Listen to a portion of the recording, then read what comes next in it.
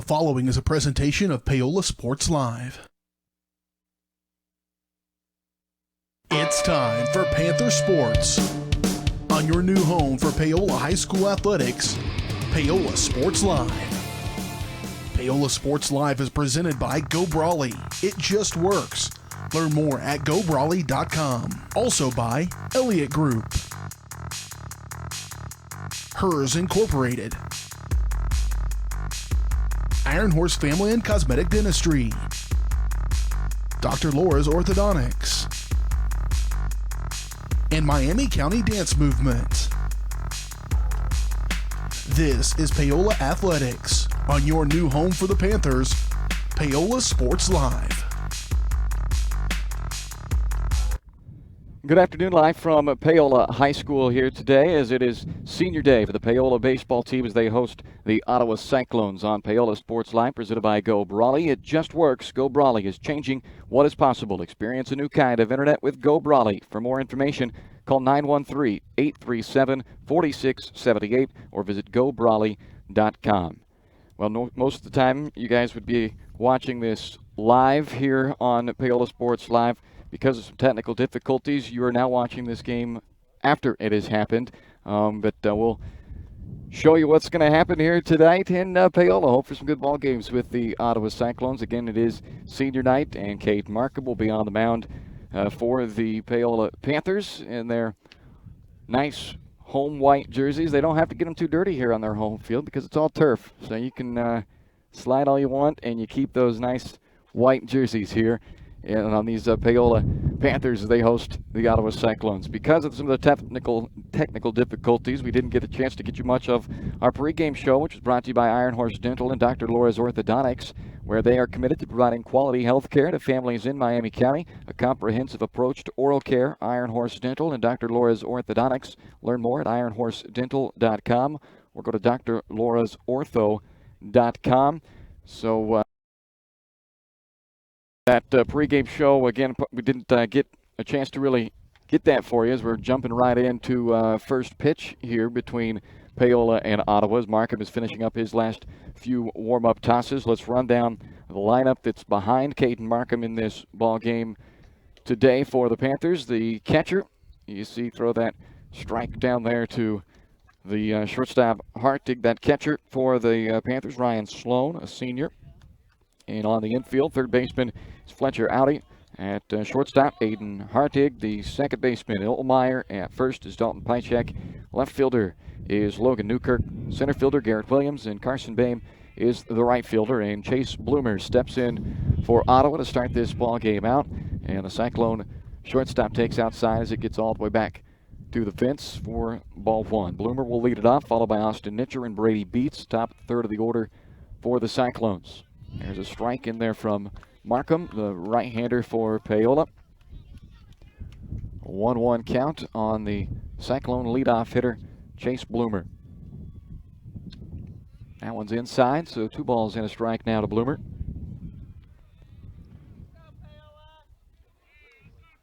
Nice night here in Paola. A little breeze, temperature just under 70 degrees at first pitch, so should be a nice evening for doubleheader of baseball on senior day for the Panthers. The 2-1 pitch that misses outside, and Markham is behind the leadoff man for Ottawa. 3 balls and a strike.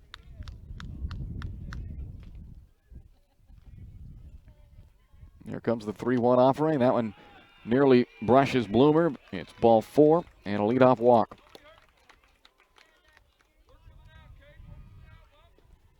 So the man on first, nobody out. Austin Nitcher will be the batter for the Cyclones. Nitcher, the third baseman for Ottawa, another right-handed hitter, as Bloomer takes his lead off of first. And Markham will work out of the stretch with the man on. Misses up, ball 1. Some early troubles finding the zone for Markham. Just 1 strike so far in his 6 pitches thrown. That gets all the way to the backstop, and an easy take of second base for Bloomer. And the wild pitch puts a man in scoring position quickly for Ottawa. Nobody out here in the top half of the first inning.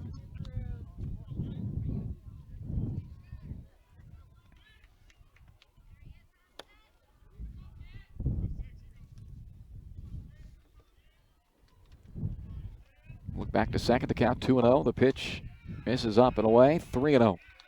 7 balls, just 1 strike thrown so far from Caden Markham.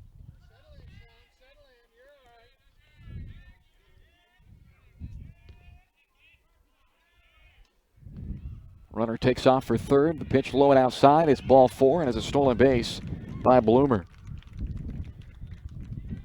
Back-to-back walks to start the ball game, and now runners at the corners with nobody out for Ottawa, and it brings up their senior center fielder Brady Beats. A little bit of wind now coming through the mic here. There's a bit of a breeze coming in from the north, kind of a cool breeze. Beats shows bunt. The runners were a long way off the bags. From third, Bloomer was almost halfway home, but in the end, everybody scampers back to where they started from, and it is strike 1 to Beats.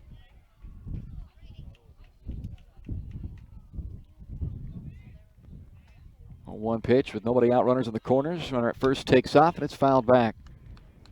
So Nature will have to go back to first, and the count now 0-2 on Beats. First time that Markham's had a chance to work from ahead in the count.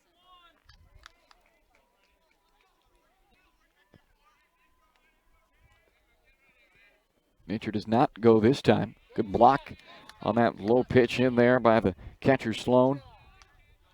That keeps the runners where they're at first and third with nobody out, top of the first inning.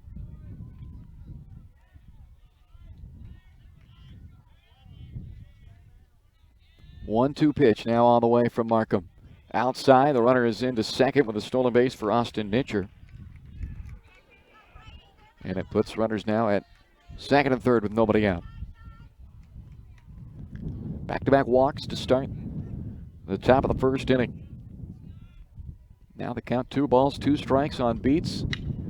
Chopper to the shortstop. Played off of 2 big hops, and Hardig throws out Brady Beats.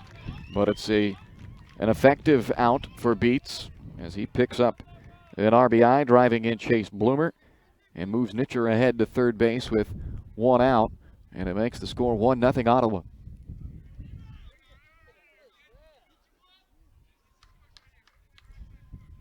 Cleanup hitter now stands in, another righty. Nicholas Reimer, the DH, takes low for ball 1.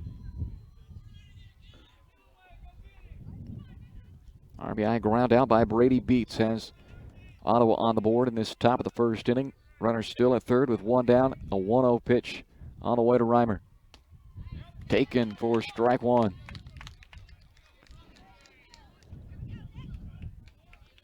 So Markham trying to work around a couple of leadoff walk and then a walk to the second batter up as well. Swing and a miss makes it 1-2 on Reimer.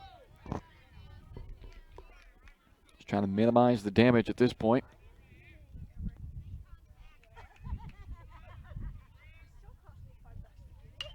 Fouled back and out of play.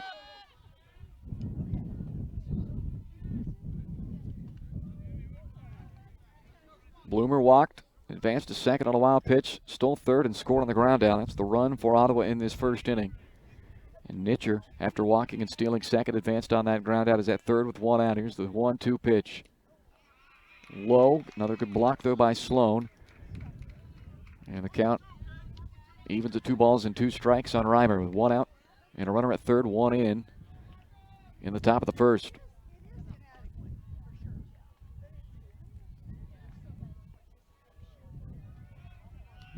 Two-two pitch. Line drive back up the middle, but playable for the shortstop Hardig. He makes the play, but it's another RBI ground out. As Reimer brings Nitcher across, and it's 2-0 Ottawa.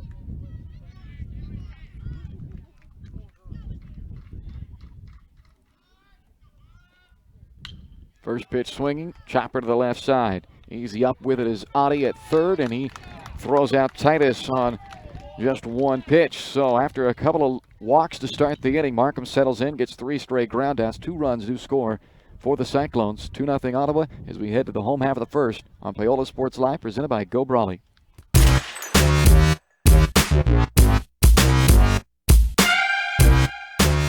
Are you ready for a new kind of internet? Then it's time for Go Brawley. It just works. Go Brawley is changing what is possible. Reliable and fast, priced right, with plans starting at $34.95. No throttling, no tricks, more upload speed, and the best service. Just ask our customers. Experience a new kind of internet. For more information, call 913-837-4678 or visit GoBrawley.com. Go Brawley. It just works.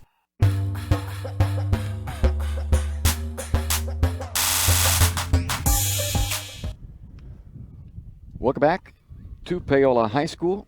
We are off at the bottom of the first inning in this one as the Paola Panthers will get their first at-bat against the Ottawa Cyclones, who put 2 runs on the board in the top of the first inning without a hit, though. A couple of walks to start the inning, and they came around to score on both. Let's take a look at the Paola lineup, brought to you by Hers Incorporated in Spring Hill, your area Bobcat mower dealer. Start next year's mowing season with a great Bobcat mower, or take your mower in for a full tune-up, working on all types of small engines. Hers also has you covered when it comes to hydraulic hoses and cylinder repair. To learn more, go to hersinc.net or call 913-247-3530. Garrett Williams will lead it off, a senior center fielder. Carson Bain bats number 2 out of right field spot. Cade Markham, the pitcher, bats third.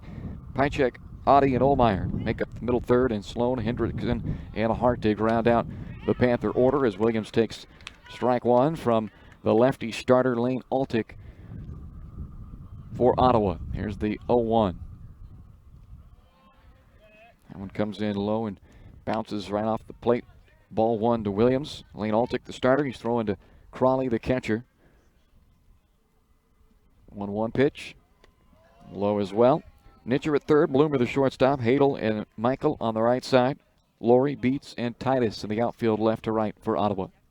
2-1 pitch. That is right at the knees and a called strike. Garrett Williams thought it was low. But it is 2 balls and 2 strikes now on the Panthers' leadoff man. Here's the 2-2. Altick bounces that one in as well. Everything has been at the bottom or below the zone so far for Altick. He's got 2 strikes right at the bottom of the zone and 3 balls that have bounced up to the plate. Here's the 3-2 payoff pitch to Williams. Went upstairs that time. A little foul tip back into the mitt of Crawley, and it's a strikeout for Altick. 1 down, and the batter is Carson Bain, the right fielder. Lefty on lefty matchup here.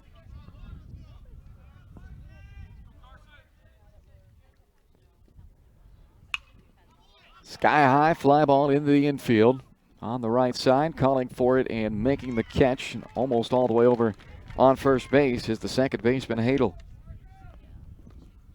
2 up, 2 down for Paola here in the bottom of the first inning.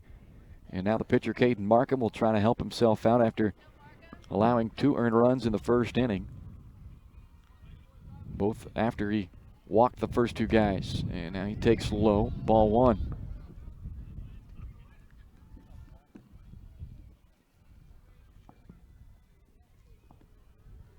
Two 1 pitch.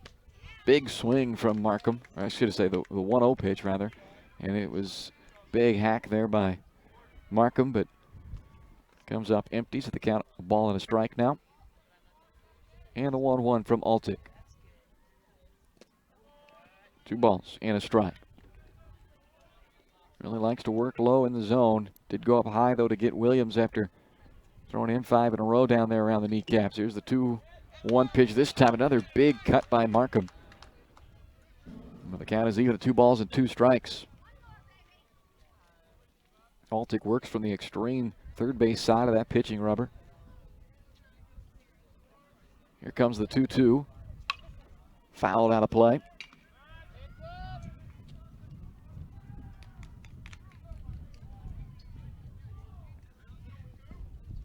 Two runs without a hit in the first for Ottawa, and now Lane Altick looking to work a 1-2-3 bottom of the first. 2-2 pitch.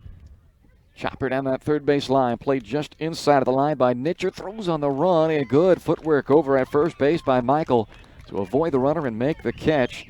And that is a 1-2-3 bottom of the first, worked by Lane Altick. 2-0 Ottawa through 1. You're watching Paola baseball on Paola Sports Live, presented by Go Brawley.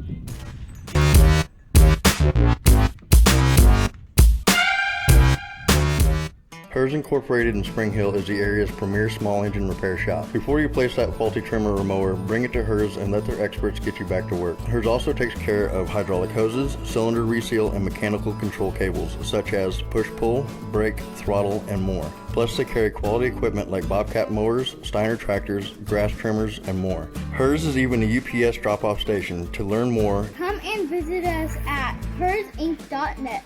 Call Hers at 913-247-3530.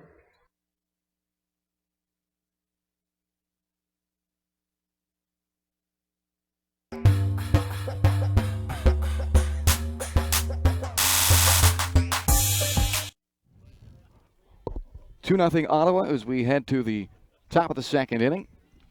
Caden Markham will look to start this inning like he finished the first. And after he settled in, walked the first two batters he faced, but then retired the next three on ground ball outs.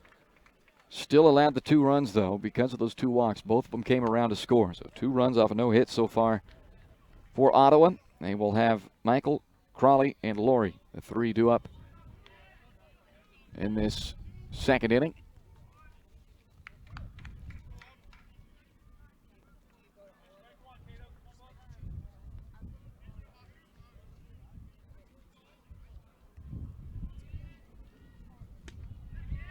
And he starts Michael with ball 1. 8 of his first 9 pitches in this game were balls from Markham. Now he has missed on his first 2 to Michael as well.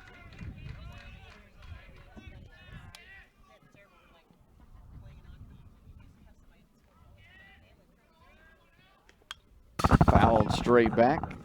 You hear the rattle of the microphone there as it came right back at us. Microphone is right there on the fence, and it didn't hit the mic, luckily. My pitch looked pretty good. Must have been inside, though. So 3 balls and a strike now to the number 5 hitter, or the number 6 hitter, rather, in the Ottawa lineup. Michael, the first baseman. Here comes the 3-1. Off the handle, squibbed the other way. Oddie plays it around the bag, and a high throw, but down on the bag comes the first baseman, Tychek, to get the out. So that's 4 straight groundouts induced by Caden Markham now. And a better start, albeit had to go to a 3-ball count, but he does get the out to start this second inning. And it brings up Cash Crawley, the catcher, now with 1 out, nobody on. Overthrows that first pitch and spikes it. I can't say spikes it in the dirt, which is normally what I would say right there, but there's no dirt to be spiked into here at Paola. Beautiful all-turf field. Here comes the 1-0. That's high, 2-0. Brown turf, green turf, black, silver, and red turf even, where the old Panther mascot is right there behind home plate. Here comes the 2-0 pitch, and that one's thrown right down the middle for strike 1 as Crawley appeared to be taking all the way. 2-1. Can't catch up. It's 2-2.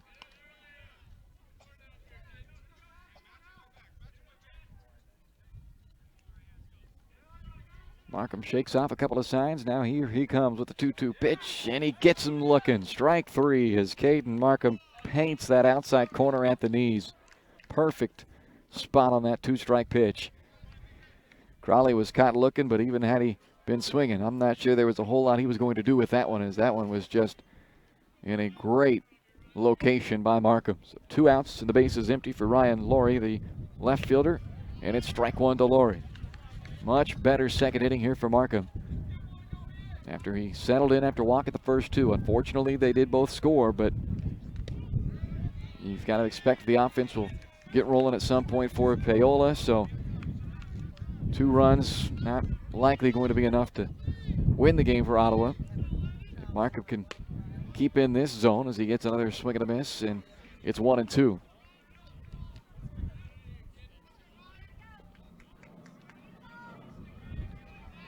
One-two pitch that is ball 2. Sloan thought it was strike 3. He popped out of there and rolled the ball back to the mound. He thought we were out of here, and that looked very similar to the pitch that rung up Crawley. Let's see if they can get it here on a 2-2. Hit in the air, out to center field. The wind will blow it more into the right center field gap, but able to track it and catch it is Williams. And the inning comes to a close. So they go down in order. A big bounce back inning for Markham, and it stays 2-0 Ottawa as we go to the bottom of the second on Paola Sports Live.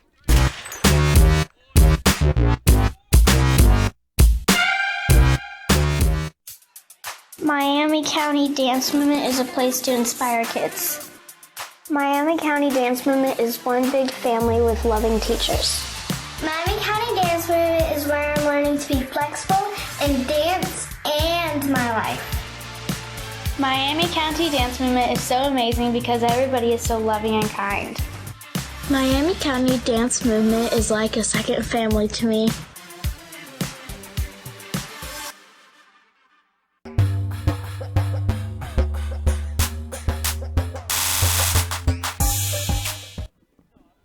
Nothing Ottawa, bottom of the second inning in Paola. Lane Altick, the lefty for Ottawa, will go back to work after he pitched a 1-2-3 first. Not a hard thrower, but is a lefty. Don't necessarily see a bunch of lefties at the high school level, it doesn't seem like. Likes to work low in the zone, and that's what we've seen so far anyway today. Dalton Pychek will lead it off for Paola, and he takes strike 1. Altick does throw a lot of strikes as he comes back here on the 0-1, and Pychek fouls that one straight back and out of play.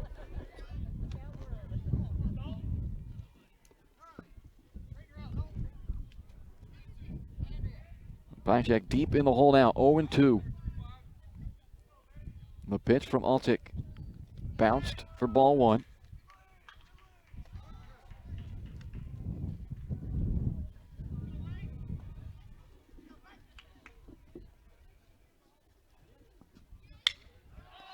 That ball is hammered out into the left center field gap. It's over the head of the shortstop Bloomer. And it's a leadoff single for Pychek, and Paola in business here in the bottom of the second inning.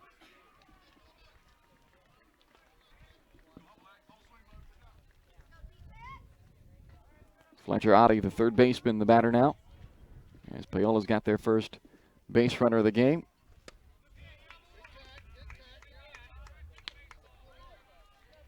One after the swing and miss by Oddie.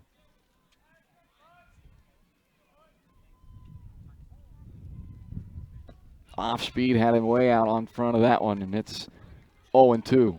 Altick, not a hard thrower. He mixes in the off speed well.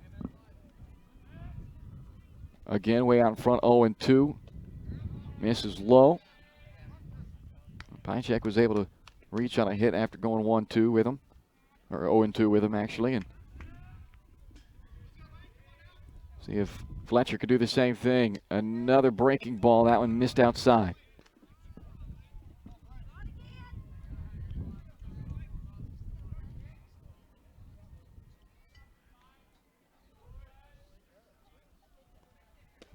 And the 2-2 pitch is in there for strike 3. Audie is caught looking for the first out of the inning.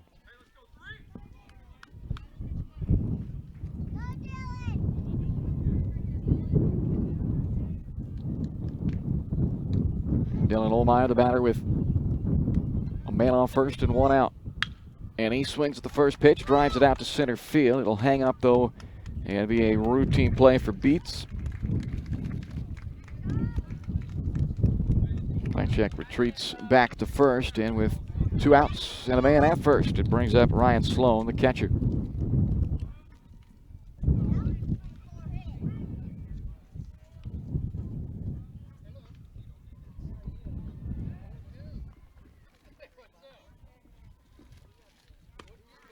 Strike 1 on the outside corner to the catcher, Sloan. 2 outs, runner at first after the leadoff single by Pychek, but he's still over there.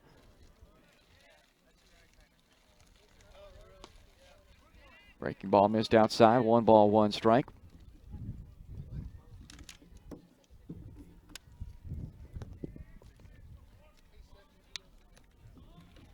1. Low, ball 2. Pychek with a big secondary lead off at first.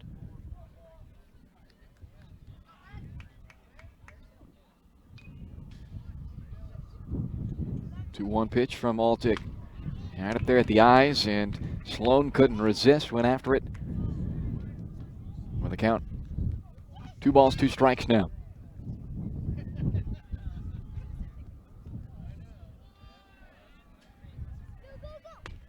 Stays up top that time, but Sloan able to hold off. That fills the count, and with 2 outs, that'll give Pychek a head start over there on first base. He'll be off on the pitch. See if Sloan can find a gap and bring a run across maybe. There goes the runner, and it's fouled out of play.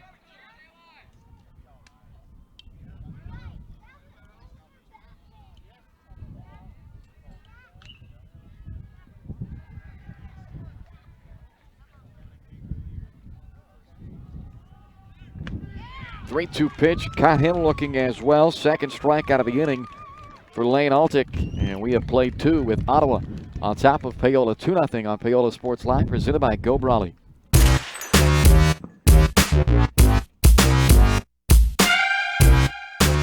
Iron Horse Family and Cosmetic Dentistry and Dr. Laura's Orthodontics are committed to providing quality health care for area families. With comprehensive solutions, Iron Horse Dental and Dr. Laura's Orthodontics will listen and take the time to truly understand your needs, goals, and lifestyle. State-of-the-art equipment, techniques, and facilities combined with a new approach to oral care. That's what you get with Iron Horse Family and Cosmetic Dentistry and Dr. Laura's Orthodontics. To learn more, visit them online at drlaurasortho.com or ironhorsedental.com.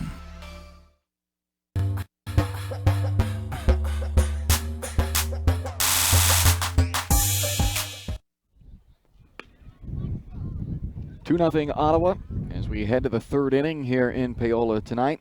Game 1 of our doubleheader. And started out with a couple of walks for Ottawa in the top of the first inning. And both of those walks came around to score.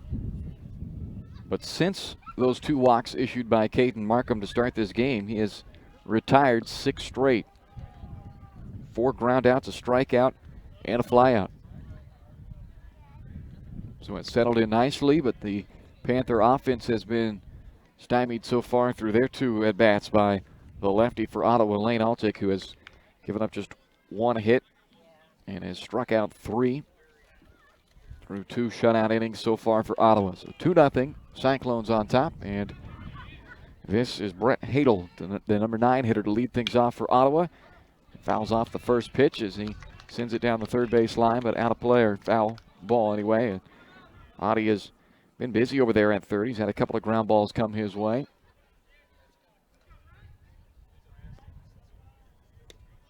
There's a strike, and it is 0-2 on Hadel, the second baseman.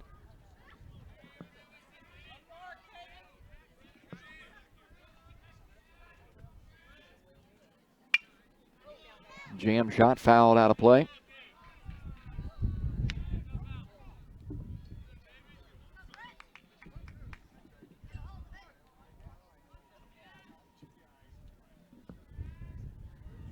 Still 0-2. Here's the pitch by Markham. Swing and a miss for strike 3. And they're going to say he is out. Yeah, okay.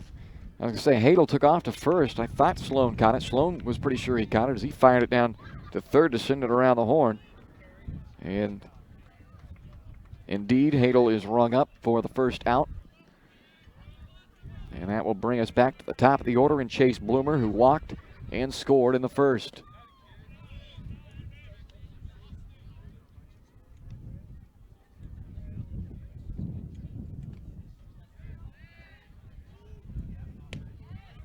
Again, just missing, so it's 2-0 to start Bloomer this time around. Walked him on 5 pitches in his first plate appearance. A called strike as Bloomer peeled away from it, but it was there for strike 1.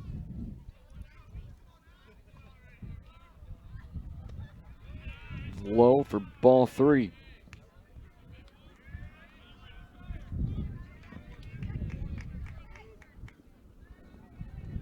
And the 3-1. Line drive, right center field. That splits the gap.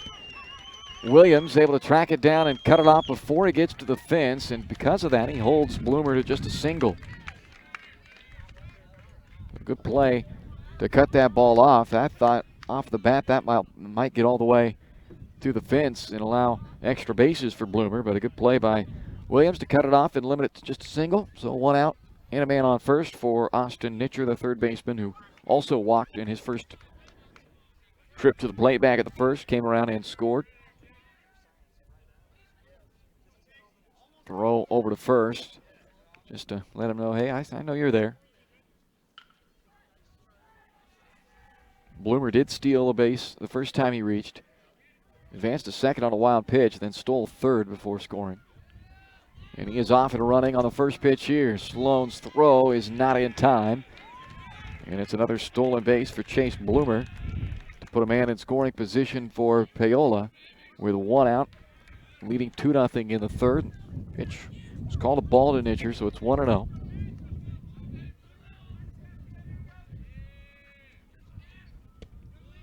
That one was apparently low as well, and Sloan tries to throw it back behind the runner Bloomer at second, but he's back. So 2 balls, no strikes to the Cyclone third baseman.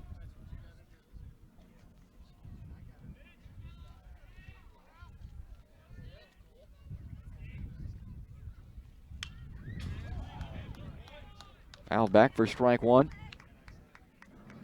Right into the mouth of the Panther.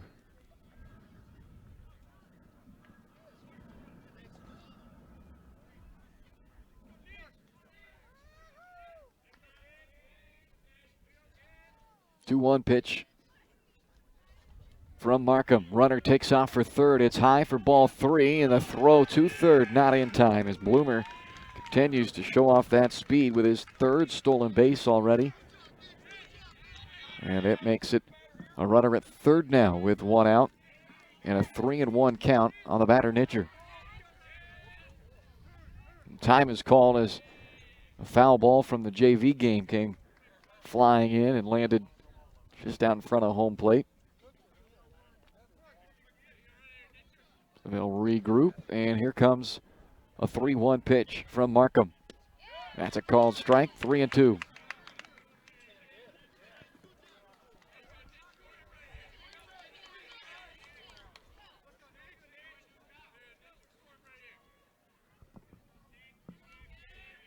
One out, man at third. Here's the payoff pitch.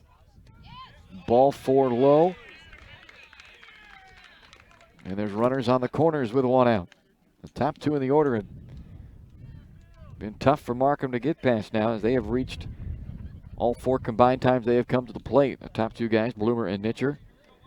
Nobody else has been able to, though, as Brady Beat steps in. He picked up an RBI his first time up on a ground out to the shortstop, Hartig, and we'll see now with first and third and one out and speed on the base paths what they do. They will not send Nitcher on the first pitch, and it's a strike taken by Beats.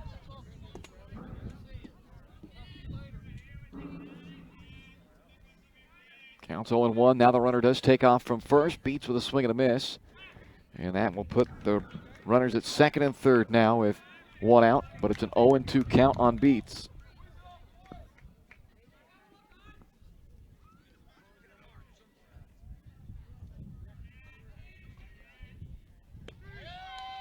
Breaking ball catches the inside corner to ring up Beats for the second out of the inning, and that is a big second out to force Ottawa to now need a base hit to get a run in. Can't do it on a ground out, which they did to get their first 2 runs of the game. One of those came from Nicholas Reimer, their DH, grounded to short, but scored a run, drove in a run his first time up, and he takes strike 1. There's something about those top 2 guys in the order that have given Markham fits. Trying to work around the single and walk to Bloomer and Nitcher. Fouled out of play, and he's way out in front of Reimer, 0-2.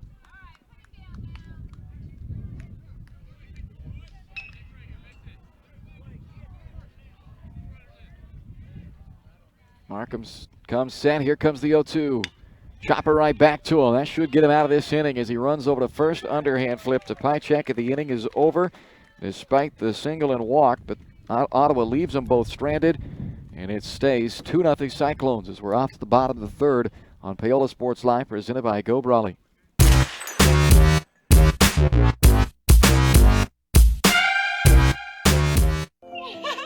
How do you see the world? Ha! At Shriners Hospitals for Children, we know that changing how you see things can turn them into Everyday miracles. Like riding my bike. Breaking boards. Ha! Hugging my mom. Every day for over 90 years, Shriners Hospitals for Children has been sending love to the rescue, regardless of a family's ability to pay. If you know a child we can help, call or go online now.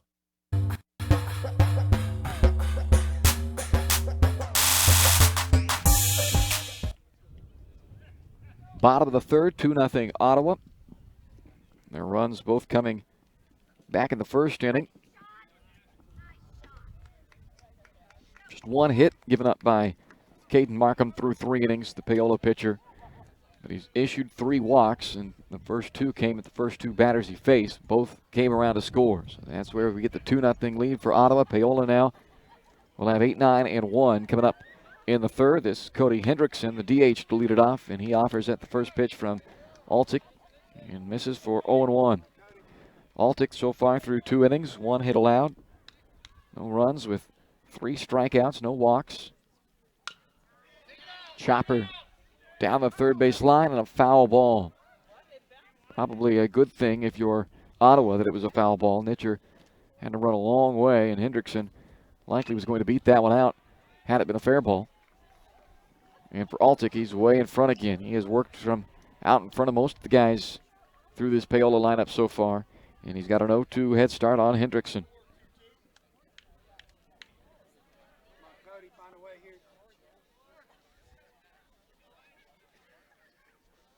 Lefty delivers, and Hendrickson fouls it away.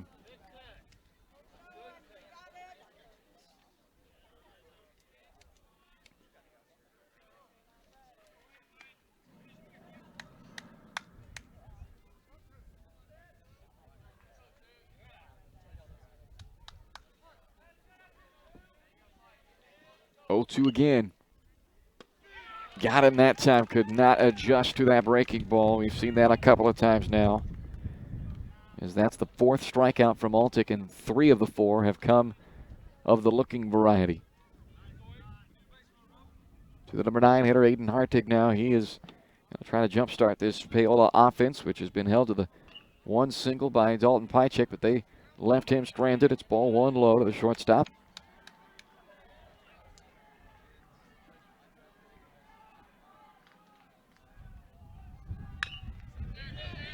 Chopper easy down the third base side. Nitcher sidearm throw. It's low, but it's on the money to Michael.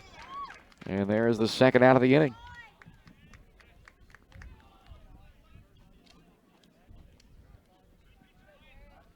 The defense right now playing very well behind Altick. We've seen a couple of nice plays right there by Nitcher on that charging sidearm on the run throw. Not an easy play to make as Williams comes up hacking at the first pitch, fouls it back. Garrett struck out his first time up.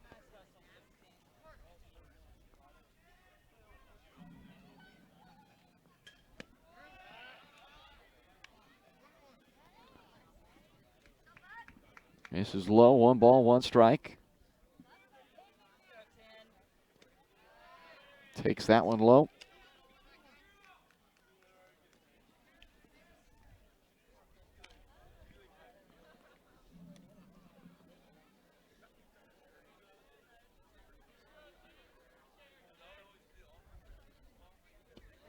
Three and 1 now, as Altick has not lost anybody yet. He's retired 8 of the 9 guys the first time through the Panther order. 1 single allowed. Here's a 3-1 pitch. And he is still alive on this at bat with Williams as he gets the 3-1 in there to fill the count. Payoff pitch. Nobody on with 2 outs. And the curveball catches the outside corner to get Williams looking this time. Second time he struck out the Panther leadoff man. And we played 3 with Ottawa on top of Paola. 2-0 on Paola Sports Live, presented by Go Brawley.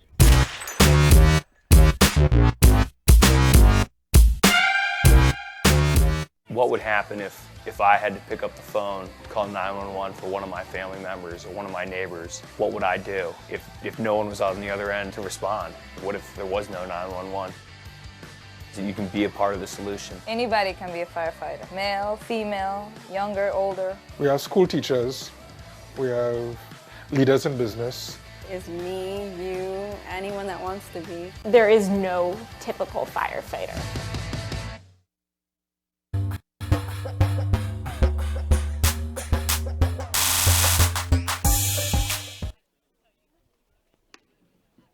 Top of the fourth inning. 2-0. Ottawa on top of Paola. Back-to-back walks to start the top of the first inning. Both came around to score for Ottawa. And that is not only all we've had for scoring, but it's been about all we've had on the base paths. Last inning, Ottawa got those same two guys, their 1-2 hitters, back on the base paths via a single and a walk, but they were unable to do anything with it. Stranded them at second and third. So now into the fourth inning, Caden Markham will face Titus, Michael, and Crawley in this fourth inning. Just one hit given up so far through 3 innings by Markham. The 3 walks, really the only blemishes that unfortunately did cost him a couple of runs. Slicing this one the opposite way for a base hit is Jake Titus. He'll stop after he rounds first with a leadoff single for Ottawa.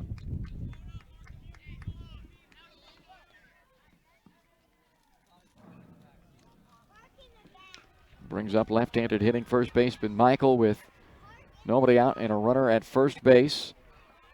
Second time now in 4 innings that Ottawa has been able to get the leadoff man aboard. Foul tip comes off the bat, off the mitt of Sloan, and it'll be 0-1 on Michael. They have 5 stolen bases already. 3 from Bloomer and 2 from Nitcher, who up until this point with Titus now at first were the only 2 guys to have reached base for the Cyclones through 3 innings. In the dirt, got away from Sloan slightly. He was able to get a decent block on it, and that keeps Titus there at first base. Titus didn't have a very good angle with where that ball was, and with the left-handed hitter, it was hard for Titus to see where that ball went after it skipped in the dirt and then off of Sloan. With a right-handed hitter up there, Titus might be able to get to second there, and you could have seen that ball skip away from Sloan, but his vision was shielded by his teammate in the box. Swing and a miss there, makes it 1-2.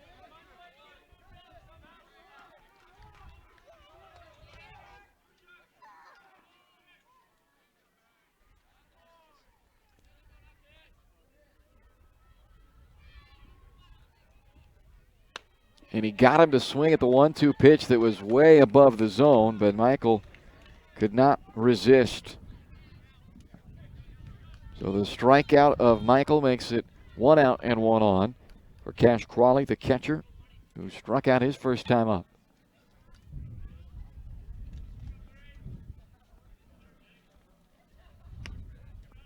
Missed inside, 1-0.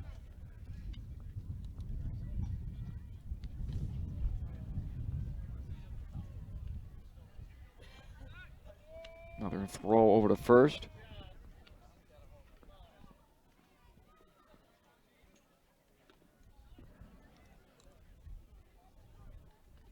And now the runner gets a great jump off of first base, and that's an easy steal of second for Jake Titus. No throw even from Sloan. Titus got a tremendous jump. Looked like he had almost taken off even before Markham got into his move to the plate. No chance to throw him out on the 6th stolen base already by Ottawa. 2-0 pitch is a called strike to Crawley.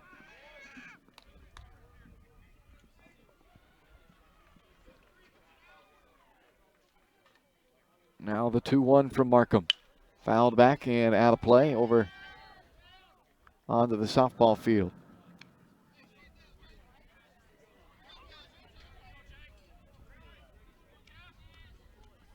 It's been a danger zone over there on that softball field. Been a half dozen foul balls have been sailed over there already. Nice breaking ball there by Markham, and he rings up Crawley looking for the second time. Nice sweep on that pitch. Brought it right at Crawley and brings it back through the zone for another strikeout. 5th strikeout of the game from Markham. He has struck out now 3 of the last 5 he's faced. Another foul ball sent out of play on the first pitch to Laurie.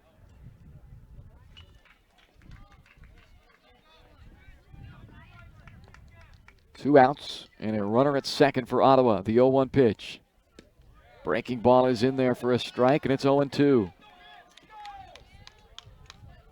Well, Markham has really pitched well today for Paola. Outside of those leadoff walks to start the first, back-to-back walks. But since then, he has been great as this ball is tomahawked into left field, but right at Newkirk, who had him played well.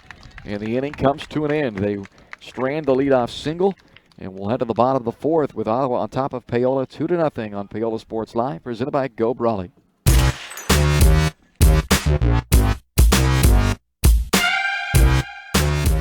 Elliott Group is a proud supporter of Paola and USD 368. At Elliott Group, we work, live, and shop in your local communities. Serving Miami and Johnson counties for more than 45 years, Elliott Group understands your needs. As an independent insurance agency, Elliott Group works with numerous carriers to find the coverage that best fits your needs. In Paola, call 913-294-2110 or visit ElliottInsuranceGroup.com.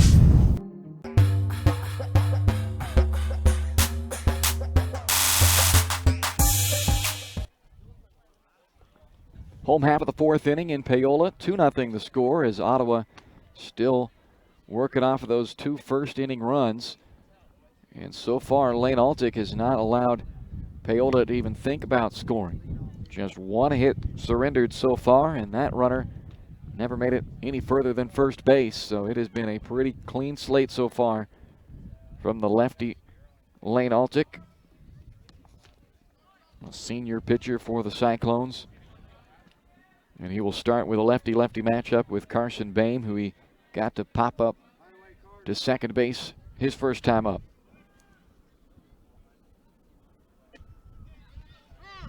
Takes a called strike. Altick through 3 innings has struck out 5 guys. No walks. 2 ground outs, 2 fly outs, and the 1 single through the 10 batters he's faced so far. 1-1 pitch on the way and sent well out to right field, but right at him, and it's over his head. Titus looked like at the last second might have lost it in the sun, and around second, heading to third goes Bame. It's cut off by the shortstop out in shallow right field, and Bame is all the way around to third with a leadoff triple for Paola.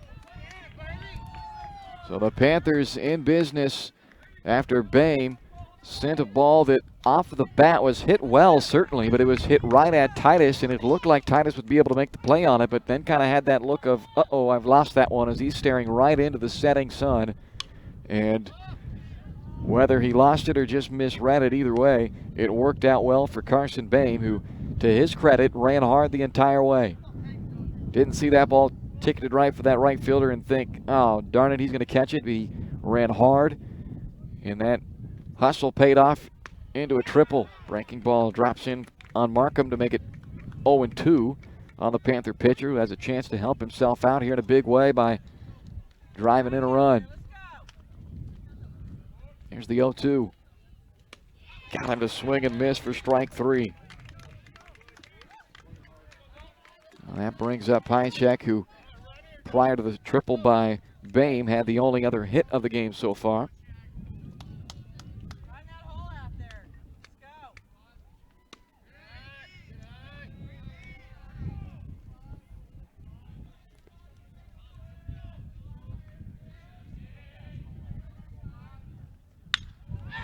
Hammers that ball out to center field, going back to the fence and making the catch just shy of the fence is Beats. It's plenty deep enough to drive in Carson Bame. That ball looked off the bat like it might tie the game up for Pychek, but as it is, it's just a long fly ball out, but it's an RBI for Dalton Pychek on the sac fly to center. And it is a 2-1 ball game here in Paola, as the Panthers able to take advantage of the leadoff triple by Bame to get on the board. And now a strike taken by Fletcher Oddie with the bags empty again and 2 outs. Fly ball out into right field in shallow, and not being able to get a good jump on that one. Titus, who again is having a tough time out there with that setting sun that he's staring directly into. So Fletcher Oddie is aboard with a 2-out single for the Panthers.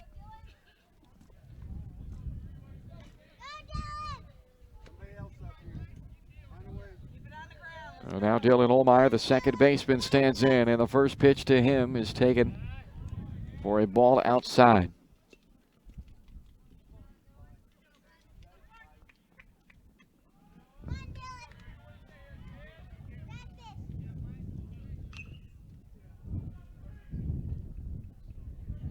Looking to throw to first. Diving back in, Oddie is safe.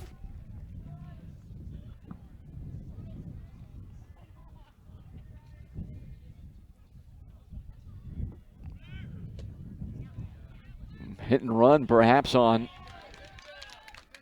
Olmeyer, just trying to protect Oddie, but took a swing at the ball down on the turf, but a stolen base by Oddie puts him into scoring position with 2 outs and a 1-1 count on Olmeyer.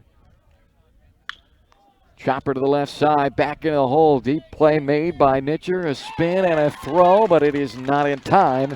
And it's an infield single by Olmeyer to put 2 on with 2 out.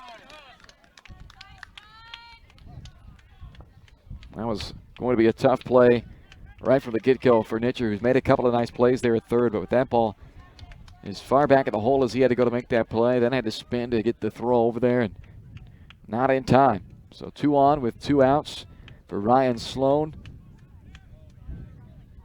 Base hit would tie this game up, you'd imagine, with 2 outs. The runners can be off on contact, and out to the mound goes Crawley, the catcher, to have a quick chat with his pitcher, Altick, who up until this 4th inning had been cruising, had given up just 1 hit, faced only 1 more than the minimum through 3, but has given up now 3 hits here in the 4th, and a very loud out on the sac fly that drove in the Panthers' lone run. Here's the 0-1 pitch. Outside, 1-1.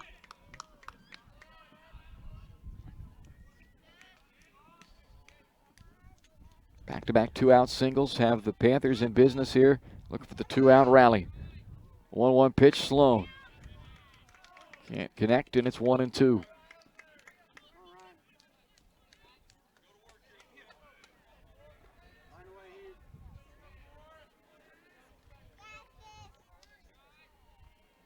Runners take off, and it's a swing and a miss by Sloan to end the inning. So the Panthers get a run across. They also strand 2, but they trim that deficit in half. It's 2-1 Ottawa on top of Paola after 4 on Paola Sports Live, presented by Go Brawley.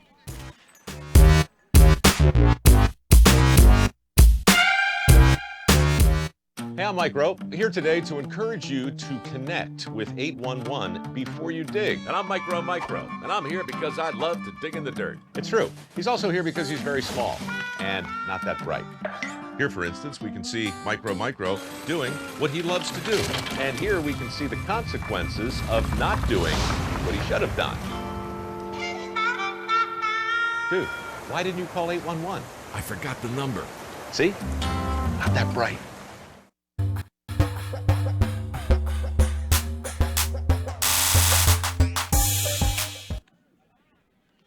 Four innings in the books here in Paola this evening. And the Ottawa Cyclones with a 2-1 lead on the Paola Panthers. Panthers finally able to break through in the 4th for their first run of the game. A run on 3 hits with no errors and 2 left stranded. For the first time on what was their 2nd time through the order against Altick, they were able to get some good contact, get some guys on the base paths and make some stuff happen. But Altick, despite all the traffic out there on the base paths, was able to hold Paola to just the 1 run. So he keeps the lead intact. As we go to the 5th, Ottawa will have the 9-1-2 spots in the lineup due up. So Brett Hadel, who struck out his first time up, leads things off for the Cyclones.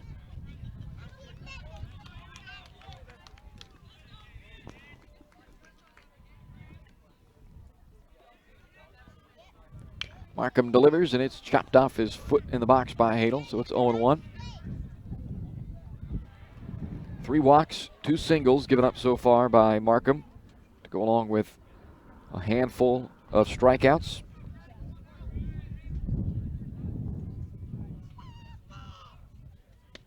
That's a strike, and it's 0-2 quickly to Hadel. Hadel was one of those 5 strikeout victims so far.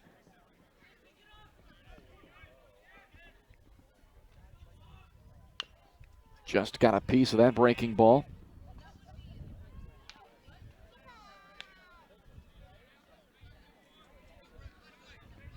We'll see where they go here now after he was able to foul off an 0-2 breaking ball.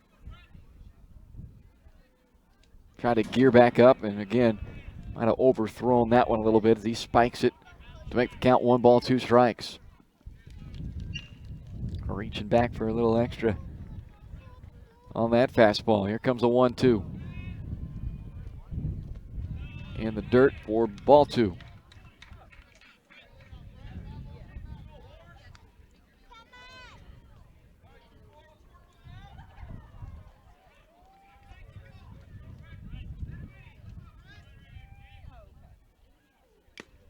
Foul tip caught by Sloan, and it's the second time that Brett Hadel's been sat down on strikes.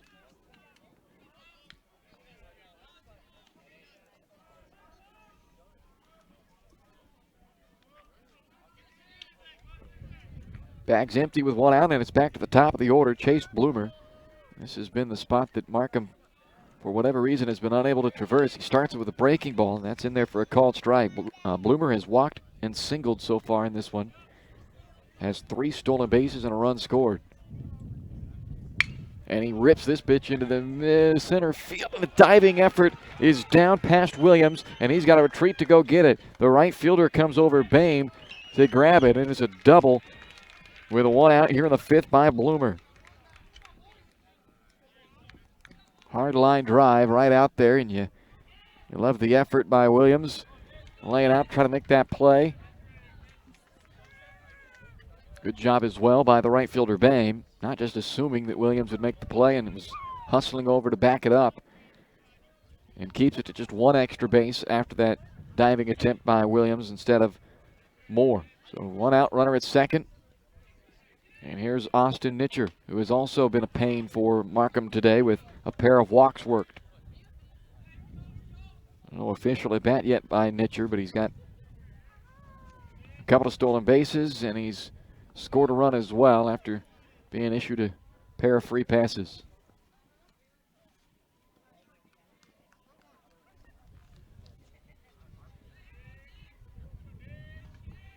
Bloomer's not afraid to steal third. We've seen him do it twice already. And that ball hit Nitcher apparently. So that puts Austin Nitcher aboard for the 3rd time without a plate appearance, or without a official at bat so far. 3 plate appearances, 2 walks, and now a hit by pitch. So 1st and 2nd. Look out for the double steal now. Both those guys are awfully quick out there on the base paths. And there they go. Waste no time on the double steal, and they pull it off effectively.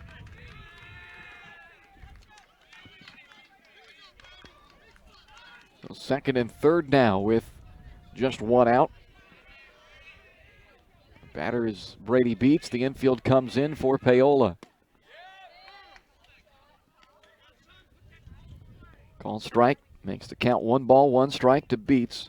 RBI ground out in the 1st. A strikeout in the 3rd. Infield in for Paola. With 1 out in the 5th, trailing 2-1. Misses low, 2 balls and a strike to Beats. Everybody right on the edge of what would be the grass. On the edge of the green turf. Here comes the 2-1 pitch. And that is low. Ooh, that was close.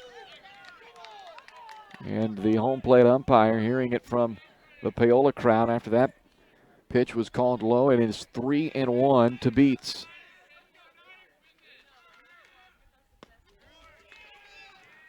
And that apparently did catch the plate there, so it's 3-2 now.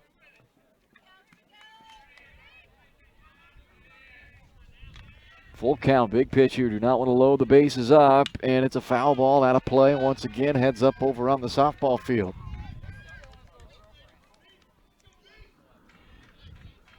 Big moment here in this game as we are in the 5th inning already. And Paola trying to dodge the damage of this top of the order again. And pitch would have been ball 4 upstairs, but Beats could not resist, went after it and fouls it back.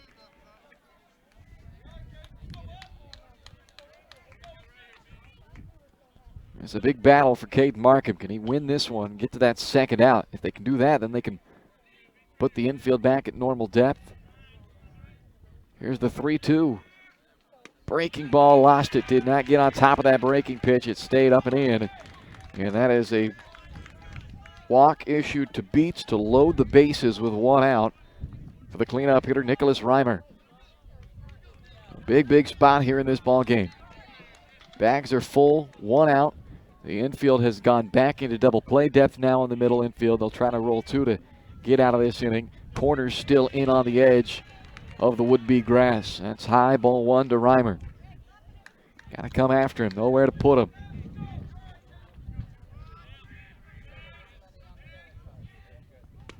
A 1-0 pitch is swung at and missed. The throw back to first, trying to catch Beats sleeping a little bit down there as the trail runner of the 3.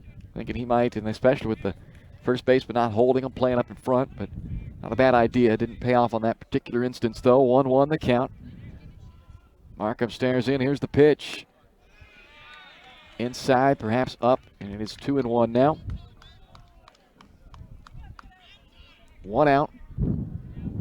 Bases loaded for Ottawa. They lead 2-1 in the top of the 5th. The pitch to Reimer. Skied high on the right side, but out of play.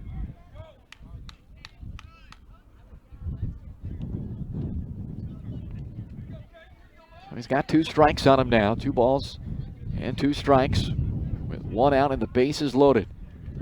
Reimer has hit 2 ground balls. They would certainly take a 3rd right here to get a double play and get out of here. The 2-2. Swing and a miss. They'll take that as well. Strikeout number 2 of the inning for Markham.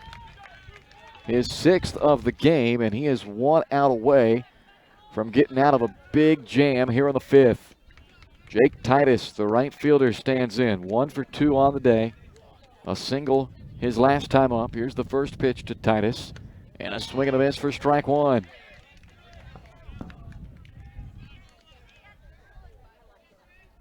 Bases loaded, 2 outs, 2-1 score, top of the 5th, the 0-1. Chopper to the right side. 2 big hops for the second baseman, Olmeyer, and he throws him out. And the Panthers get out of the jam without surrendering anything and keep their deficit at 1. Great job by Markham and company to get out of that one. 2-1. Ottawa leads Paola as we go to the bottom of the 5th on Paola Sports Live, presented by Go Brawley.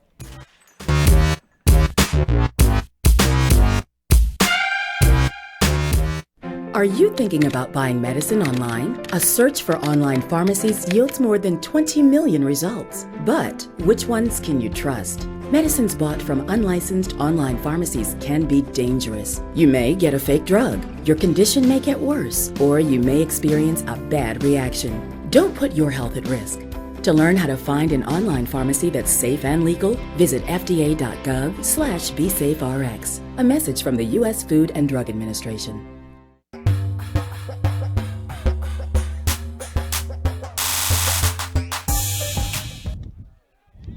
Big missed opportunity for Ottawa in the top of the 5th inning as they strand the bases loaded. They have now left 6 men on base through 5 innings. And without a run to show for it, their lead is still 2-1. So the good news, if you're Ottawa, you do lead. The bad news is the Panthers have a little momentum right now after they were able to finally scratch across their first run last inning. And then able to work out of that jam, and they go right back to work here in the bottom of the 5th inning as Cody Hendrickson comes up swinging on the first pitch and rips a single into left field. Leadoff man aboard for the 3rd time in 5 innings. for Paola. They had the leadoff man on in the second, failed to score him, and then they had the leadoff triple last inning by Bame, and they were able to get Carson across.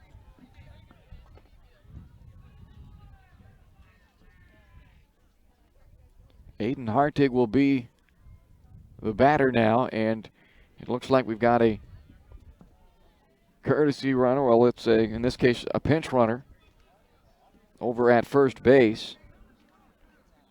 Gherkin has come in to run. So Gherkin is now the runner representing the tying run over at first base. Aiden Hartig, the shortstop, is the bat of the number 9 hitter. The first pitch shows bunt. Can't get that bunt down. Throw back to first, and scampering back in is Gherkin. Hendrickson started the inning out on one pitch with a single to left field. Lifted for some speed, or more speed, with Gherkin. 0-1 pitch. Hartig pops the bunt up this time. Coming in as the first baseman and can't make the play on it. So Hartig, he avoids bunting into the out right there. Michael, had that ball not been so tight to the line, may have been able to dive and perhaps try to make a play on it, but it was so close to that foul line where Hartig was running and had every right to be running right there along that baseline. It made it more difficult of a chance for Michael, and it worked out well for Hartig. He's still alive despite 2 unsuccessful attempts to get the bunt down. See if they pull the bunt off now on 2 strikes. They do, and Hartig watches outside, ball 1. Tying run at first here in the bottom of the 5th inning.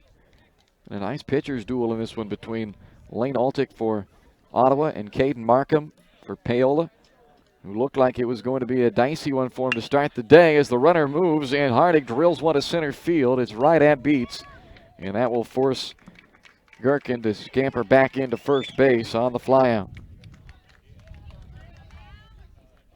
1 out, runner at first. Back to the top of the order for Williams, who's had a tough day at the plate against Altick.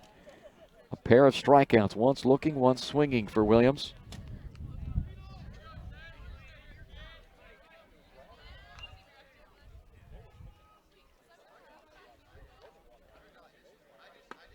Misses high, ball 1. 5 hits given up so far by Altick. 3 of the 5 came last inning in the 4th.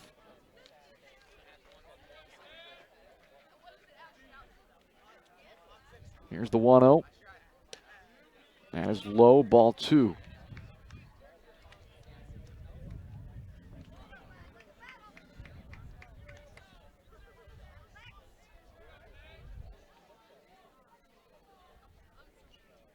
The 2-0 pitch to Williams.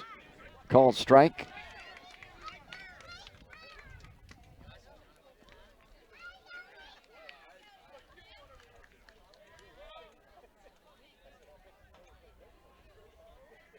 Still a good hitter's count for Williams at 2-1, and now an even better one at 3-1.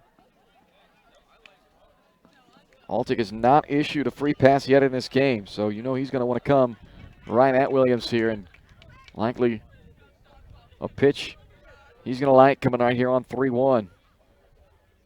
He does like it, and he sprays it out to right field. Tough run for Titus, and it is a fair ball just inside the line, down in the corner. Gherkin is over to third. He's being waved in. The relay throw gets past the second baseman. In to score is Gherkin, and it's an RBI triple for Garrett Williams to tie the game up at 2 in the bottom of the 5th inning. That was a slicing ball down that right field line.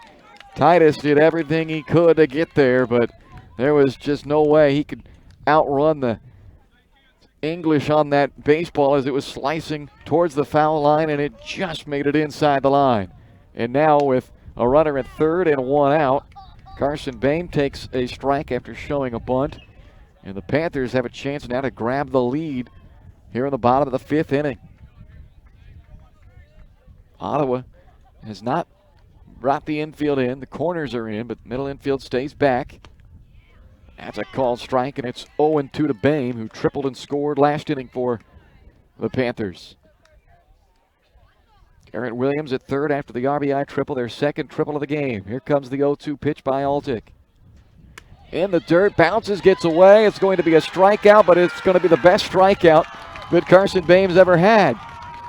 Garrett Williams comes in to score. Bame will reach first on the strikeout wild pitch. And it's 3-2 Paola as the Panthers have rallied to take the lead here in the fifth.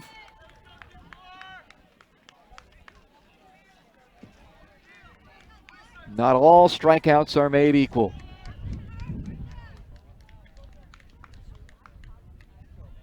Still just one out as Markham takes it high for ball one. After Altick had allowed just one base runner through the first 3 innings. He's now had 6 base runners to contend with in the last inning plus. Fouled out of play. A ball and a strike to Markham, who deserves a lot of credit for Paola in this game as well. After he came out and walked the first 2 guys he faced in the top of the first inning, has really settled in and thrown a nice game. Easily could have allowed this one to unravel it the way it started, as that pitch, or the pickoff move I should say, gets away from the first baseman Michael and around to second. A big turnaround second will stop there, does Bame. He was leaning towards second. That was really a good move over there. They had a chance at him, but the throw came in low and Michael could not handle it. So it allows Bame to move up on the E1.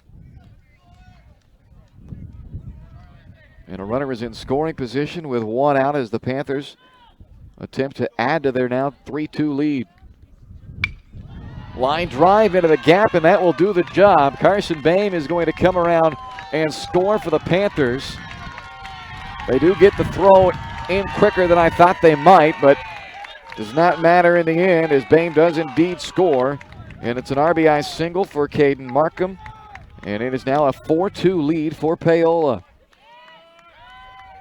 And that might draw the end of the day for Altick, the Ottawa pitcher, and at the very least have a conference on the mound here. So a nice 5th inning rally by Paola, and you got to take this back really to the top of the 5th inning, though, when it was on the brink of being a floodgates opening situation for Ottawa with the bases loaded and 1 out. They had an opportunity to really put Paola in a bind. But the Panthers were able to find a way out of that jam thanks to a strikeout of the cleanup hitter Reimers and then a ground ball out to get out of the inning and strand the bases loaded.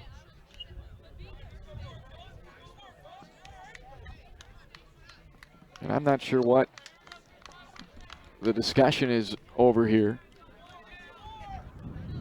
But right now, Paola's got the momentum. They've got the lead now at 4-2, and they may not be done. A runner at first and 1 out for Dalton Pychek, who's had a nice day at the plate as the first pitch is hit out to the right center field gap. That should get down, and it will. Around to third goes Bame. Pychek will take second on the throw in. Good base running there by Dalton Pychek. It's a single for him, and then he takes second on the throw, which came to third. And there are runners at second and third for the Panthers. Still just 1 out. A big 5th inning with Ottawa down to just 6 outs to work with. They led the entire game up to this point. And now Fletcher Oddie tries to put down the squeeze bunt, and it's a perfect one. Scoring on the play is Bame. Oddie is thrown out at first, but it's a perfect squeeze bunt to make it 5-2 Paola.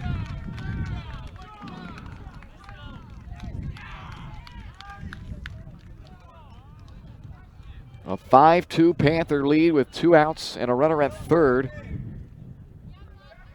Fletcher Oddie picks up the RBI on that sacrifice. Dylan Olmeyer going to keep it rolling. He hits a line drive out of the left center field, and that drops in there for an RBI single. Well, the bats have certainly come alive in these last 2 innings for Paola as the Panthers have now taken a 6-2 lead. And they have Lane Altick on the ropes now in this 5th inning. He was great through 3. But once the Panthers awoke, they have continued to roll on him. Here's the first pitch to Sloan, and a swing and a miss for strike 1. Sloan, the 9th batter to come to the plate in the inning.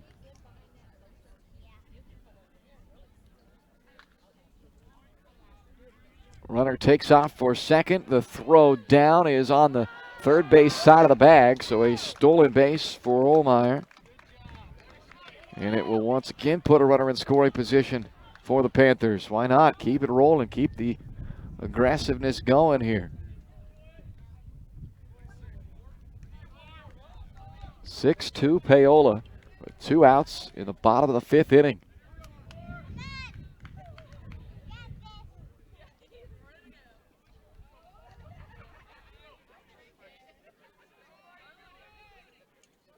One pitch is low. Off to third goes Ohlmeyer, and he'll take third on the wild pitch.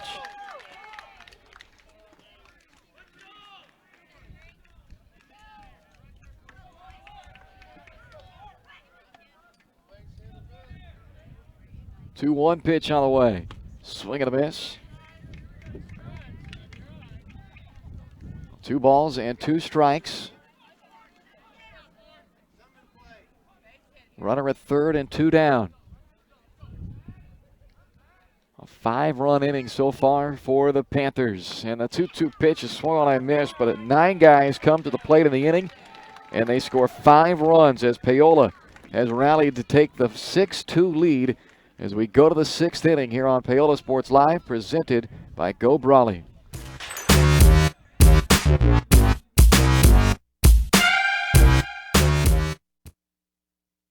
Are you ready for a new kind of internet? Then it's time for Go Brawley. It just works. Go Brawley is changing what is possible. Reliable and fast. Affordable with plans starting at just $34.95. No throttling, no tricks. More upload speed and the best service. Just ask our customers. Experience a new kind of internet. For more information, call 913-837-4678 or visit GoBrawley.com. Go Brawley, it just works.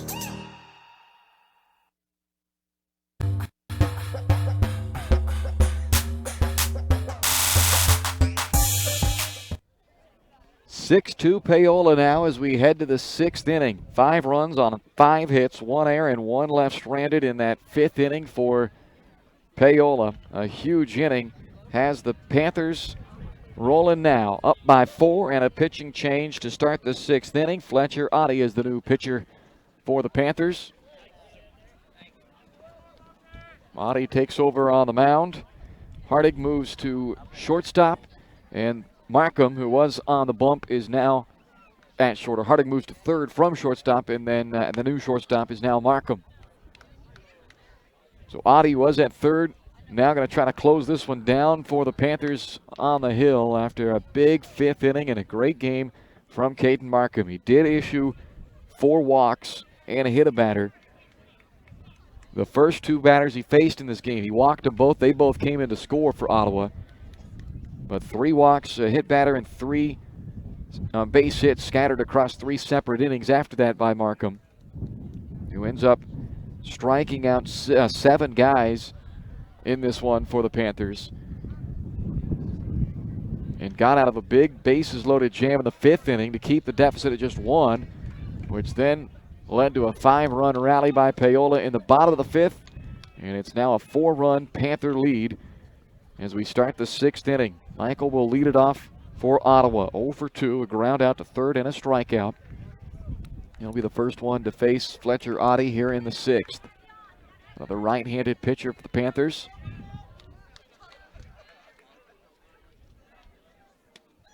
And he fires in strike 1 to Michael.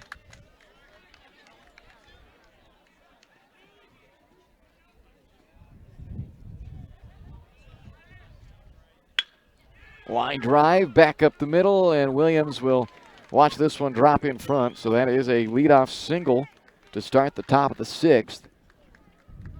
And Ottawa now has had the leadoff man aboard for the 3rd time in 6 innings. Resulted in 2 runs the first inning and did not result in anything in the 4th. The bottom third of the order now. Crawley, Laurie, and Hadel.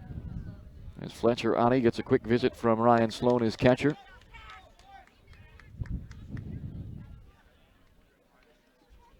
Paola does have a little breathing room, up 6-2.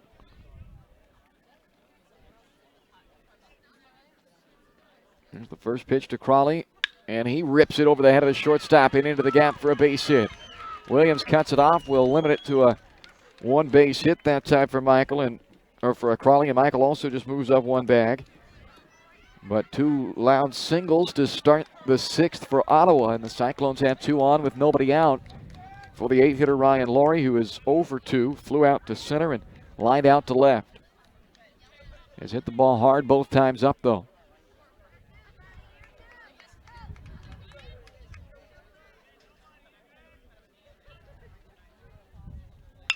And he hits this ball back up the middle, sliding over, going off of his mitt. Markham, and then the second baseman was there to scoop it up. And a fortunate play as Olmeyer gets the force out at second on a ball that looked like it was going to be booted by the shortstop Boehm, but the convenient bounce right to Olmeyer, who had the wherewithal to keep a foot on the base at second and force out Crawley there.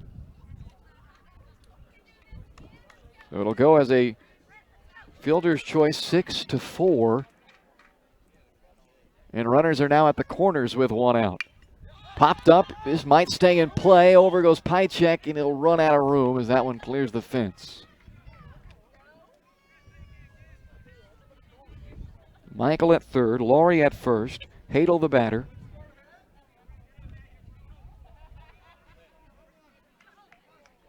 Paola with a 6-2 lead. 5-6 coming in the bottom of the fifth inning. Makes a move to third, but not able to draw Laurie off of first.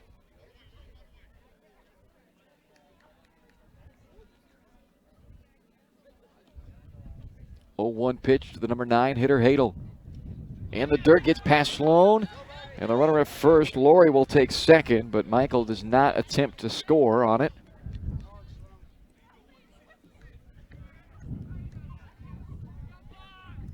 First and second, one out. Tying run still in the on-deck circle, though, and that's the way that Paola would like to keep it, at least to that point. 1-1. That's low as well. Sloan able to get a good block this time, and it's 2-1 now to Hadel.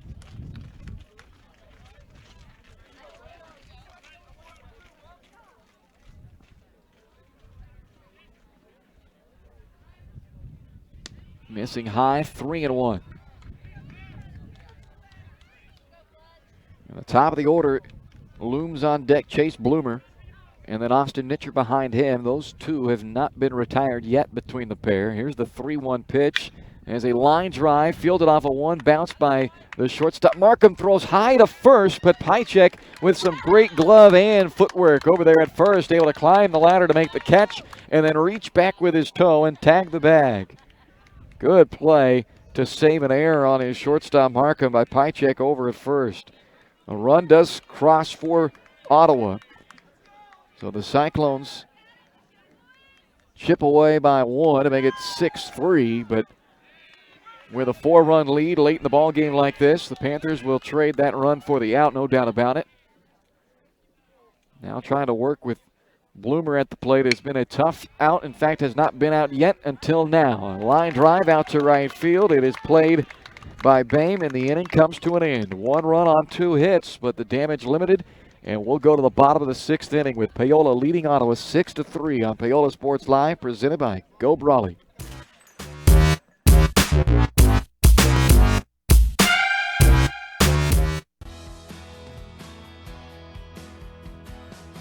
I used to drive an ambulance as an EMT, and I've always tried to be a safe driver. If people knew what I know, lives could be saved. In my car, if I see a truck or bus taking a turn, I know to take my time. When big vehicles turn right, they may swing wide to make the turn.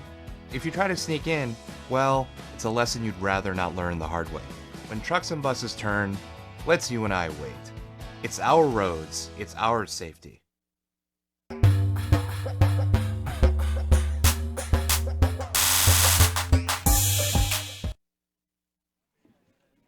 home half of the 6th inning here in Paola.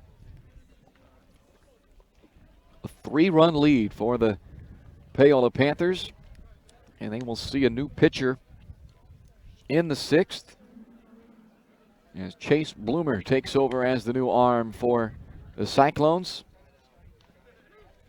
Bloomer, who was at short. Austin Nitcher takes over now as the shortstop, moving over from where he was at third. And the new third baseman for Ottawa is, let's check it here, that is Hadel, who was at, no, Hadel is still at second. The new third baseman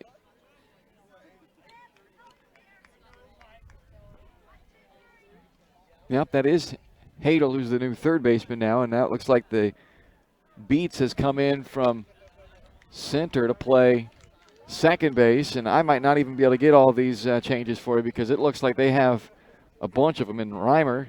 The DH is now at first, which means somebody else has to be new out in center as well, but I can't see that far, so a whole slew of changes. The important one, Chase Bloomer, who is the new pitcher, and he'll face Hendrickson, Hardig, and Williams. 0-1 pitch. Up for ball one. So Hendrickson started the big rally last inning. He led it off with a single out to left field. He was replaced by a pinch runner. Now he's been re-entered, and here's the 1-1 pitch as Hendrickson sends this one down the left field line into foul territory, and it falls foul, so Hendrickson stays alive as he is once again trying to start the rally for Paola. Although this time it's not needed to take the lead. It's an attempt to extend the lead before they try to close it out in the 7th.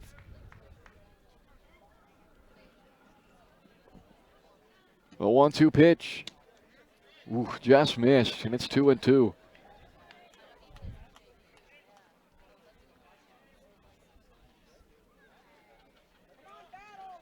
Hendrickson might have bought an extra life there. Here, let's see if he can take advantage on 2-2, and he got hit. Bloomer tried to throw him a breaking ball, but it stayed in, and Hendrickson is aboard for the second straight plate appearance as he reaches by the hit batter, and when we'll see another pinch runner, it looks like. Another pinch runner coming in for the Panthers. Looks like Gus Wright will come in as the pinch runner. So Wright now running at first, and the batter is Aiden Hardig, who is 0 for 2. 6-3 Paola in the bottom of the 6th inning. Looking ahead to the 7th, Ottawa will have 2, 3, and 4, so they're right in the heart of their order. But Paola's going to have at least a 3-run lead to work with. Perhaps more with nobody out. Hardig tries to push a bunt down the third base line, able to put it in fair territory. The throw is high, and it is not in time either. And I'm going to rule it a base hit for Hardig on a bunt single. The throw was high, but I'm not sure even if that throw is in line if they get him. I think Hardig was going to beat that one out either way. If I had instant replay, I'd go back and look at it and see if my scoring is correct or not, if he was going to beat it out. Now Williams will drop down a bunt. This will go as a sacrifice bunt for Williams as he moves the runners up to second and third. So a successful sacrifice bunt by Garrett Williams gives Paola a chance to really add on to their lead now. Second and third, 1 out for Carson Boehm. Boehm had a triple in the 4th, came around to score the Panthers' first run of the game. He then struck out in the 5th, but reached on a wild pitch on the strikeout and later came around to score his second run of the game. Offers at the first pitch, got a little piece of it, but it's fouled back into the catcher's mitt for strike one. Wright is at third. Hardig is at second. There's 1 out, and the Panthers looking to add to their 3-run lead in the home half of the 6th. The 0-1 to Boehm. He pops up the bunt. The runner was coming from third right. He had to quickly try to put the brakes on in case that ball was caught, but it is not. Didn't really have a chance to catch it. So now 0-2, and certainly not likely to be bunting on 0-2 is Boehm. That is the worst thing you want to do on a squeeze bunt is pop it up. But they get away with it there, so now here's the 0-2 again as Boehm looks to drive in some insurance runs, and he slices that one foul down the third base side.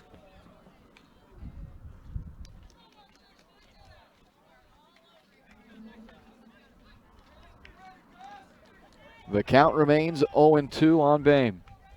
Runners at second and third with one out. The pitch from Bloomer.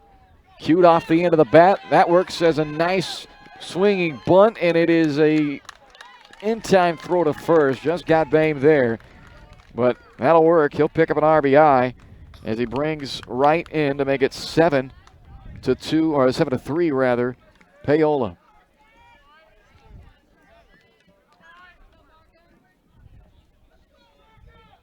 Harding moves up to third on the play. And now Caden Markham, who started the game as the starting pitcher for Paola and went 5 strong innings, in line for the victory. Trying to pad the lead a little bit here. It's a 4-run lead for Paola with 2 outs and a runner at third. Fouls it out of play over into the softball field again.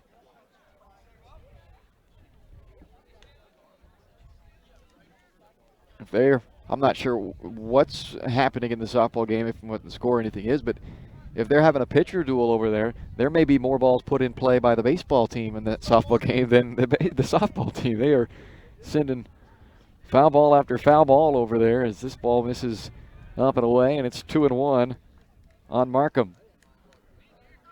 Last softball game I called, there was only about 5 base runners, I think, and so if that were the case, it'd be just as much action from the stray foul balls from the baseball game coming in. 3-1 now on Markham with Dalton Pychak on deck, and Paola certainly wouldn't mind getting Dalton back to the dish. He is 2 for 2 in the game with a couple of singles and a sac fly. High fly ball out into shallow right field. Titus is out there trying to battle with that sun, and he drops it. Hit right in the heel of the mitt. It's been a tough time out there in right field. And I think that's Ryan Laurie now who's in right field after their changes. It was Titus earlier in the game. Titus now might be in center field, it looks like. And this time it's Laurie out there in right. And an error on the right fielder allows Markham to pull up at second. And it allows Hartig to come in to score for Paola to extend their lead to 8-3. And then Pychak comes up and rips one out to right field. Diving effort by Laurie. He can't come up with it. And now the runners are off and moving. In to score is Markham. And Pychak goes all the way around to third. They'll put the brakes on him there. It's an RBI triple by Pychak, and it is 9-3 Paola. Have yourself a ball game. Dalton Pychak, he is now driven in 2. He's scored 1. He's 3 for 3 in the ball game to go along with his sac fly.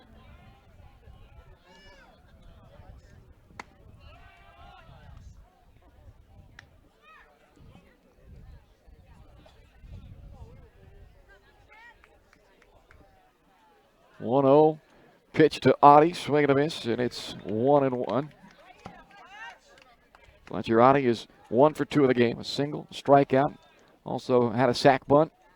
That one gets to the backstop. Here comes Pychak in to score the Panthers' 10th run of the game as the throw back to the covering pitcher Bloomer was just late. Paola was held to just 1 base runner through the first 3 innings of this game. Or 1 hit, I should say, through the first 3 innings. So, 1 base runner as well. And then in the 6th, or the 5th, it all started coming together for the Panthers. Bloomer misses high again, and it's 3-1 now on Williams. A big 5-run inning in the 5th, and now another big inning here in the 6th with 4 runs across. That's a walk to Oddie. He's aboard. And it's back to Dylan Olmeyer.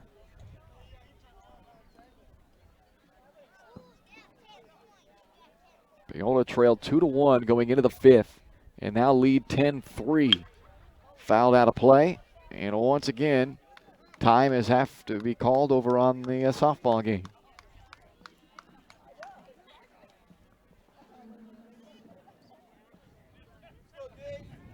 Olmeyer with a couple of hits in this game. He's 2 for 3. Flew out to center in the first at bat in the second inning, and then recorded base hits in the 4th and the 5th, including an RBI on his single in the 5th inning. Audie able to take second on the wild pitch.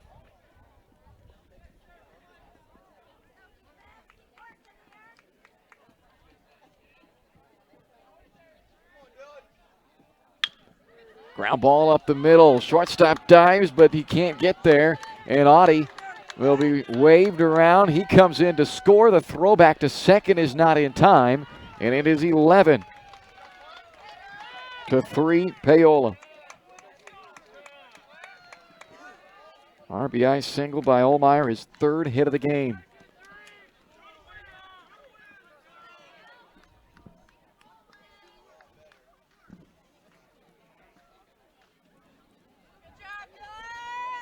Another conference on the mound here as Bloomer came in relief in this 6th inning. Relieved Lane Altick, and it has not gone well for Bloomer. He was greeted by Hendrickson, who he hit, and then gave up a single to Hardig. The sacrifice was put down by Williams. RBI ground out by Boehm, and then should have been out of the inning on the next batter. Markham, high fly ball out into right field, but it was dropped in right field, which would have gotten him out of this inning, and at the time, the damage would have been just 1 run, and it was 7-3. But that error has cost them 4 unearned runs at least. This ball sent down the left field line and in fair territory will drive in 1 more and run the lead to 12-3 into 3rd, and he is tagged out trying to extend the double into a triple. So Sloan picks up an RBI on the double, thrown out advancing to 3rd. But in the end, it's another big inning for the Paola Panthers as they add to their lead, put 6 more on the board, and it's 12-3 Panthers as we go to the 7th here on Paola Sports Live, presented by Go Brawley.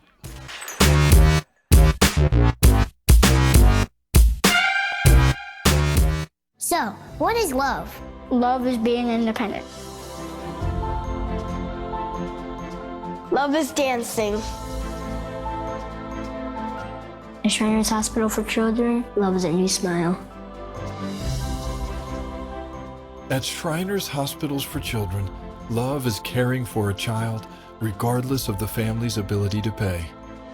Learn how you can send your love to the rescue at lovetotherescue.org.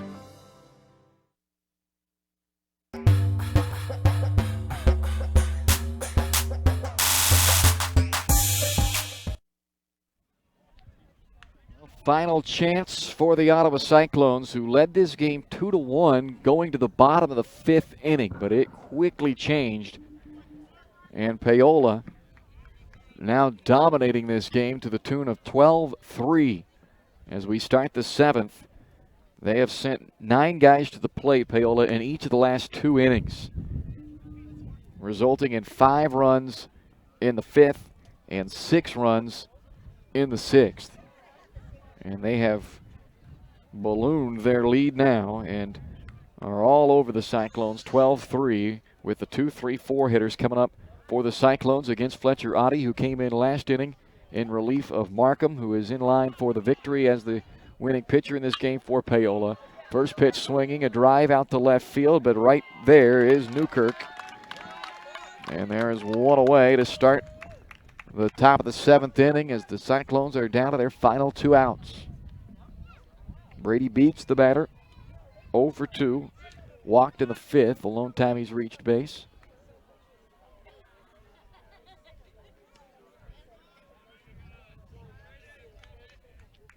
It was an ominous start for Paola when Ottawa had their first 2 batters up at the top of the 1st, both walked. They both ended up stealing bags, came in to score as this ball is singled back up the middle by Beats. He's got his first hit of the day.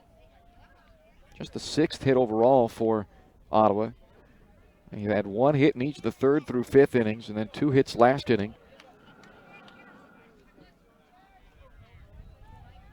But after that tough top of the 1st inning, Markham settled in and got the ship righted for Paola. It took them 5 innings to get the bats to wake up a little bit, as this ball is crushed by Reimers out into the left center field gap and is down for a base hit. The throw comes into 3rd, and on that throw, Reimers advances to 2nd base. So it's back-to-back base hits with 1 out in this 7th inning for Ottawa. But Paola will certainly not be getting tense yet. There is a long way to go for Ottawa in this 7th inning. Had it not been for that error in the 6th, then it would be a little more of a tense situation right now for Paola. Ottawa could have and should have been out of the 6th inning with just 1 run allowed. It should have been 7-3 coming in to this 7th inning, but that error extended the inning and allowed 5 unearned runs to come across to score. And with runners at 2nd and 3rd and 1 out right now, those 5 unearned runs are looming large. Bounced in the dirt, it skips away from Sloan, and into the score comes Beats. Advancing to 3rd goes Reimer. So Paola gives up 1 anyway, but still a 12-4 lead. And Ottawa down to their final 2 outs. 1-1 the count on Titus. Line drive, rip right back over the head of Outing. That will drive in a run for Jake Titus with his 2nd hit of the day. And it's 12-5.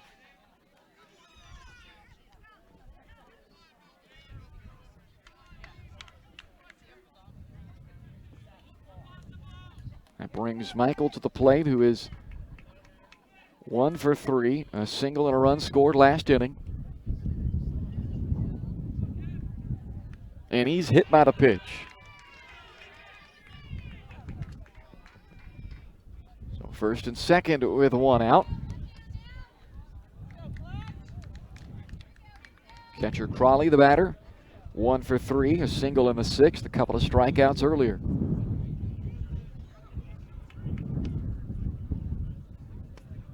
Misses high, ball 1.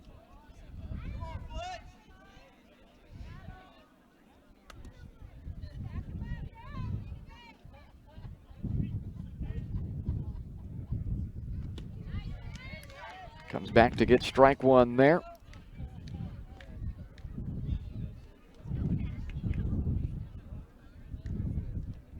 Now the 1-1 on the way. And a check swing. He held off. 2-1 the count.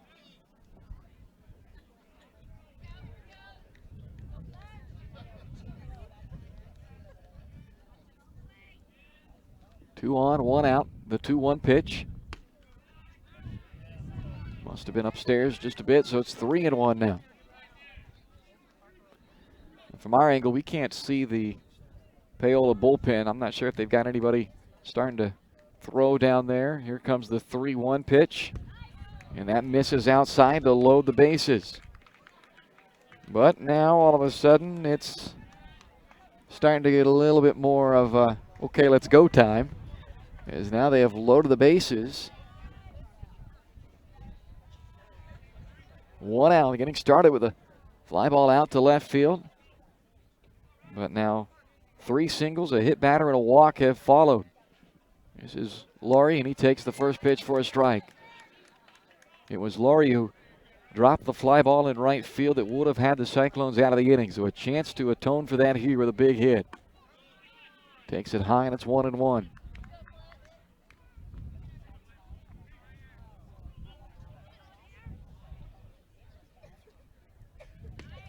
Outside, 2-1.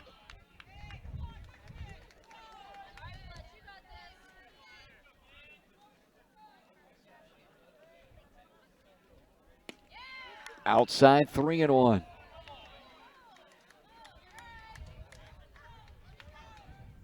Nowhere to put him. Bases loaded with 1 out. Here's the 3-1 pitch. Ground ball to 3rd. That could get him out of the inning. Step on 3 for 1. That's all they'll get, but they will certainly take it. Nice play down at 3rd by Hardig to get the out there. They force out Michael. Titus does come in to score. Advancing to second on the play is Crawley, and on the fielder's choice, Laurie is now aboard at first base.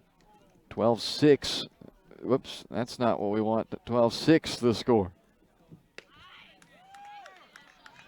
Strike one in there to Hadel. Cyclones down to their final out. And they still need a half dozen runs on the board. Here's a fly ball to center. Garrett Williams tracking it as he trots back to make the catch and in the ball game. So the Paola Panthers win game one over the Ottawa Cyclones, a 12-6 final here on senior night.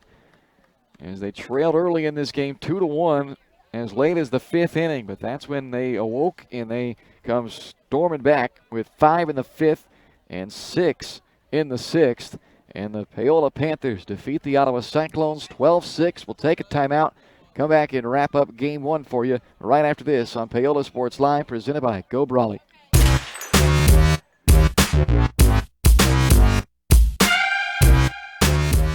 Are you ready for a new kind of internet? Then it's time for Go Brawley. It just works. Go Brawley is changing what is possible. Reliable and fast, priced right, with plans starting at $34.95. No throttling, no tricks, more upload speed, and the best service. Just ask our customers. Experience a new kind of internet. For more information, call 913-837-4678 or visit GoBrawley.com. Go Brawley. It just works. Hers Incorporated in Spring Hill is your local Bobcat mower dealer. Bobcat mowers combine heavy gauge steel with advanced engineering to give you the best cut every time. Simple controls and design make maintenance and service quick and easy. And when you get your Bobcat at Hers, they can complete all service and repairs covered by your warranty. Bobcat mowers are affordable, giving you a commercial grade machine at a residential price. To learn more, come and visit us at hersinc.net. Call Hers at 913-247-3530. Iron Horse Family and Cosmetic Dentistry and Dr. Laura's Orthodontics are committed to providing quality health care for area families. With comprehensive solutions, Iron Horse Dental and Dr. Laura's Orthodontics will listen and take the time to truly understand your needs, goals, and lifestyle. State-of-the-art equipment, techniques, and facilities combined with a new approach to oral care. That's what you get with Iron Horse Family and Cosmetic Dentistry and Dr. Laura's Orthodontics. To learn more, visit them online at drlaurasortho.com or ironhorsedental.com. Miami County Dance Movement is a place to inspire kids. Miami County Dance Movement is one big family with loving teachers. Miami County Dance Movement is where I'm learning to be flexible in dance and my life. Miami County Dance Movement is so amazing because everybody is so loving and kind. Miami County Dance Movement is like a second family to me.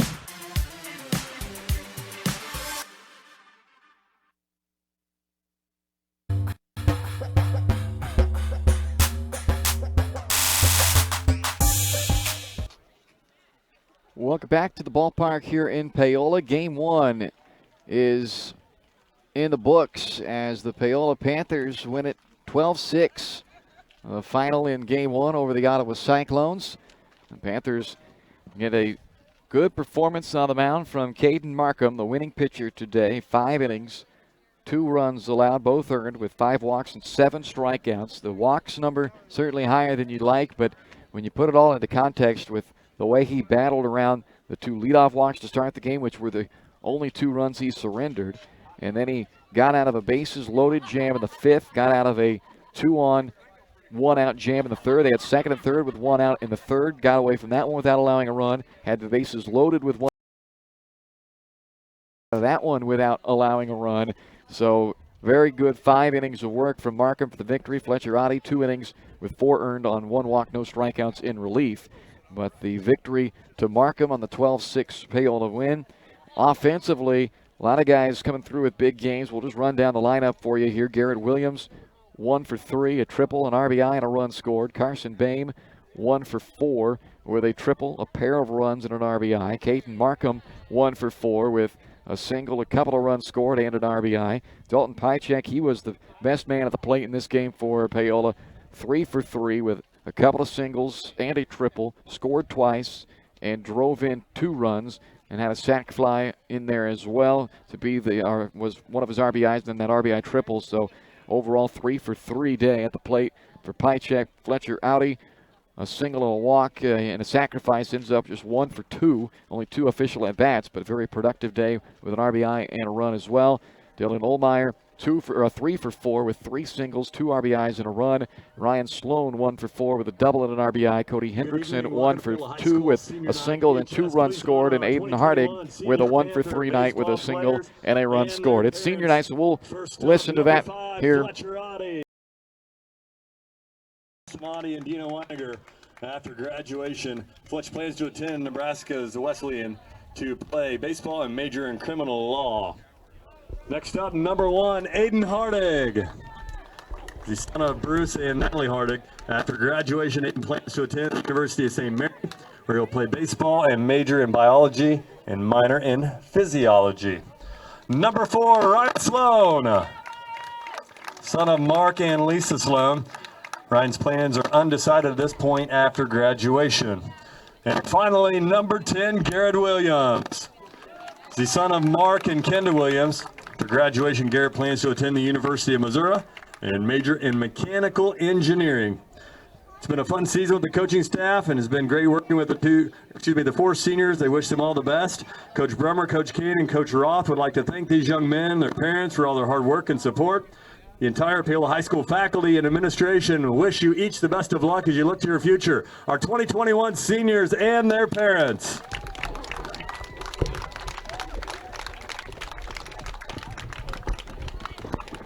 All right, there you go. The 4 seniors for the Paola Panther baseball team, and they had a fine showing here in Game 1 of our doubleheader with Ottawa. We'll see what's in store for us in Game 2 coming up a little bit later on here tonight. 12-6. Paola with the victory over Ottawa in Game 1. Stick around. Game 2 is coming up here on Paola Sports Live, presented by Go Brawley.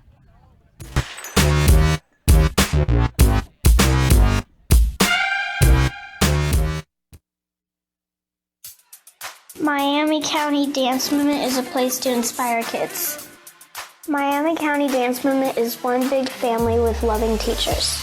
Miami County Dance Movement is where I'm learning to be flexible in dance and my life. Miami County Dance Movement is so amazing because everybody is so loving and kind. Miami County Dance Movement is like a second family to me.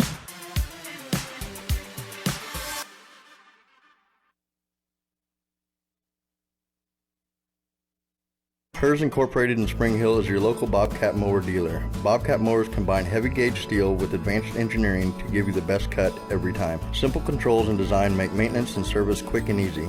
And when you get your Bobcat at Hers, they can complete all service and repairs covered by your warranty. Bobcat mowers are affordable, giving you a commercial grade machine at a residential price. To learn more, come and visit us at hersinc.net. Call Hers at 913-247-3530. Iron Horse Family and Cosmetic Dentistry and Dr. Laura's Orthodontics are committed to providing quality health care for area families. With comprehensive solutions, Iron Horse Dental and Dr. Laura's Orthodontics will listen and take the time to truly understand your needs, goals, and lifestyle. State-of-the-art equipment, techniques, and facilities combined with a new approach to oral care. That's what you get with Iron Horse Family and Cosmetic Dentistry and Dr. Laura's Orthodontics. To learn more, visit them online at drlaurasortho.com or ironhorsedental.com.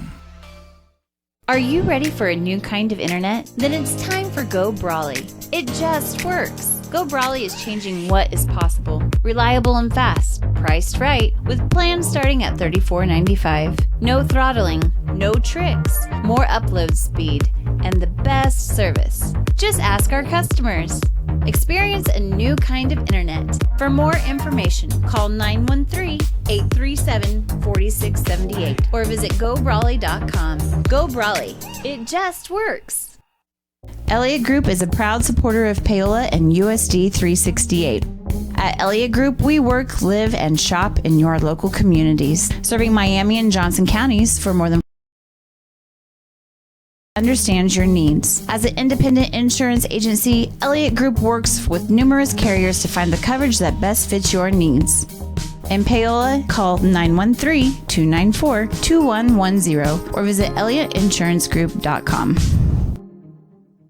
Hey, I'm Mike Rowe, here today to encourage you to connect with 811 before you dig. And I'm Micro, and I'm here because I love to dig in the dirt. It's true. He's also here because he's very small and not that bright. Here, for instance, we can see Micro doing what he loves to do. And here we can see the consequences of not doing what he should have done. Dude, why didn't you call 811? I forgot the number. See? Not that bright. Question: what will you find on all over-the-counter or OTC medicine packages to help you choose the right drug and use it safely? The answer: the drug facts label. This label lists the medicine's active ingredients and purpose, how much to take, and warnings you should know before using it. Remember, even OTC medicines you buy without a prescription can cause side effects you don't want. So follow the information listed on the drug facts label. For more information, visit fda.gov/drug facts label. A message from the U.S. Food and Drug Administration. Number one, obviously, is safety. We definitely call 811 to find out if there are any buried lines, fiber optic, whether it be telephone or pipeline or anything. Don't take a chance. Don't think you know and say, well, I don't remember anything being put in there. Call 811 and make sure that that's identified, that there isn't something there before you make that crossing. Because in the end, we want everybody going home. How do you see the world? At Shriners Hospitals for Children, we know that changing how you see things can turn them into everyday miracles. Like riding my bike. Breaking boards. Hugging my mom. Every day for over 90 years, Shriners Hospitals for Children has been sending love to the rescue, regardless of a family's ability to pay. If you know a child we can help, call or go online now. What would happen if I had to pick up the phone, call 911 for one of my family members or one of my neighbors? What would I do if no one was on the other end to respond? What if there was no 911? So you can be a part of the solution. Anybody can be a firefighter. Male, female, younger, older. We have school teachers. We have leaders in business. Is me, you, anyone that wants to be. There is no typical firefighter. Everybody can make something, because I think everyone has a spark of creativity, and the reason that I have to keep making is because I don't think my life would be as fulfilling without it. If you make things yourself, that means you're not cowering in fear. You're out there taking chances. That, I think, is my way of saying I love you to the world. All right, now I want to hear why you make. Share your own Why I Make story today. Visit whyimake.org. Are you thinking about buying medicine online? A search for online pharmacies yields more than 20 million results. But which ones can you trust? Medicines bought from unlicensed online pharmacies can be dangerous. You may get a fake drug, your condition may get worse, or you may experience a bad reaction. Don't put your health at risk. To learn how to find an online pharmacy that's safe and legal, visit fda.gov/BeSafeRx. A message from the U.S. Food and Drug Administration.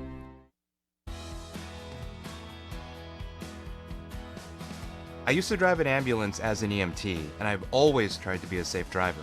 If people knew what I know, lives could be saved. In my car, if I see a truck or bus taking a turn, I know to take my time. When big vehicles turn right, they may swing wide to make the turn. If you try to sneak in, well, it's a lesson you'd rather not learn the hard way. When trucks and buses turn, let's you and I wait. It's our roads, it's our safety. So, what is love? Love is being independent. Love is dancing. At Shriners Hospital for Children, love is a new smile. At Shriners Hospitals for Children, love is caring for a child regardless of the family's ability to pay. Learn how you can send your love to the rescue at lovetotherescue.org. All across the country, people are coming together to speed up what we can learn about health. The All of Us Research Program is calling on 1 million people to join us as we try to change the future of health. For your family, for future generations, for all of us. Visit joinallofus.org and find out how you can become one in a million.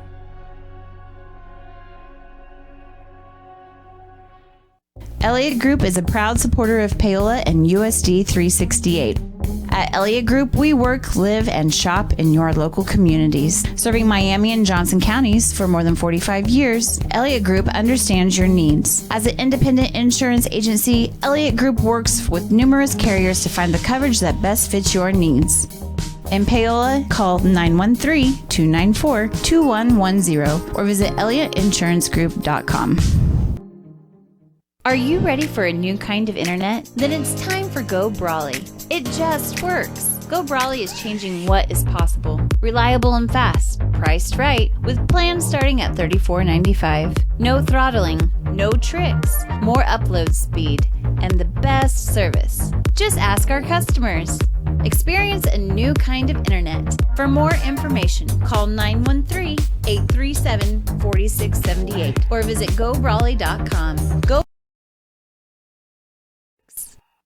Hers Incorporated in Spring Hill is the area's premier small engine repair shop. Before you place that faulty trimmer or mower, bring it to Hers and let their experts get you back to work. Hers also takes care of hydraulic hoses, cylinder reseal, and mechanical control cables, such as push-pull, brake, throttle, and more. Plus, they carry quality equipment like Bobcat mowers, Steiner tractors, grass trimmers, and more. Hers is even a UPS drop-off station. To learn more, come and visit us at hersinc.net. Call Hers at 913-247-3530.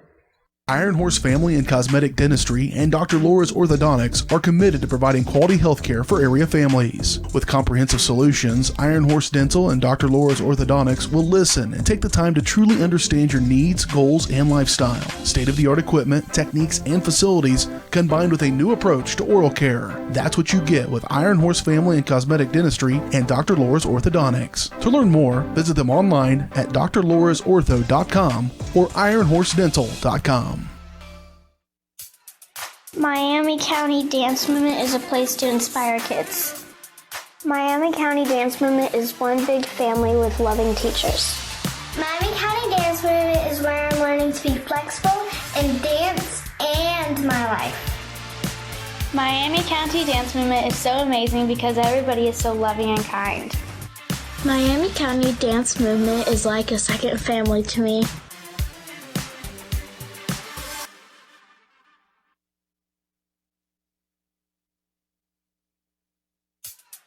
Miami County Dance Movement is a place to inspire kids. Miami County Dance Movement is one big family with loving teachers. Miami County Dance Movement is where I'm learning to be flexible in dance and my life. Miami County Dance Movement is so amazing because everybody is so loving and kind. Miami County Dance Movement is like a second family to me.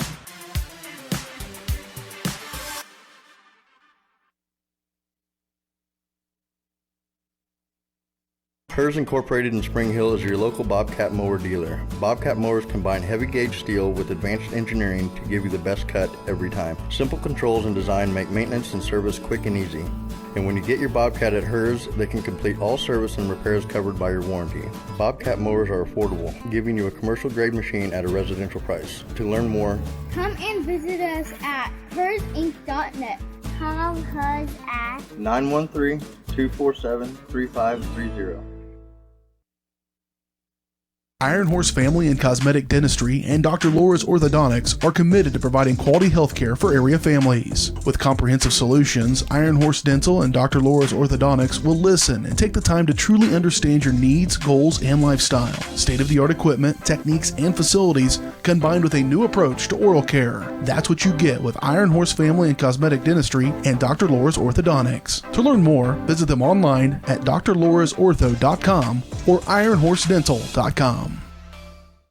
Are you ready for a new kind of internet? Then it's time for Go Brawley. It just works. Go Brawley is changing what is possible. Reliable and fast, priced right, with plans starting at $34.95. No throttling, no tricks, more upload speed, and the best service. Just ask our customers. Experience a new kind of internet. For more information, call 913-837-4678 or visit GoBrawley.com. Go Brawley. It just works. Elliott Group is a proud supporter of Paola and USD 368. At Elliott Group, we work, live, and shop in your local communities. Serving Miami and Johnson counties for more than 45 years, Elliott Group understands your needs. As an independent insurance agency, Elliott Group works with numerous carriers to find the coverage that best fits your needs. In Paola, call 913-294-2110 or visit ElliottInsuranceGroup.com. Hey, I'm Mike Rowe, here today to encourage you to connect with 811 before you dig. And I'm Micro, and I'm here because I love to dig in the dirt. It's true. He's also here because he's very small and not that bright. Here, for instance, we can see Micro doing what he loves to do. And here we can see the consequences of not doing what he should have done. Dude, why didn't you call 811?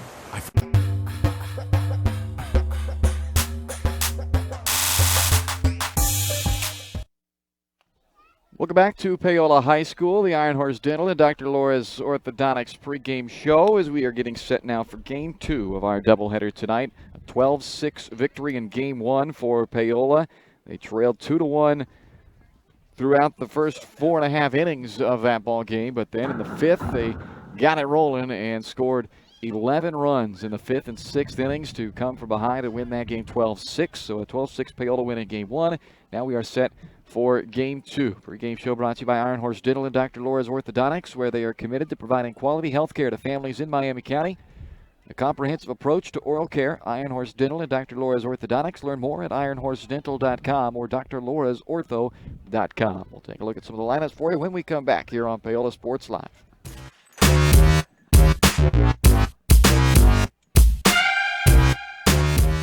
Iron Horse Family and Cosmetic Dentistry and Dr. Laura's Orthodontics are committed to providing quality health care for area families. With comprehensive solutions, Iron Horse Dental and Dr. Laura's Orthodontics will listen and take the time to truly understand your needs, goals, and lifestyle. State-of-the-art equipment, techniques, and facilities combined with a new approach to oral care. That's what you get with Iron Horse Family and Cosmetic Dentistry and Dr. Laura's Orthodontics. To learn more, visit them online at drlaurasortho.com or ironhorsedental.com.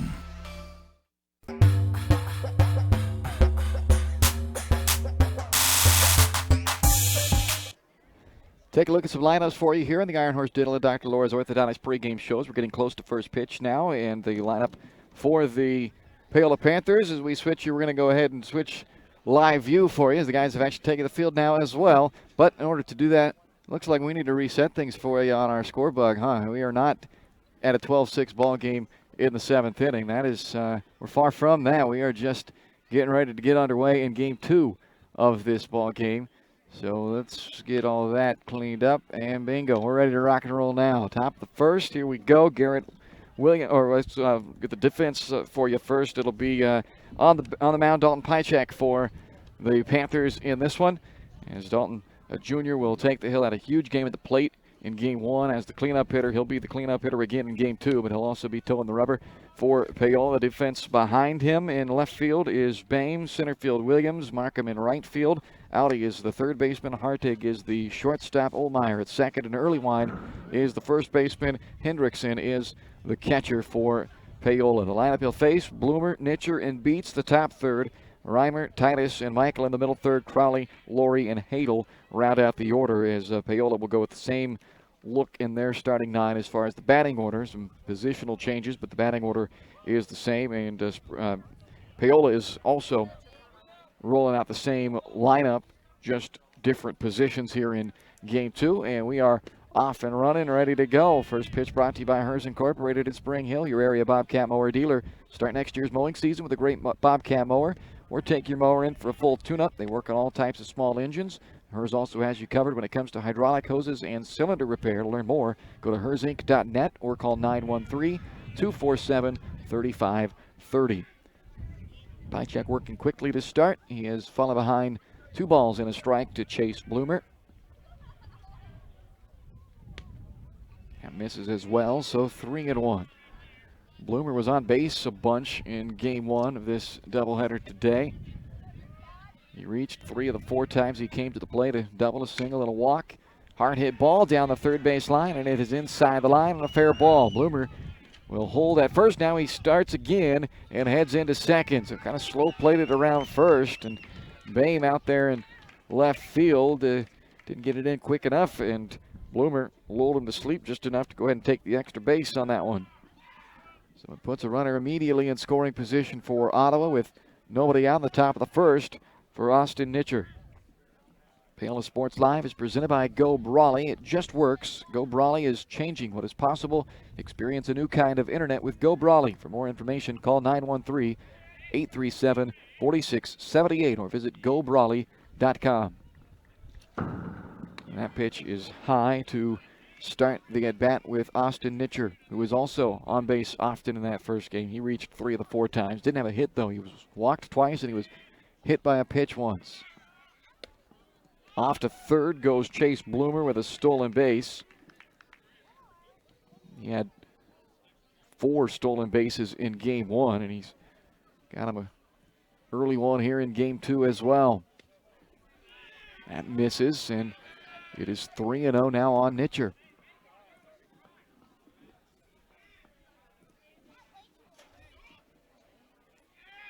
The 3-0 pitch. High chopper down the third base line, but foul. So gets a strike at least on Nitcher. It is now 3-1.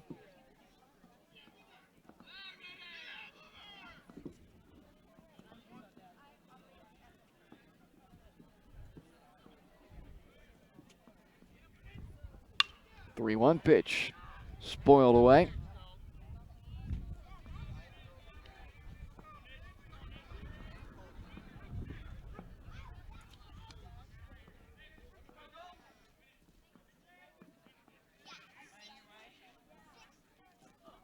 So from 3-0, it's now full, and he gets a swing and a miss, but a slide, headfirst slide to home plate scores Bloomer, and Nitcher reaches at first despite the strikeout.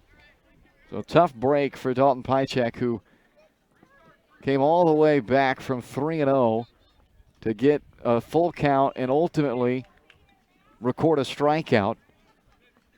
But all he has to show for it is a run on the board and another runner on base. Outside ball 1 to Beats.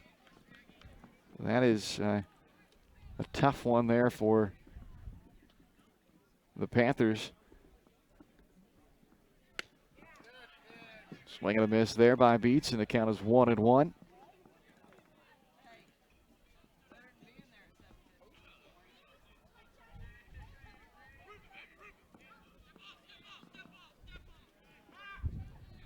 Vychek steps off with the runner over there at first dancing around. Nitcher had a handful of stolen bases, or a couple of them anyway, in the first game as well. He had a pretty big lead there. They do throw over to check on him. Stole 3 bags in game 1.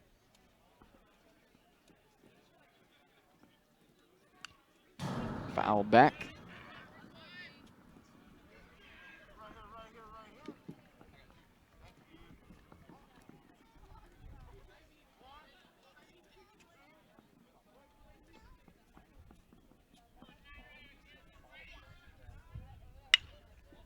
Fly ball out to right center field. Coming over and making the catch is Caden Markham. Nice play out there by Markham to record the second out of the inning.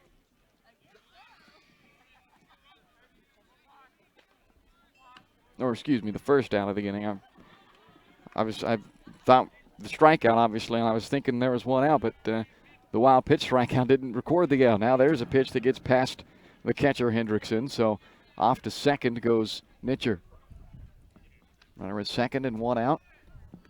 Nicholas Reimer is the batter for Ottawa. Reimer back in game 1 was 1 for 4 at the plate. His 1 hit came as part of their 3-run 7th inning when they were trying to make a comeback but had a long way to go. Ground ball is short and unable to field it cleanly. Harding, I'm not sure even if he's able to glove it cleanly, if he would have even had a chance at Reimer. He was playing up close to second base, holding the runner there, and that was going to be Very tough play. Weakly hit ground ball. Had to wait for it to play it behind the runner. As Reimer, who's the pitcher in game 2 for Ottawa, will be lifted for a courtesy runner. Reynolds will come on as the courtesy runner at first for Ottawa. They've got runners at the corners and 1 out. 1 run is scored already. This is Jake Titus. Sharply hit ground ball to second. They flip to short for the first out and on to first for the second. A big double play, 4-6-3 to end the inning and limits the Cyclones to just 1 run. 1-0 Cyclones, but Paola's coming to bat when we return here on Paola Sports Live, presented by Go Brawley.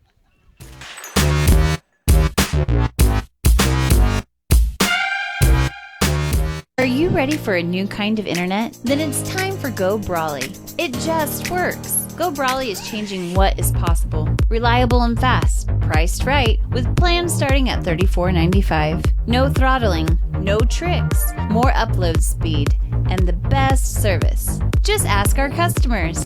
Experience a new kind of internet. For more information, call 913-837-4678 or visit GoBrawley.com. Go Brawley. It just works.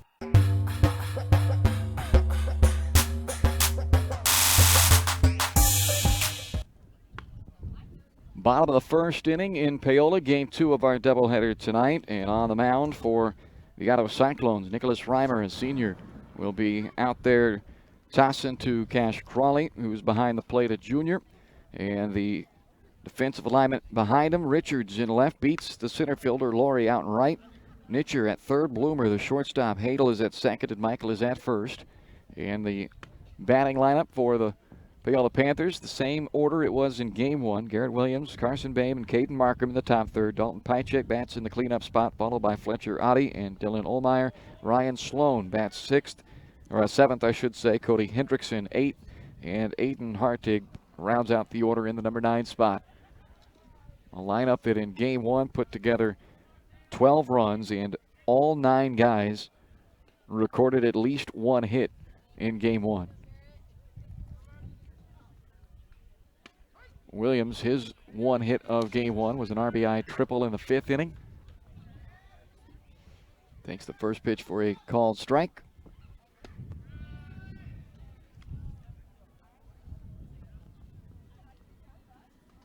One the count now, and it's fouled back.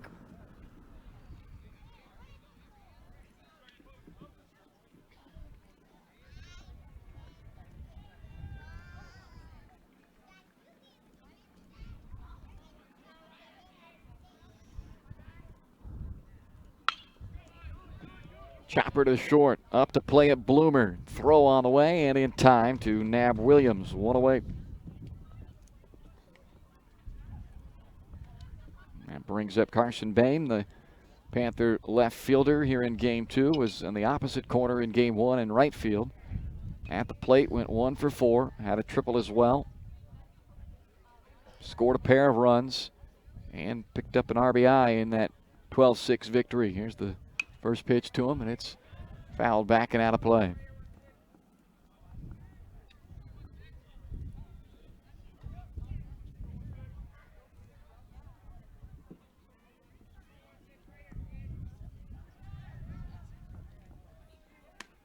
Takes the 0-1 for a strike.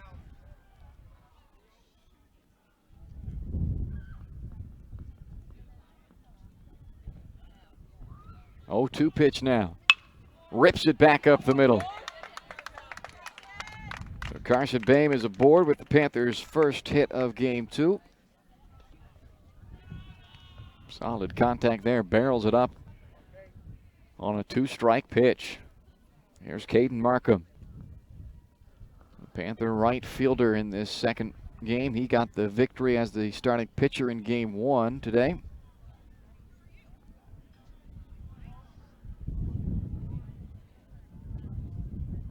Here's the first pitch to Markham. That's in there for strike 1 from Nicholas Reimer.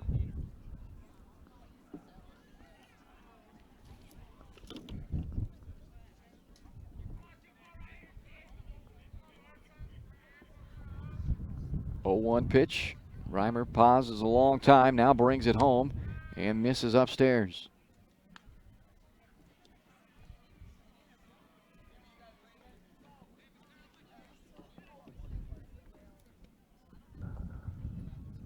1 ball, 1 strike. Runner at first and 1 out. Runner takes off. Chopper to third. Back to play it is Nitcher. Then he goes to second. It's dropped there at second, or it was dropped on the exchange. So the runner who was headed to second, now they get him out. They never did call Boehm out yet. I think Boehm, since he was stealing on the play, I think he might have thought that was a line drive over to third because it took a big high hop, and the third baseman, Nitcher, played that ball up above his head, and it might have confused Boehm, who was stealing on the play, thinking that it was a line drive, and he was headed back to try and tag up, and in the end, it results in a 6-4 fielder's choice to retire Boehm and puts Markham at first base. It's kind of an odd sequence of events there, and had Boehm not been running on the play, it wouldn't have confused the situation. That pitch is low, and it's ball 1 to Pychek, who had a big game at the plate in game 1. The only time he didn't record a hit, he had a sac fly on a ball that was crushed to center field. He had a couple of singles and a double around that. Here's the 1-1 pitch. Low.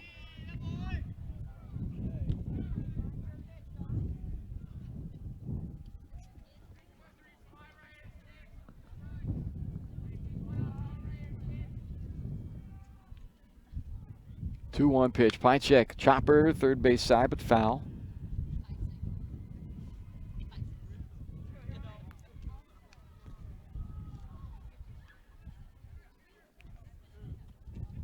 Markham at first, reached on the fielder's choice, and now with 2 outs, Dalton Pycek trying to deliver a big hit for the Panthers, who trail by a run in the first. The pitch on the way outside, Markham takes off, and the head first slide is in time on a stolen base by Caden Markham. So Pycek now will have a man in scoring position and a chance to even this game back up. Looked like the throw was in time from Crawley, but Markham able to avoid it on the slide. Now here comes the payoff pitch to Pycek. Tempted him with a off-speed pitch, and Pycek not happy with himself for offering at it. Couldn't lay off the off-speed pitch up around the shoulders, and that will end the first inning. So 1-0 Ottawa through 1. We're back right after this on Paola Sports Live, presented by Go Brawley.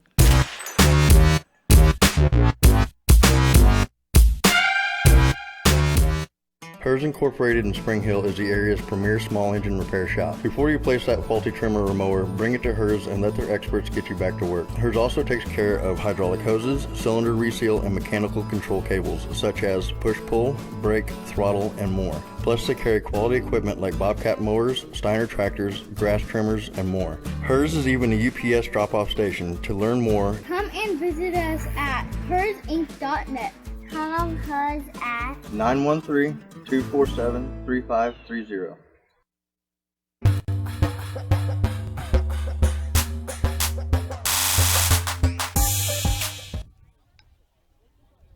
Top of the second inning in Paola, the Ottawa Cyclones with a 1-0 lead.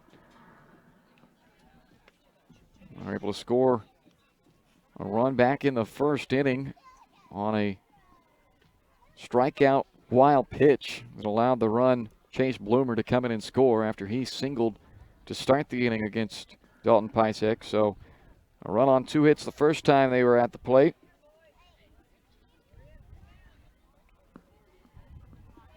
And now in the second, it'll be Michael, Crawley, and Laurie for the Cyclones. Here's the first pitch. Here's upstairs, ball 1.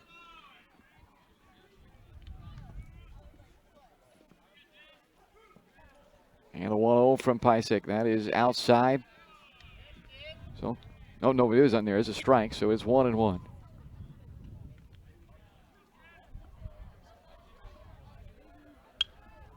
Fouled back on 1-1, and Pycek ahead 1-2 the count.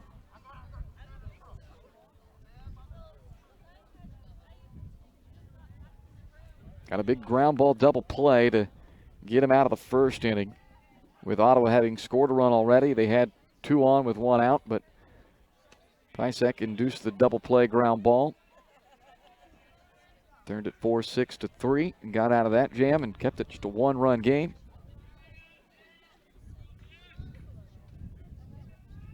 2 balls, 2 strikes on the first baseman, Michael. Here's the pitch from Pysyk. Got him to chase it in the dirt. Hendrickson's going to have to throw to first to complete the out, and he does successfully as it's snagged down there at first by Jonathan Earlywine, and there is 1 away.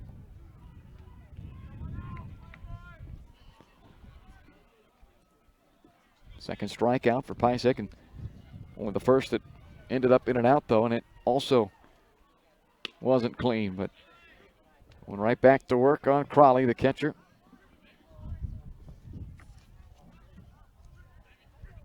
Struck out a couple of times back in the first game.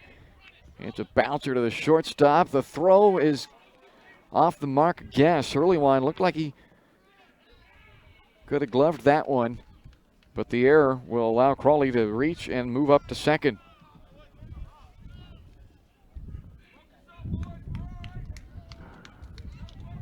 And the catcher will be lifted for a courtesy runner again. Reynolds is back on to run for the Cyclones.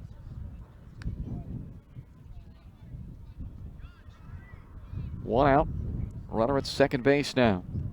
After the error on the first baseman, here's the first pitch, and it's a ground ball again to short. Back into the hole to snag it. Hartig, the throw, this time skips over to first, past Earlywine to the fence, and in to score is Crawley, or make that Reynolds rather, the runner for Crawley, and that makes it 2-0 Ottawa.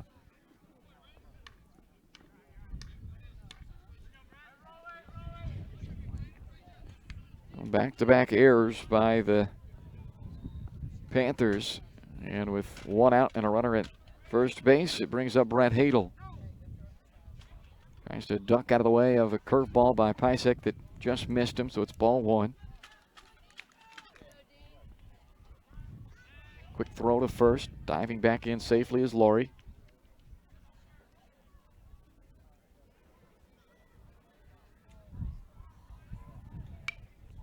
One of those fouled away.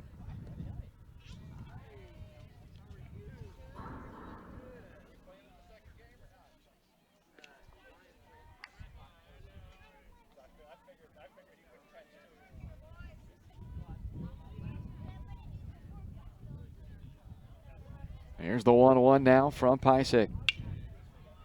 Cued over to the right side. Earlywine's got a chance to field it in foul territory and does.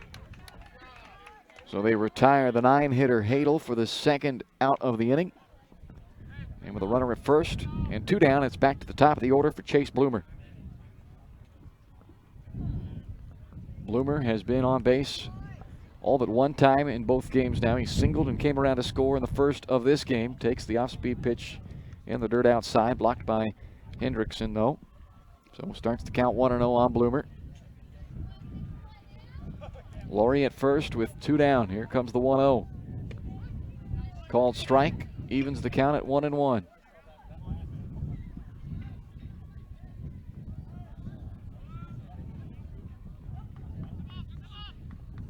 Big lead over at first by Laurie in the dugout, telling Pysyk to step off. He does, and it chases Laurie back onto first base. Here comes the 1-1 now on a reset with the runner Laurie still hopping around over there. High chopper to the third baseman.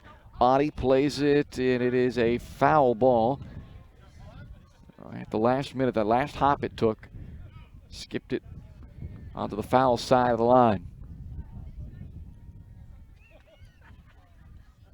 That makes the count 1 ball and 2 strikes on the leadoff hitter for Ottawa, Chase Bloomer, their shortstop in this game.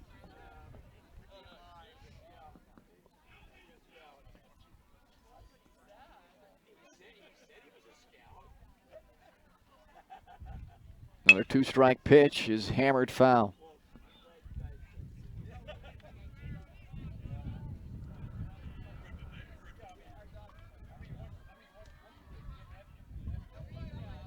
Pysyk still out in front, 1-2. The pitch. Off speed, hit in the air. Lazy fly ball to center. Williams has all day to camp underneath of it and make the catch to end the inning. So they get a run off of a couple of errors. And after 1.5, Ottawa 2, Paola scoreless as we go to the bottom of the second on Paola Sports Live, presented by Go Brawley.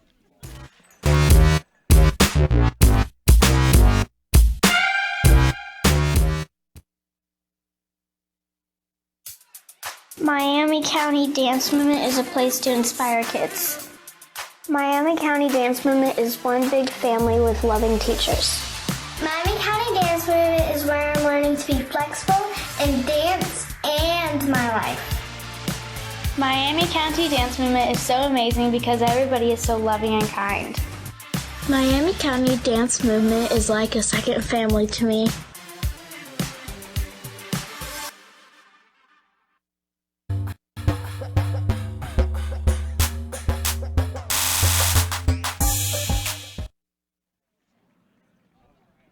Ottawa on top of Paola, 2-0 as we head to the home half of the second inning. Nicholas Reimers will go back to work for the Cyclones. Gave up a single to Carson Bame in the first inning, but was able to work around it. He'll face Oddie, Olmeyer, and Sloan. 5, 6, and 7 coming up for Paola in the second inning. And it took the Panthers one time through the order to get going in the first game against Lane Altig. He will allow just one base runner the first time through the order. But then after that, the floodgates open for the Panther offense, so perhaps they gotta see things out with Reimers as well. Fletcher Oddie on the check swing, fouls one back.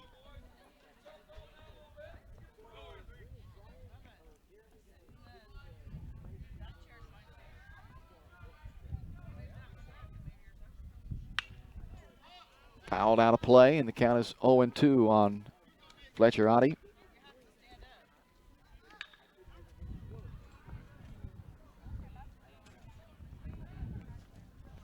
Mentioned earlier, everybody got a hit in game one for the Panthers. Fletcher had an RBI, a run scored to go along with a single in that first game. A 12-6 Paola win in game one, trailing 2-0 early on in game two. 1 ball, 2 strikes to count. Reimers comes set and delivers. Off-speed pitch misses low, and it's 2-2.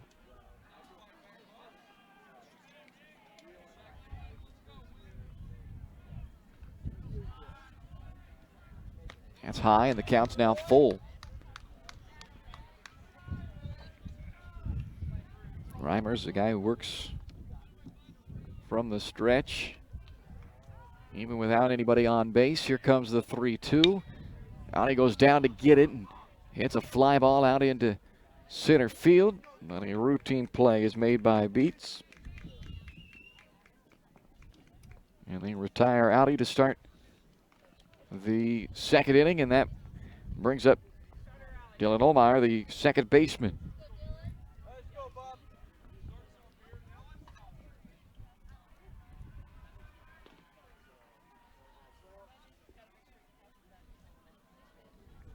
Olmeyer had a 3-hit day in game one as he fouls the first pitch back. Flew out to center his first time up, and then 3 singles in the 4th, 5th, and 6th innings each. Came to the plate, singled, drove in 2, and scored 1. Very productive day at the plate. Here in his first at bat of game 2, he watches that one miss low, and the count is even at a ball and a strike. 1-1 is spoiled right at the microphone.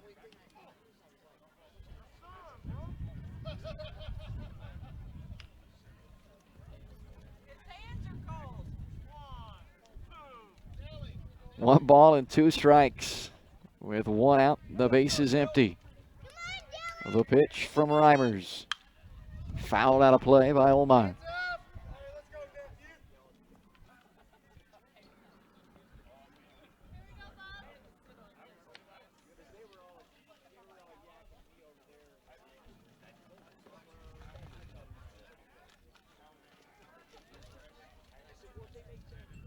And a 1-2 again.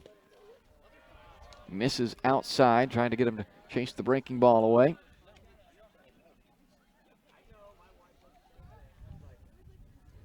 Count even, 2 balls, 2 strikes now.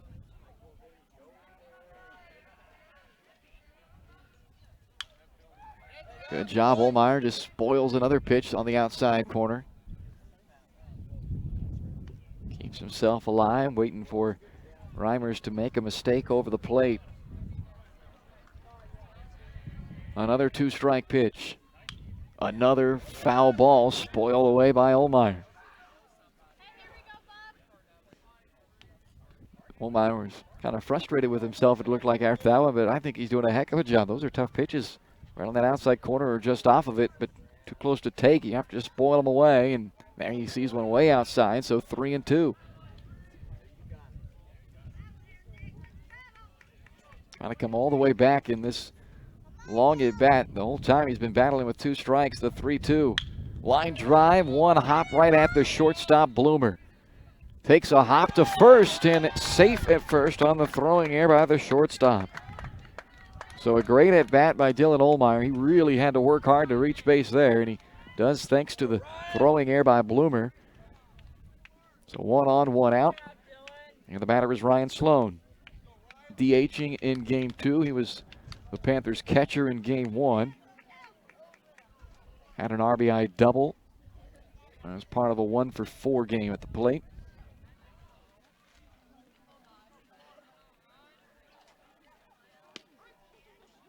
Takes strike 1 to start this at bat. He struck out 3 times in game 1 before delivering the RBI double, which he was then cut down trying to extend that double into a triple. Here comes the 0-1 pitch from Reimers with a man at first and 1 out. As a called strike to put Sloan in an 0-2 hole. We'll see if he can do his best Dylan Ohlmeyer impression and work out of a 2-strike hole here. Throw over to first and back in safely. On the head first dive is Dylan Ohlmeyer.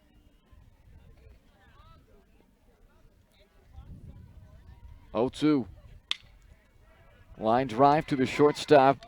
And did he drop it on an exchange or did he drop it before catching it? He dropped it on the catch. So they'll throw to second and they get the out. That's the second now odd out that we've had in this game at second base involving Paola. And again, no fault to the runner at first in that case in Dylan Ohlmeyer on a line drive to the shortstop that for every reason should have been caught. You got to go back to first in that case if you're Ohlmeyer. And once it was dropped, there's just nothing you can do. And ultimately, it's just a 6-4 fielder's choice, and it allows Sloan to reach at first with 2 outs. And the batter will be Cody Hendrickson, the catcher.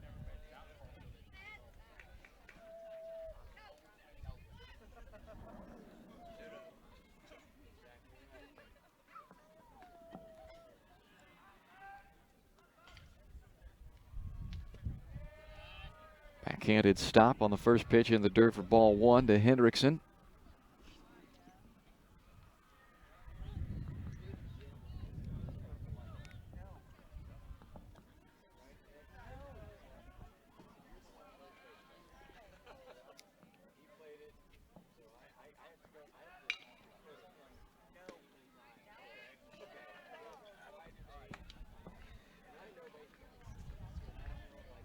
Two balls, no strikes to Hendrickson with a runner at first and 2 outs. Ottawa on top of Paola 2-0.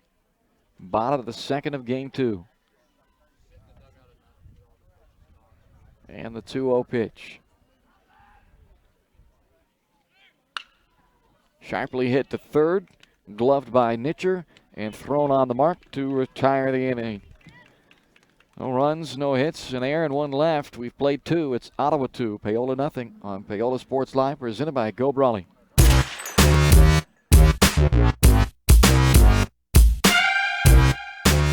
Iron Horse Family and Cosmetic Dentistry and Dr. Laura's Orthodontics are committed to providing quality health care for area families. With comprehensive solutions, Iron Horse Dental and Dr. Laura's Orthodontics will listen and take the time to truly understand your needs, goals, and lifestyle. State-of-the-art equipment, techniques, and facilities combined with a new approach to oral care. That's what you get with Iron Horse Family and Cosmetic Dentistry and Dr. Laura's Orthodontics. To learn more, visit them online at drlaurasortho.com or ironhorsedental.com.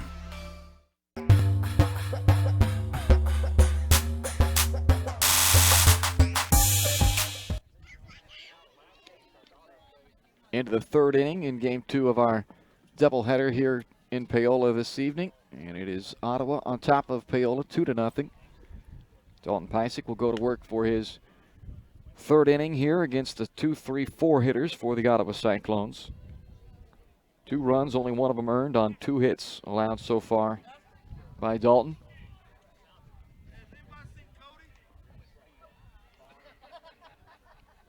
Austin Nitcher will lead it off. Brady Beats and Nicholas Reimer will follow.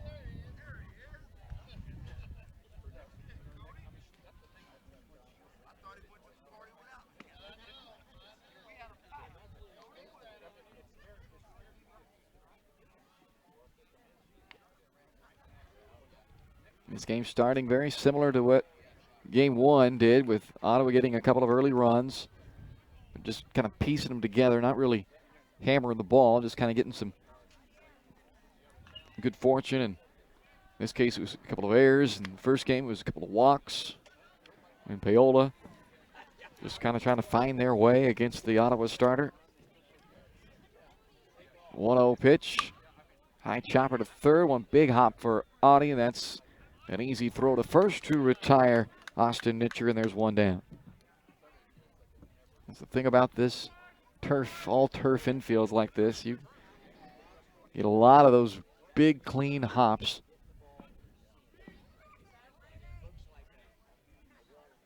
And we have seen a lot of ground balls being played up the eyes in this game. Had a chance at another one coming right into your living room right there.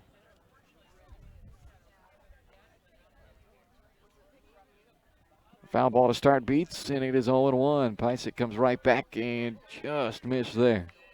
Close, but it was either a little low or a little outside, and it's 1-1. That one is low, and it's 2-1. One out, nobody on.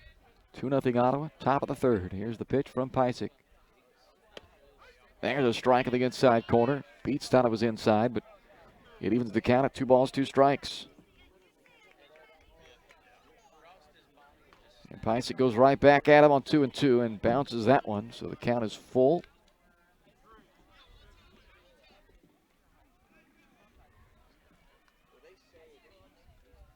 And the payoff pitch. Hit in the air, high out into shallow left field. Tracking towards the foul line, and Audie able to make the catch on a little bit of a back pedal out there on the edge of the grass. Nice play by the Panther third baseman. And it records the second out of the inning and brings us to Nicholas Reimer, the DH, who is 1 for 1 in the ball game with a single back at the first, was stranded out at first. Base is empty with 2 outs. Here's the pitch from Pysyk to start Reimers, and it's fouled back into the screen. So it's 0-1 to start the DH, or excuse me, the pitcher in this game. It's the DH in game 1. He's the pitcher now in game 2. And the 0-1 bounced.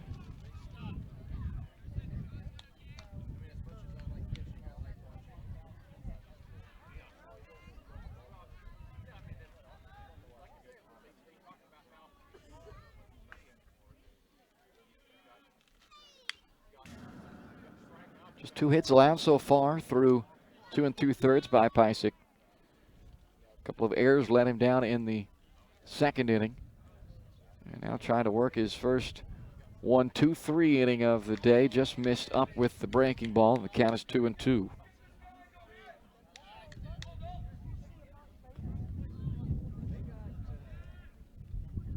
Tries to again go with the off speed on 2-2, but it stays high, so it's 3-2.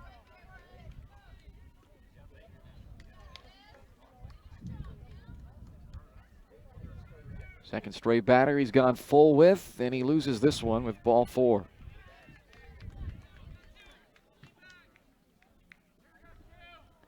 A runner aboard with 2 outs for Jake Titus. Titus was up in a big spot in the first inning, had runners at first and second with 1 out, and grounded into an inning-ending double play. Takes strike 1 to start this at bat.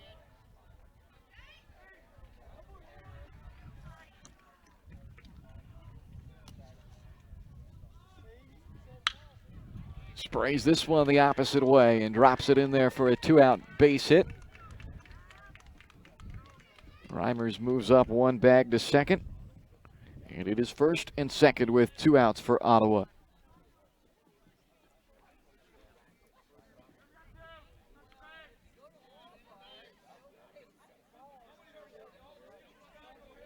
Two on, 2 out. Michael, the first baseman, struck out in the second inning, his first at bat.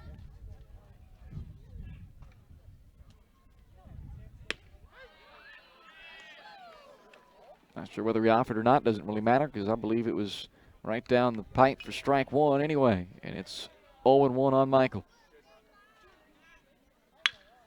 He hammers one out to the right center field gap. Williams was shading him a little bit to the left center field side, so it's a long run to get there. He does get there to cut it off and limit it to 1 run as Reimer scores from second.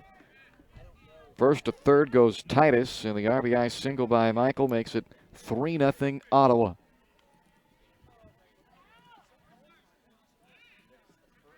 Three straight 2-out. I was going to say hits. I guess we had the walk, but a walk and then back-to-back 2-out base knocks. Has pushed across a third run for Ottawa. They lead 3-0. High on the first pitch to Crowley, and it's 1-0.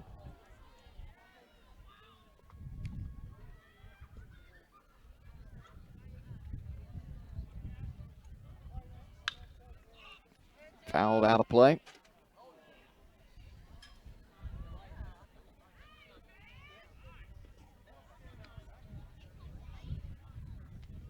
Everybody looking up at the light pole. That ball hit off of one of the lights that's right above the Ottawa visiting dugout.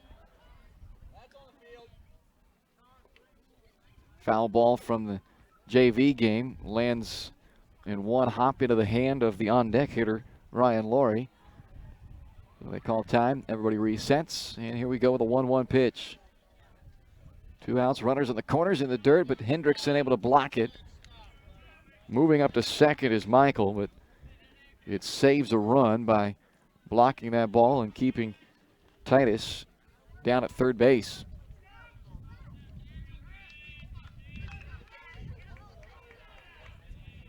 Two-one pitch from Pysyk. That one gets past Hendrickson, and this time it will allow the run to come in and score, and it's now 4-0 Ottawa. A pass ball on the catcher, Hendrickson. Costs another run. And moving to third, Michael with 2 outs and a 3-1 count on Crowley. That's a called strike to make it 3-2. Pysyk has gone full with 3 of the last 4 he's faced now. Here comes the payoff pitch. That's high, ball 4. So back to runners on the corners with 2 outs. And the batter is Ryan Laurie, the right fielder. 2 runs in the inning, a 4-0 lead for Ottawa. Both runs scoring with 2 outs after Pysyk retired the first 2 he faced to start the inning. It was a clean 2-up, 2-down start, but has gotten a little prickly since with a walk and then back-to-back singles and another walk. 1-0 to start Laurie. High fly ball out into center, and is shallow center. In fact, shallow enough that the shortstop Hardig goes back to catch it in the grass. That will end the third inning, but 2 runs are plated by the Cyclones, and Ottawa leads Paola 4-0, heading to the bottom of the third on Paola Sports Live, presented by Go Brawley.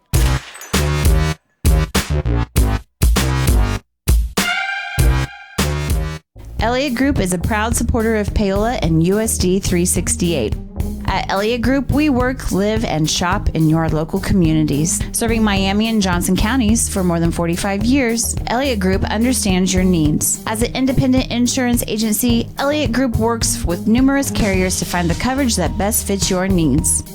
In Paola, call 913-294-2110 or visit ElliottInsuranceGroup.com.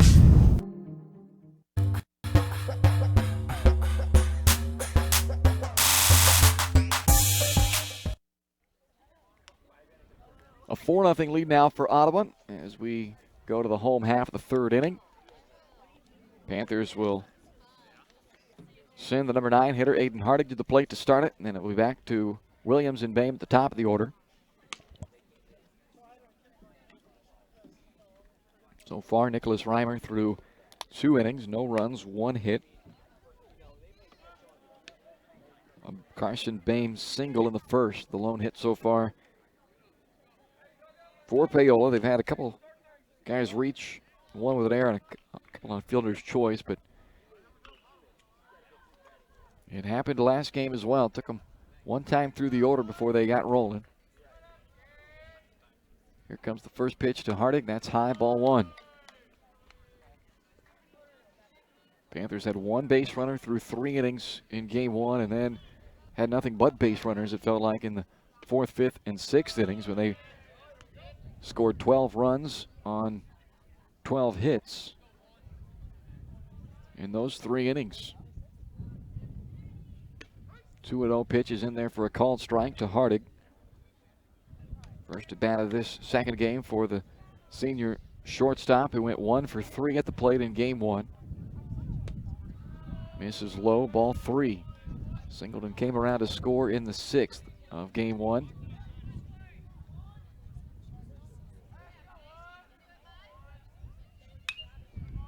Foul ball.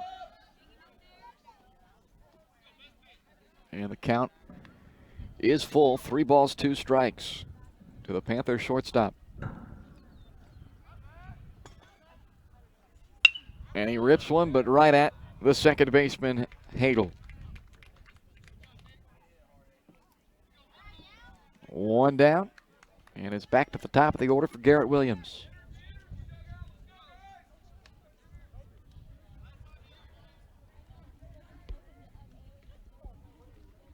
Williams grounded to shortstop his first time up. Takes it inside, ball 1 to start this at bat.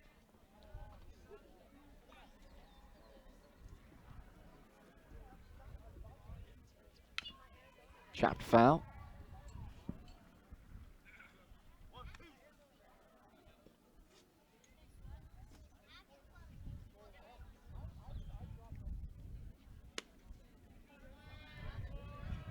Two balls and a strike now on Williams.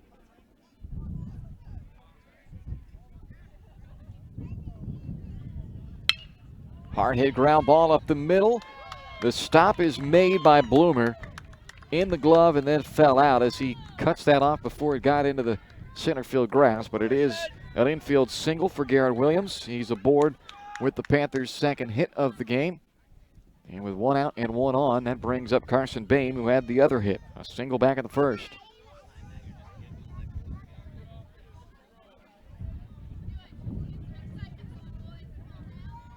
Check to first, and here comes the first pitch to Boehm with the runner going.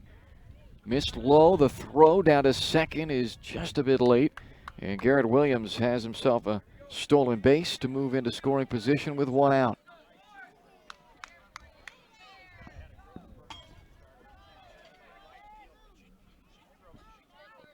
One-0 the count to Boehm.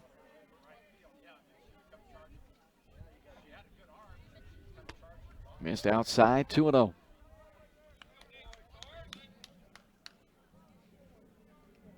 Four 4-0 Ottawa lead, bottom of the third.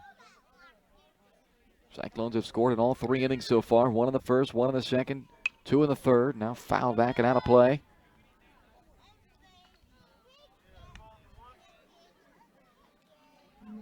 Two balls and 1 strike.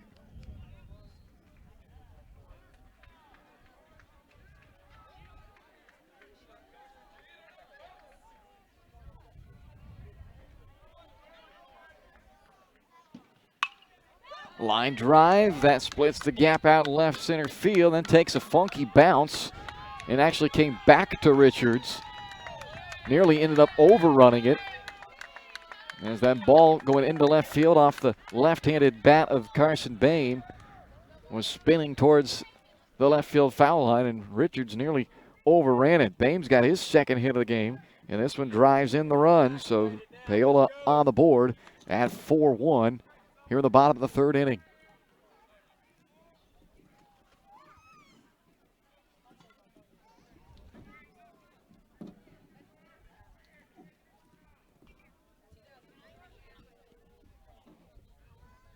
Standing in, Caden Markham, the right fielder. Reached on a fielder's choice his first time at the dish, and the first pitch to Markham is outside for ball one. Winning pitcher in game one. Trying to keep the train moving here in game two in the bottom of the third. 1 run in and a big swing at the 1-0 pitch. But it is now 1 ball, 1 strike as Markham comes up empty on the big hack.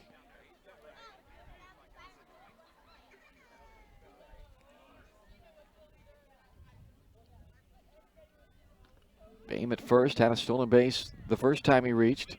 He'll take off here, did not get a great jump on it, and the throw was there before he was, but it skips into center field, and Boehm is all the way to third, and then for a second it looked like he might be able to come home as the center fielder Beats was having trouble picking that ball up out there in center.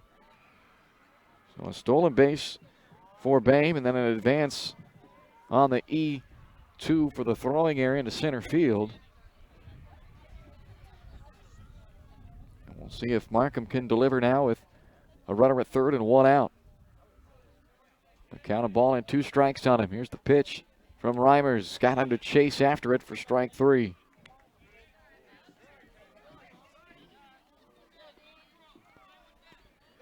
And Dalton Pysick will come to the plate now.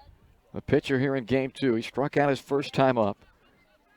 Reimers got him on a off-speed pitch right up at the shoulders.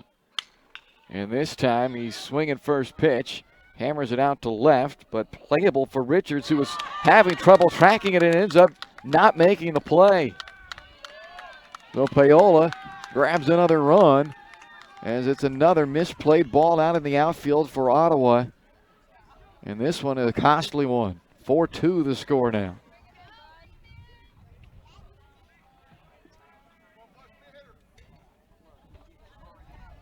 I'm not sure that Richards ever got leather on it, so I guess we can rule it a base hit, but that was a ball that probably should have been played out there in left. The wind is blowing up there. It was a high hit ball that moving around, I'm sure, a little bit. Here's the first pitch to Audie. That is up and in. Oh, I thought it was up and in, yeah. The umpire made a move as if it looked like he was calling a strike on it, but it's 1-0.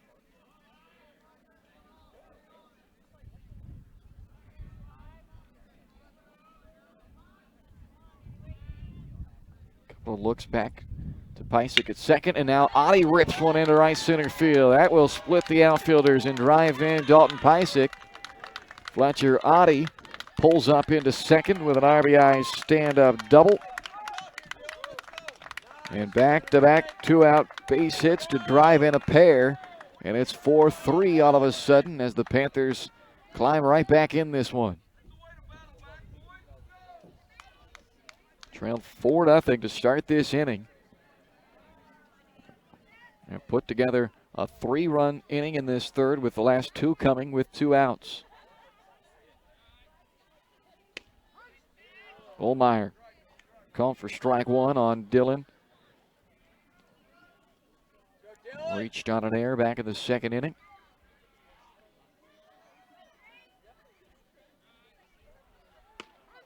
Called strike, and it's 0-2.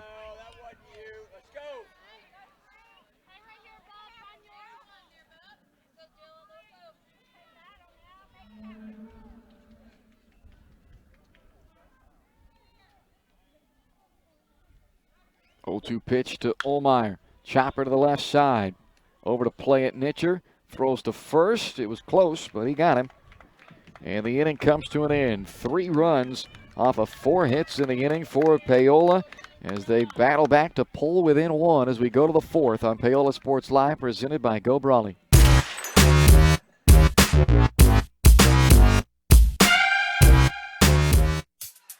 Miami County Dance Movement is a place to inspire kids. Miami County Dance Movement is one big family with loving teachers. Miami County Dance Movement is where I'm learning to be flexible and dance and my life. Miami County Dance Movement is so amazing because everybody is so loving and kind. Miami County dance movement is like a second family to me.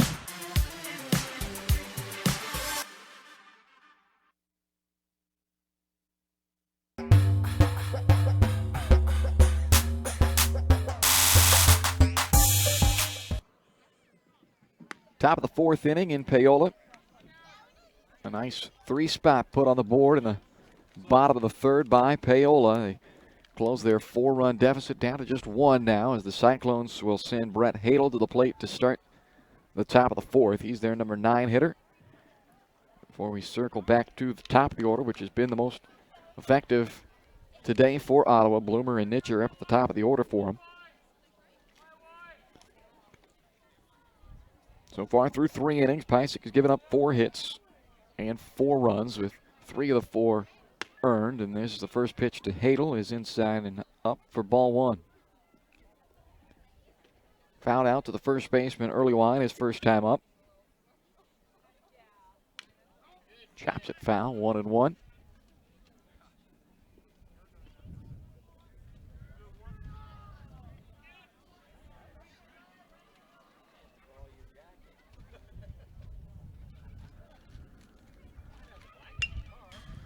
Sprays another one foul.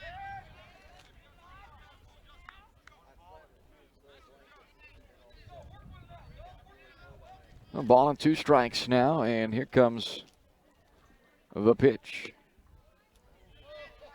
Just missed. 2 balls, 2 strikes goes the count.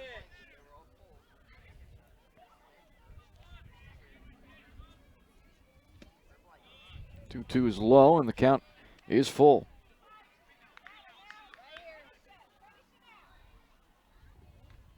Three-two pitch, fouled off his leg in the box, so it's a foul ball and holds the count. 3 balls and 2 strikes on the Ottawa second baseman, Brett Hadel.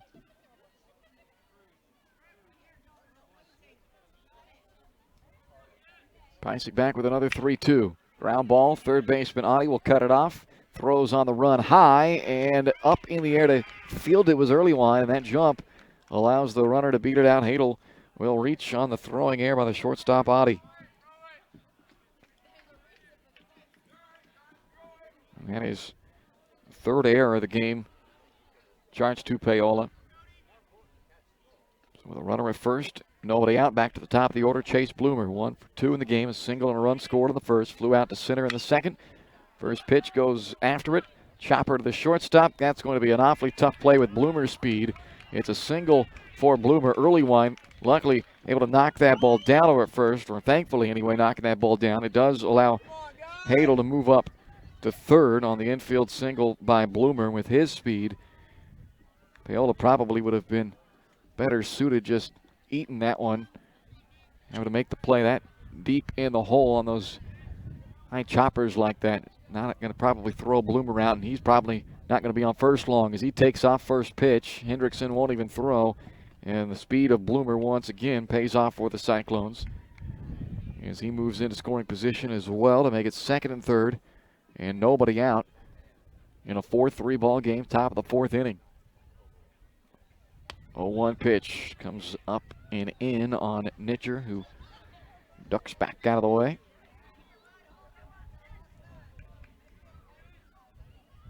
A 1-1 from Pysyk. That's high, and it's 2-1.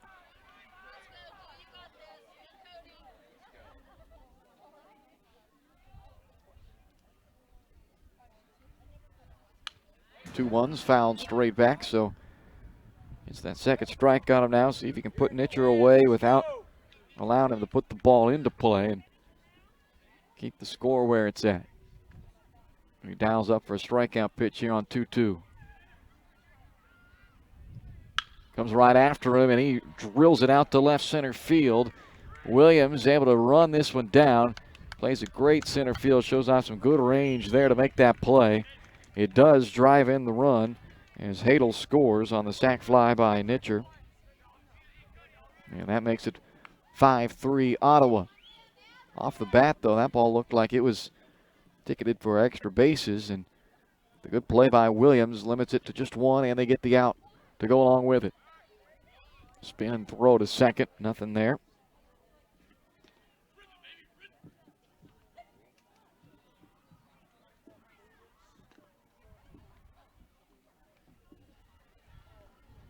Brady beats the batter in the first pitch. He fouls one back.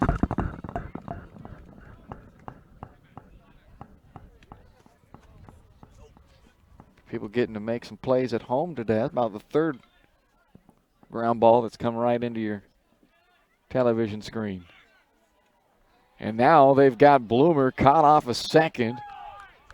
And Ottawa is wanting to say that Pysyk balked there. So they're going to discuss. The umpires are going to talk about it here. Bloomer took off to third. Pysyk. The problem is, unless he came off the rubber, he can't throw to third there, which is where he threw it. He has to come off the rubber in order to throw to third because there was no runner on third. And they're going to award him third base, and they actually get this call right, I believe. Pysyk didn't balk in terms of his body movement, but he's unable to throw to an unoccupied base without stepping off of the rubber. And he went up with the leg. If there was a runner at third, he could have made the throw to third.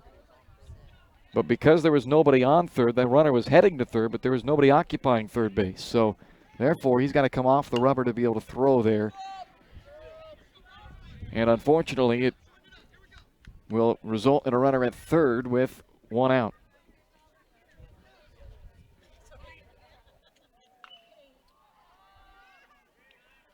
Oh, 2 pitch is low.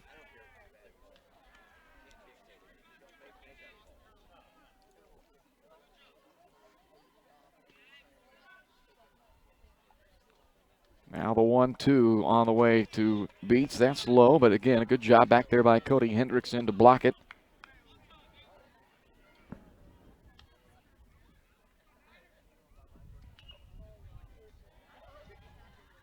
And the 2-2. Ripped back up the middle. Base hit and RBI for Beats as he drives in Bloomer. And it is a 6-3 lead for Ottawa.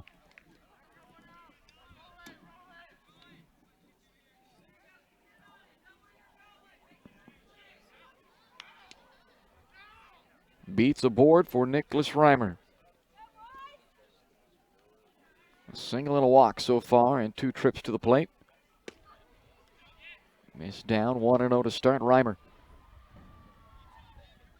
Easy out here, let's go. Big hack there by Reimer. Almost swung out of his shoes, and it's 1-1.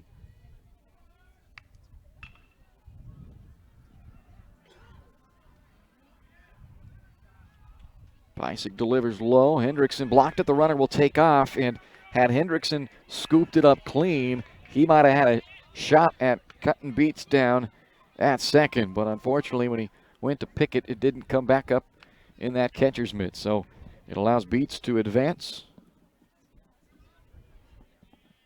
And with 1 out, there's a runner at second.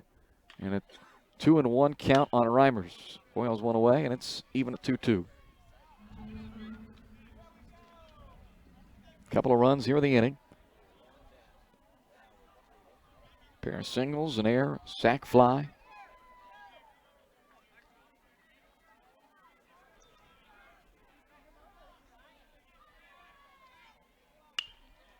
Foul ball sliced out of play.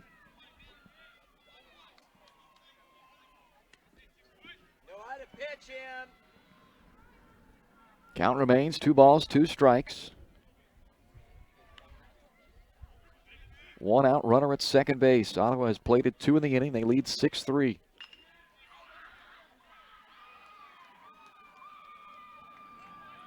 Spin and a throw to second and nearly thrown into center field. Ohlmeyer able to climb up and catch that ball as it was thrown behind him and high and saves a nearly disastrous pickoff throw. Runner takes off for third. A perfect pitch to run on a off-speed breaking ball that's thrown into left field, and now coming in from third. The throw to the plate is not there. The throw was in time, but the tag was just late or just missed. Either way, Beats comes in to score. And the throwing error by the catcher on the stolen base will cost him the run. Reimer, by the way, is the second out of the inning on the strikeout. But it's now 7-3 Ottawa. That brings up Jake Titus, and the first pitch to the lefty is in there for strike one. 2 errors in this inning. It's 4 for the ball game now as Titus swings at one that was nowhere near the zone, and it's 0-2.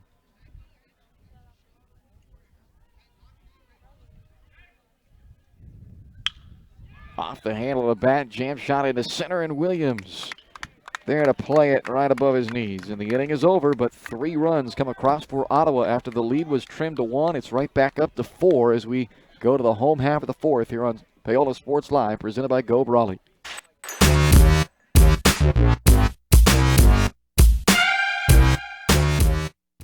Elliott Group is a proud supporter of Paola and USD 368.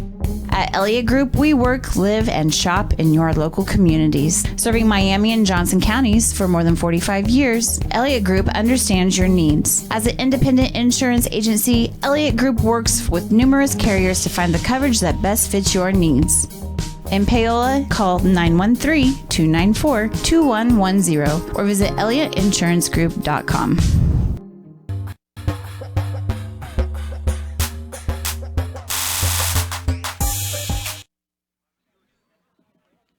Back to a 4-run lead for Ottawa at 7-3 as we head to the bottom of the 4th inning, and a new pitcher on the mound for the Cyclones. Nicholas Reimer's day lasts 3 innings out on the mound, and they will go now to Austin Nitcher, who has been at third base. So he is now on the bump, and they move Hadel from second over to third. And Reimers goes from the pitching mound to first base.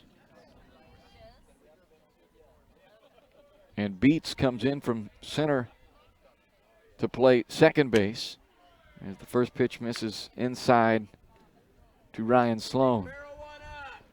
And Nitcher working quickly, comes right back at him, but misses there as well. 2-0, and he was working so quickly that Ryan Sloan steps out and asks the home plate umpire for time to settle into the box, and here comes Nitcher right back at him. That's a strike. Do not let him fast pitch you.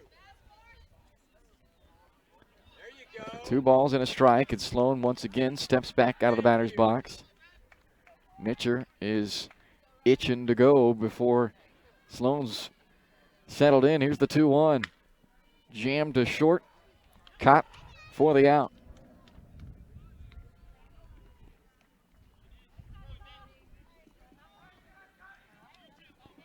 One down, and the batter will be Cody Hendrickson.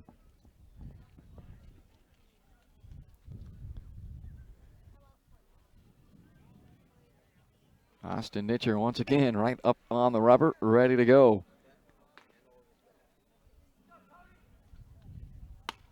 Up and in for a ball. As soon as Nitcher gets the ball back, he is ready to go.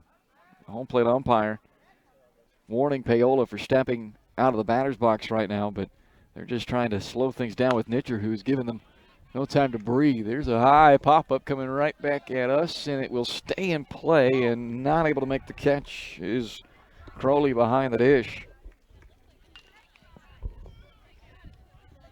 A new life for the Panther catcher, Cody Hendrickson. 1-1 the count.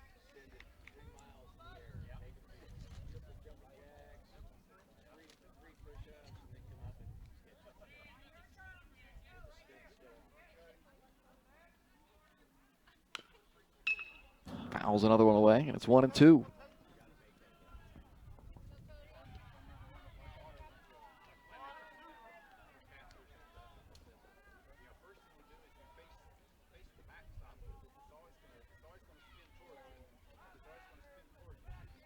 There's the 1-2 from Nitcher.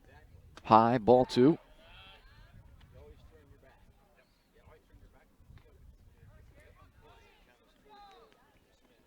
Hendrickson steps out to take a look down into the third base box. Now back in. Here's the 2-2.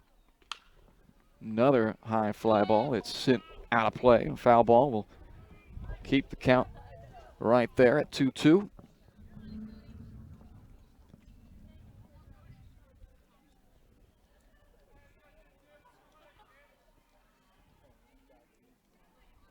Off-speed pitch, and a good job of just spoiling that one.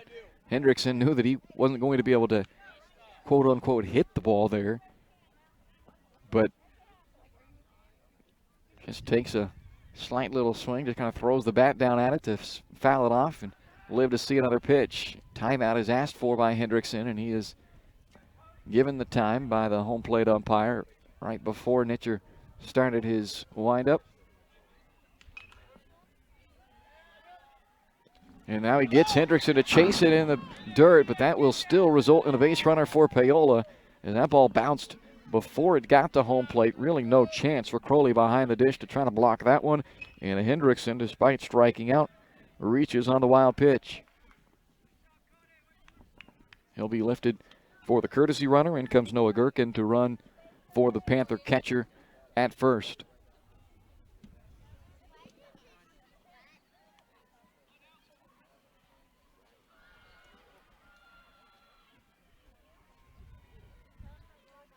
Now Nitcher having to work out of the stretch will perhaps slow him down a little bit. But he still, as soon as he gets the ball back from Crowley, he is on the rubber, lined up, ready to go.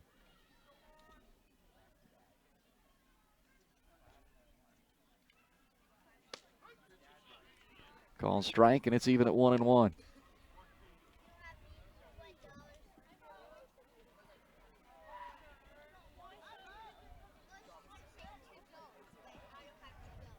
One on, one down. Fly ball out to right field. Laurie tracks it over into the gap, now has to come back, bobbles, drops it. It's down, and it is another error out in the outfield for Ottawa. They've had some trouble out in the outfield today. So that puts runners at first and second base now. Hit him in the mitt, but popped out and down into the grass. Hardig is at first.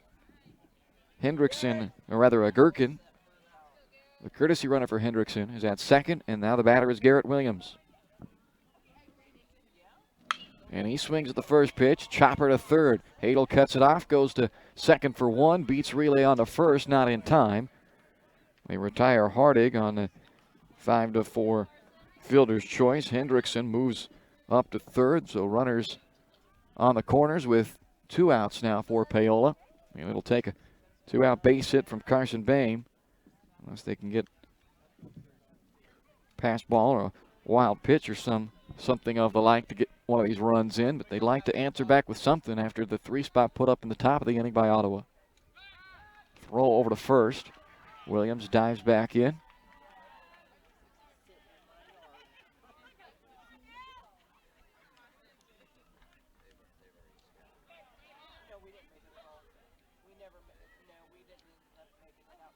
First pitch all the way to Boehm, and that is in there for strike one. Couple of singles in his 2 at-bats so far in game 2. Run scored and an RBI as well. Another throw to first. And once again, Williams back safely.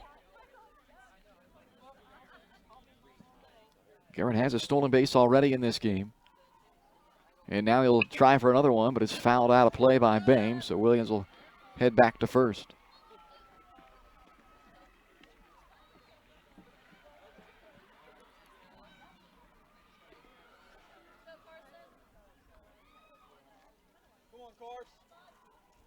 Two strikes now on Boehm. Runners on the corners and 2 down. Williams takes off early, trying to create some chaos here. Now breaking for home comes Gherkin, and now they've got Gherkin in the run down between home and third, and Gherkin able to get back safely into third as he beats the throw back and evades the tag attempt by Hadel. So Garrett Williams ends up safe at second. Gherkin ends up back to third, and after all of that, with 2 outs, there's now runners at second and third, and we'll see if Carson Boehm can deliver a big 2-out base hit here for Paola. Nitcher goes back into the windup now, and here's the 0-2 high. 1 ball, 2 strikes.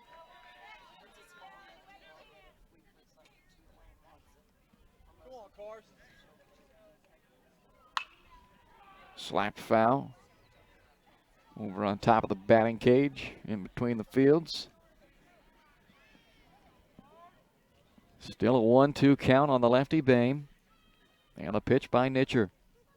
Got him to chase it in the dirt. They have to throw down to first. Boehm can run, and they do complete the out. As Crowley throws it down to Michael to end the inning and leave 2 men stranded for Paola. 7-3 Cyclones. After 4, we go to the 5th here on Paola Sports Live, presented by Go Brawley.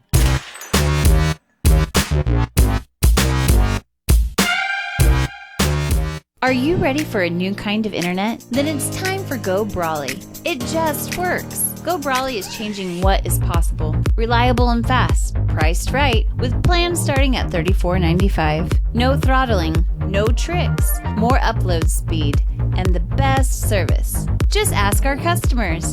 Experience a new kind of internet. For more information, call 913-837-4678 or visit GoBrawley.com. Go Brawley. It just works.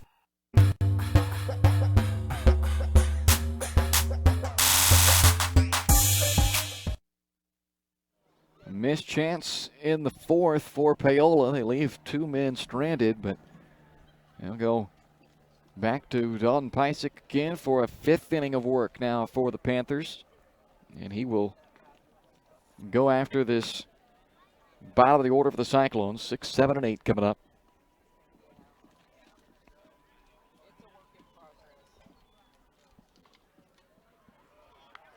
Six runs allowed so far in this one for Pysick, but of the 6, 2 of them unearned runs. Or 7 runs, I should say, allowed, and of the 7, 2 of them unearned. Misses to the backstop of the first pitch to Michael. And a 1-0. Ground ball to first, down to a knee, bobbling it and then losing it, and safe at first is Michael. So it's another error by this Paola defense. That's their 5th error of the game. And that is a new first baseman over there. Cody Hendrickson, who has been catching, is the new first baseman. Chopper to second, might get off the hook with a double play ball. They get 1, that's all they'll get, but they do erase the lead runner. Olmeyer was able to flip to Hardig to get the out there. Courtesy runner Reynolds comes in at first base. All right, easy out here. Let's go. Now Ryan Laurie, the batter, reached down an air in the 2nd and popped out in the 3rd inning. Takes strike 1. Told you, let's go. So it looks like Ryan Sloan is back in at catcher now, and Laurie drives one out into left center field, but a high fly ball gives Williams plenty of time to get underneath of it. And Garrett Williams makes the catch for the 2nd out. Retreating back to first is Reynolds, and with 2 down, it's Brett Hadel, the batter now for Ottawa.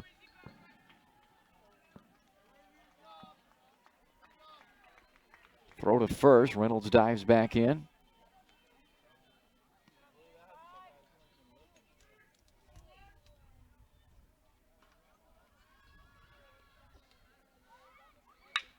Ground ball could get him out of a quick inning, and no throw to be had. Therefore, Hardig gets short. Makes the wise decision on that.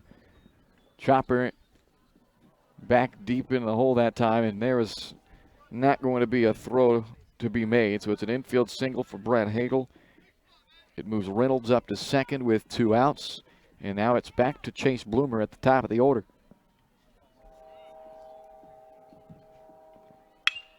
He goes after the first pitch, a high fly ball out to right field, and there to glove it is Markham, and the inning is over. So a couple of men reach, but nothing comes of it for Ottawa, and the Cyclones lead remains 7-3 as we go to the home half of the 5th here on Paola Sports Live, presented by Go Brawley.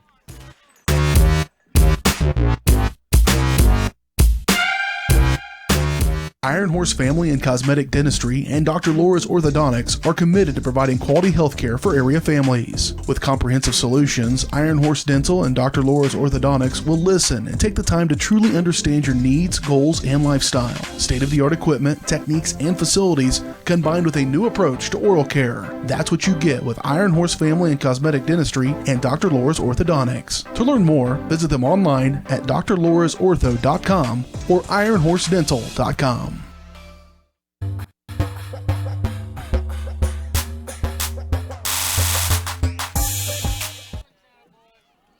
Home half of the fifth, Ottawa 7, Paola 3, our score here in Paola. Game 2 of our doubleheader tonight. Game 1 was won by Paola, 12-6. And it was right about now that Game 1 turned on its head as Paola was trailing 2-1 going into the home half of the fifth in that one. And then they rallied for 5 runs in the fifth and 6 more in the sixth.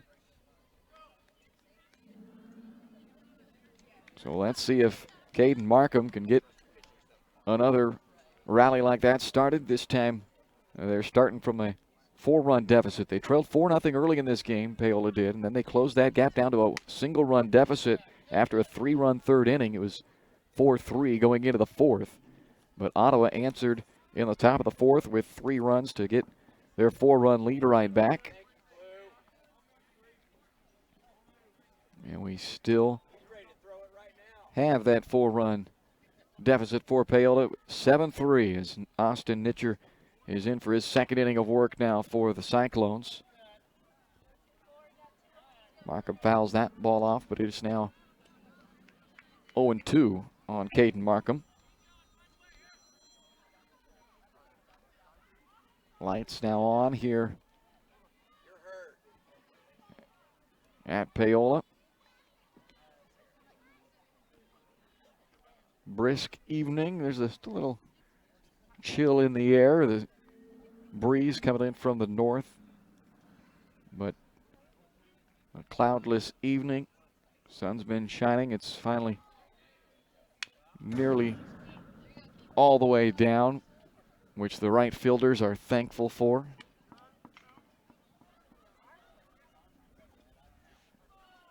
Saw that sun wreak havoc on a couple of fly balls out in the right field in game 1. It's still not completely without issue out there as there's a swing and a miss for strike 3, and a throw down to first completes the strikeout of Markham. And Dalton Pysick will be the batter now with 1 out and nobody on.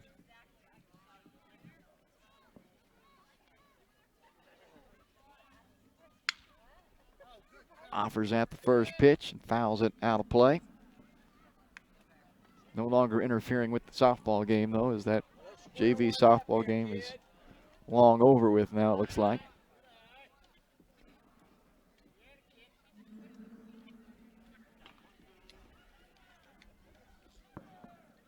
One and one. Here's the pitch to Pysick. That's high and grazes him up top almost.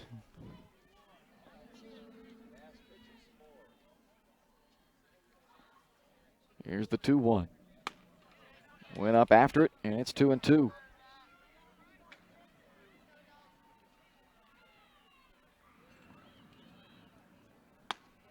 Stays upstairs. Pysick able to lay off that one, so it's 3-2.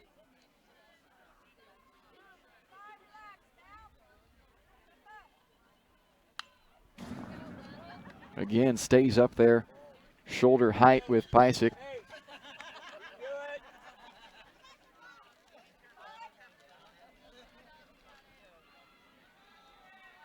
Does he change the eye level and go down right into the middle of the zone, and Pysick just missed it.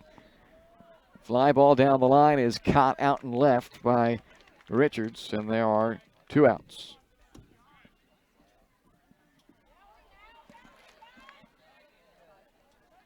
Two down for Fletcher Oddie.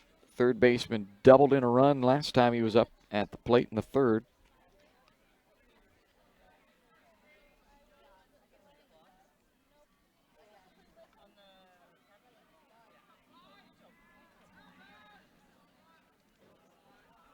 First pitch from Nitcher is right there for strike 1.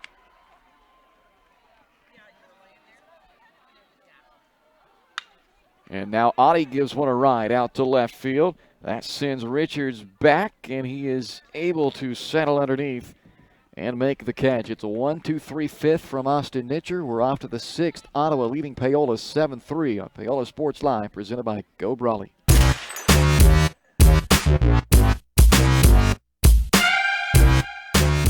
Hers Incorporated in Spring Hill is your local Bobcat mower dealer. Bobcat mowers combine heavy gauge steel with advanced engineering to give you the best cut every time. Simple controls and design make maintenance and service quick and easy.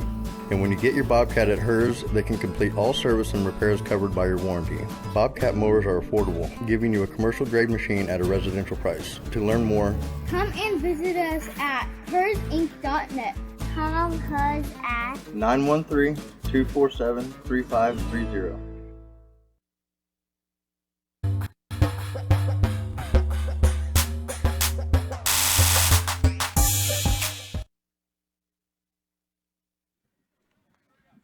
Into the sixth inning now, 7-3. Ottawa on top of Paola.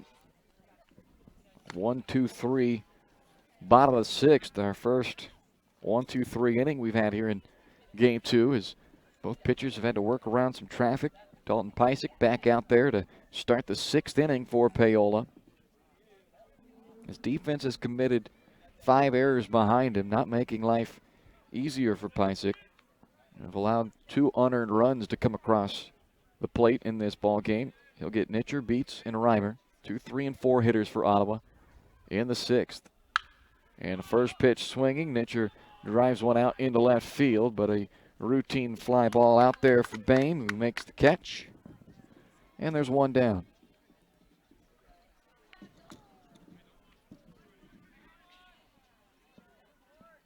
Brady Beats steps in.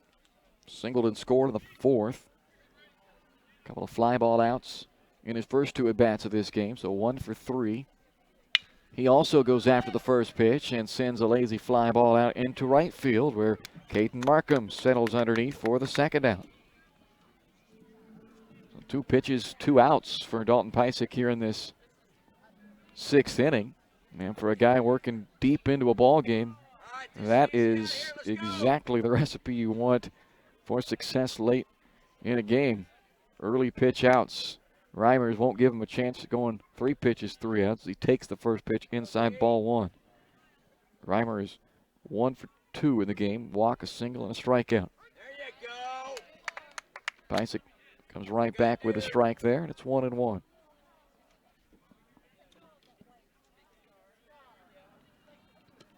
Breaking ball stays in.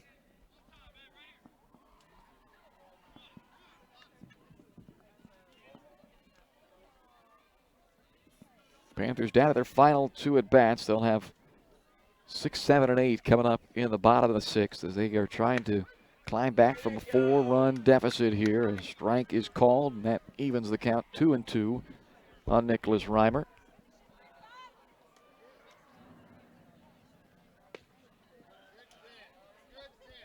Outside, and the count is full.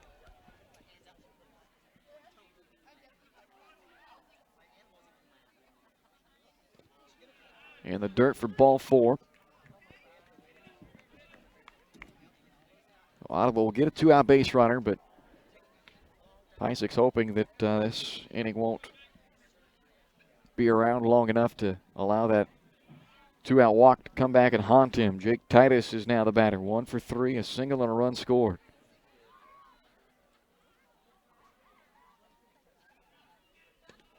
And he takes low.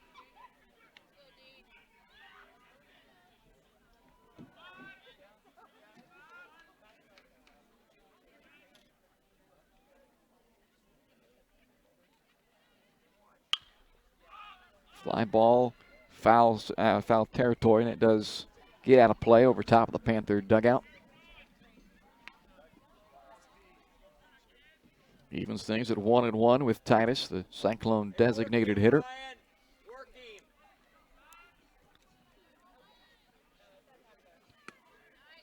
Stays out, so 2-1.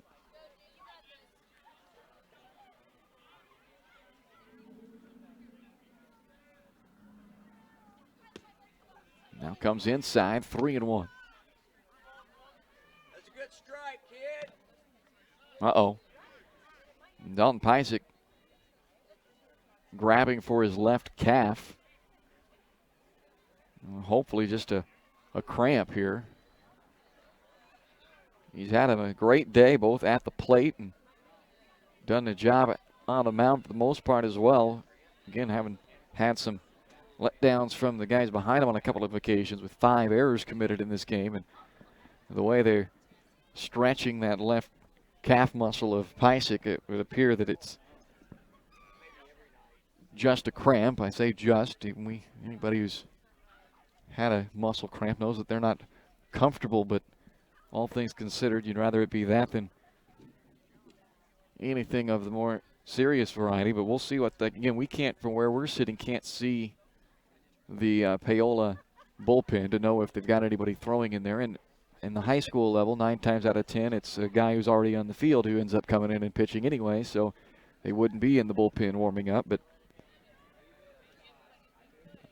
we'll see who they turn to here, and it looks like they have hollered in for the left fielder Carson Bain to come in and start perhaps getting his arm loose. So we'll take a quick timeout. We'll be back for more right after this. You're watching Panther Baseball on Paola Sports Line, presented by Go Brawley.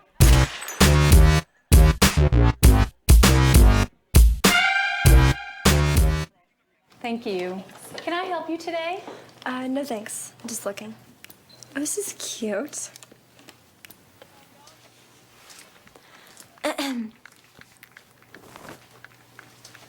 So? You wouldn't do it there. So, don't do it here.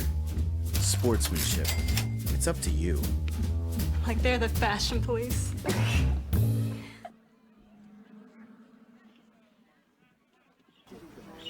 Hey, great party. Oh, thanks. Here you go. 1 hamburger, medium well.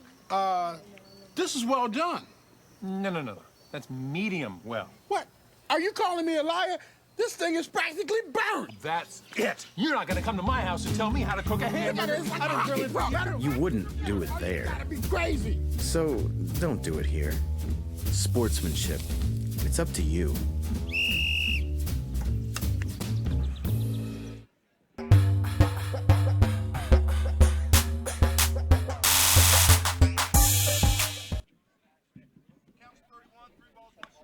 So Carson Bain will take over as the new pitcher for the Paola Panthers after the left calf cramp of Dalton Pysick.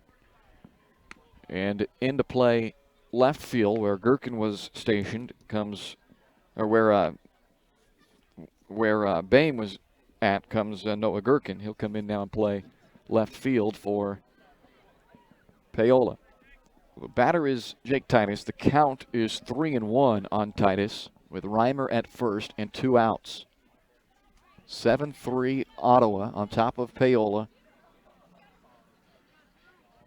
in the top of the 6th inning.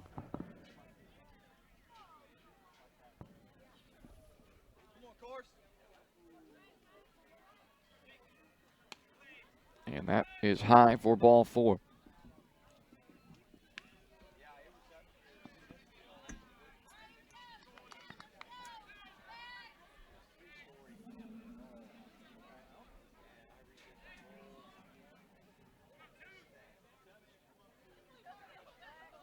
And now in is the first baseman, Michael, and he fouls away the first pitch.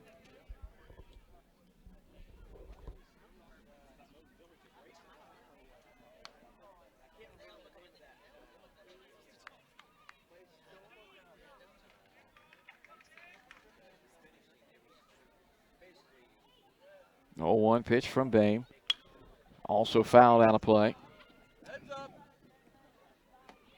Good job getting right out in front of Michael after back-to-back walks here with 2 outs in the 6th.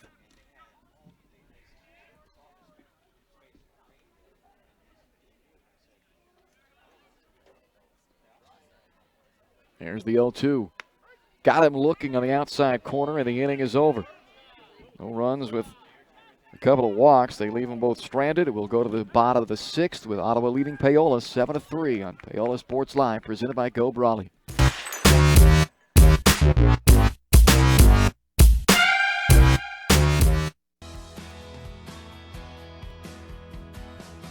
I used to drive an ambulance as an EMT, and I've always tried to be a safe driver. If people knew what I know, lives could be saved. In my car, if I see a truck or bus taking a turn, I know to take my time. When big vehicles turn right, they may swing wide to make the turn. If you try to sneak in, well, it's a lesson you'd rather not learn the hard way. When trucks and buses turn, let's you and I wait. It's our roads, it's our safety.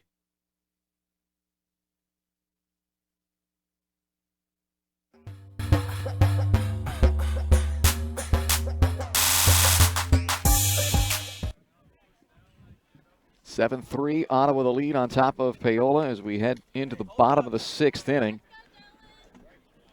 Dylan Ohlmeyer will lead things off for Paola as the Panthers are down to their final 2 at-bats in this game.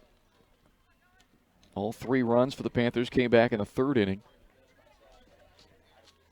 Austin Ditcher is in there now for his 3rd inning of work, and he gets his swinging strike past Ohlmeyer to start this inning. Ditcher is not allowed a hit yet since coming into this game. The only man to reach so far against Nitcher was Cody Hendrickson, who struck out but reached on the strikeout wild pitch. 2 balls and a strike to Ohlmeyer. Nitcher works as fast as any pitcher you'll see. This ball's fouled straight back, and it's 2-2.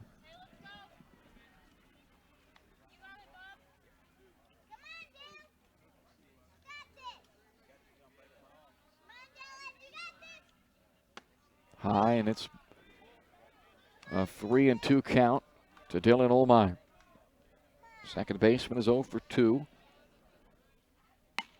And now he's aboard with a walk. So that's a good start here to the 6th inning for the Panthers.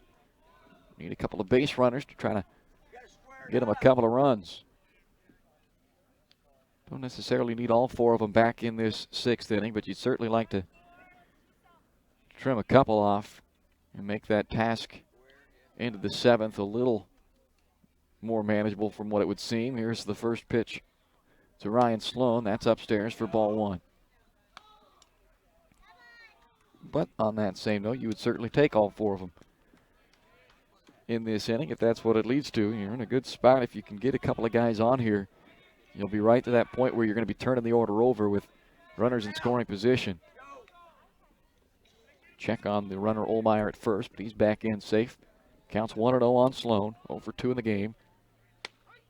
And Sloan turns away from it, but it's a called strike on the inside corner, and it's 1-1.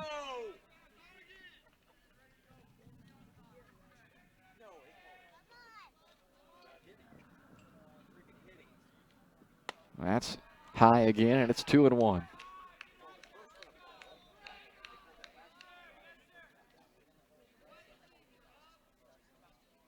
2-1, runner at first, nobody out.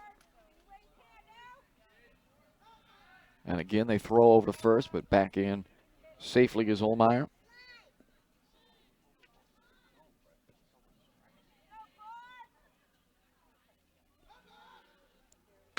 Swing and a miss at the 2-1. The count's even.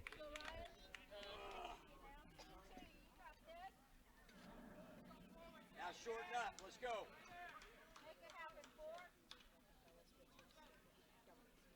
Two balls, 2 strikes to Sloan. The pitch from Nitcher is popped up in the air on the infield. The first baseman, Michael, is over there behind the bag, or Reimer rather, now the first baseman, and he is able to make the catch. And that retires Sloan for the inning's first out. And it brings Cody Hendrickson to the dish for Paola. 0 for 2, a ground out to third, and also struck out. And he hammers this one through the hole on the left side. A base hit for Cody Hendrickson, and it puts 2 on with 1 out for Paola.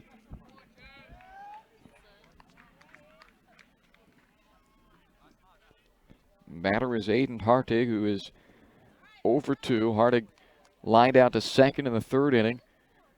did reach base in the fourth on a fly ball out to right field. An error was committed out in right field. And he hits the first pitch high in the air back behind second base. And an infield fly has been called by the field umpire. So Hardig is retired. And that will keep runners where they're at first and second with now 2 outs. And back to the Panthers leadoff man, Garrett Williams.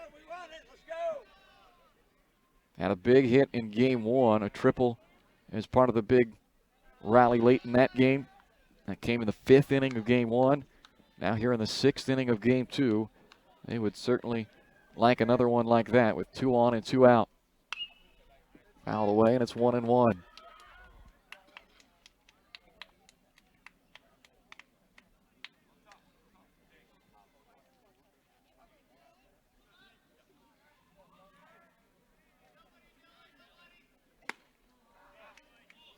Got tied up a little bit on the inside pitch, and it's 1-2 after the swing and miss by Williams.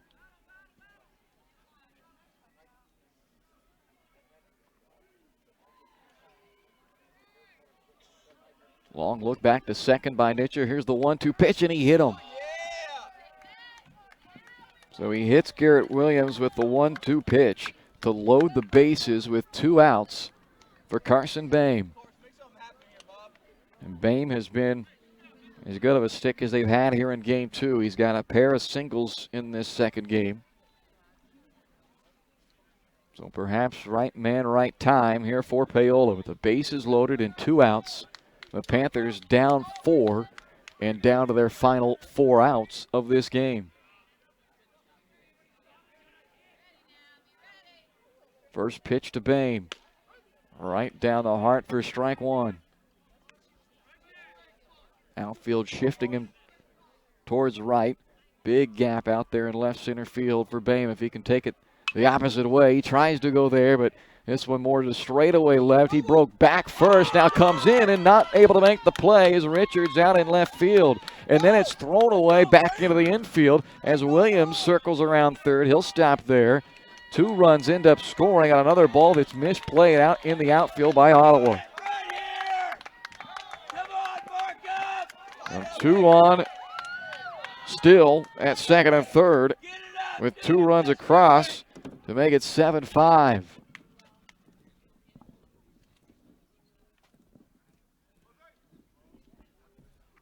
And that is going to force a defensive change for Ottawa. They have had a number of misplayed balls out in the outfield in this game.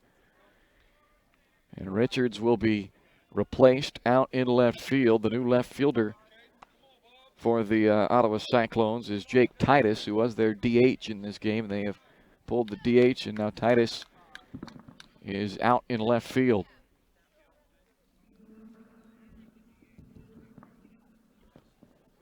So a costly misplay that could have had Ottawa out of the inning and a 4-run lead heading into the final frame, but 2 runs have scored on it, and now the tying run is the trail runner of the 2 out there in scoring position now for Caden Markham. 0 for 3, reached on a fielder's choice in the first, and then a pair of strikeouts in his last 2 at-bats. That pitch just low, over the plate but low, and it's ball 1 to Markham.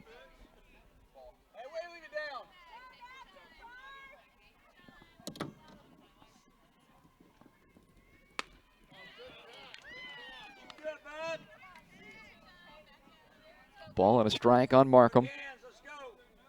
Williams at third, Boehm at second. Time is called as Nitcher continues to push the limit of how quickly he can get into his motion and get the ball home. Fouled out of play on that hack by Markham. 1 ball, 2 strikes, the count. Tying run out at second base as Markham tries to deliver a big hit for the Panthers. The pitch outside, ball 2. 2 balls, 2 strikes. 2 outs and runners at second and third. Nitcher delivers, and Markham chops it back up the middle. over to play it. Here's the second baseman beats, and he beats Markham to first, and the inning is over. But 2-run score for Paola. They take advantage of another error by the Cyclone outfield, and it is 7-5. Ottawa on top of Paola as we head to the 7th here on Paola Sports Live, presented by Go Brawley.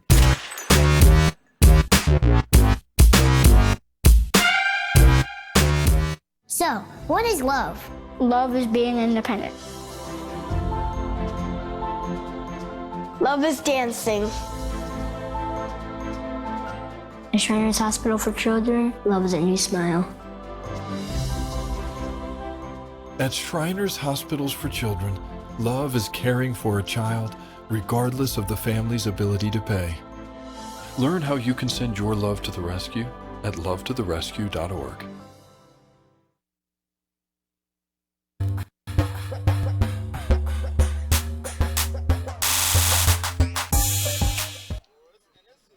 (7-5) Ottawa as we start the 7th inning.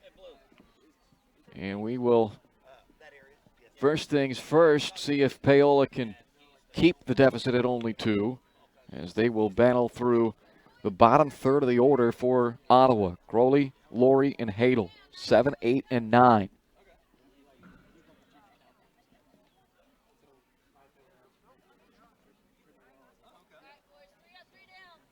Trying to get into the bottom of the inning, down just 2, and then a chance to rally back. But first things first, Bain goes to work on Crowley. Ground ball back up the middle, over to fielded is the shortstop Hardig, and the throw is there as Hendrickson's able to stretch out and make the play.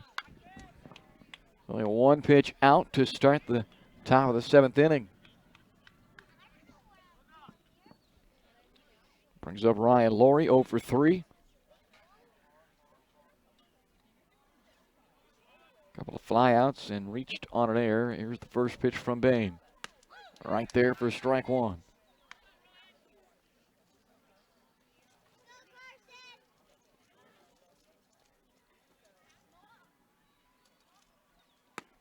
High ball 1.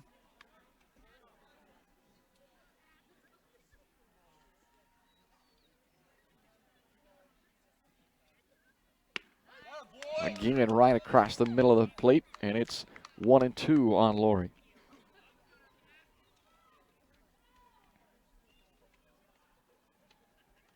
The pitch from Bain. Off speed, got him swinging. And there are 2 down.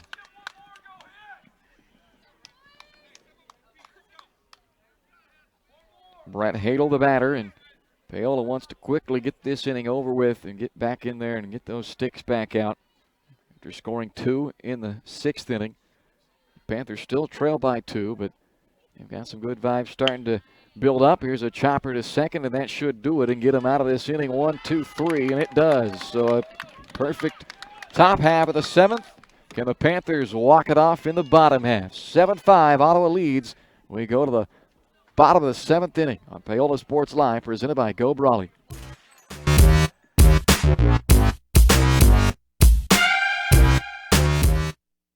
Everybody can make something, because I think everyone has a spark of creativity, and the reason that I have to keep making is because I don't think my life would be as fulfilling without it. If you make things yourself, that means you're not cowering in fear. You're out there taking chances. That, I think, is my way of saying I love you to the world. All right, now I want to hear why you make. Share your own Why I Make story today. Visit whyimake.org.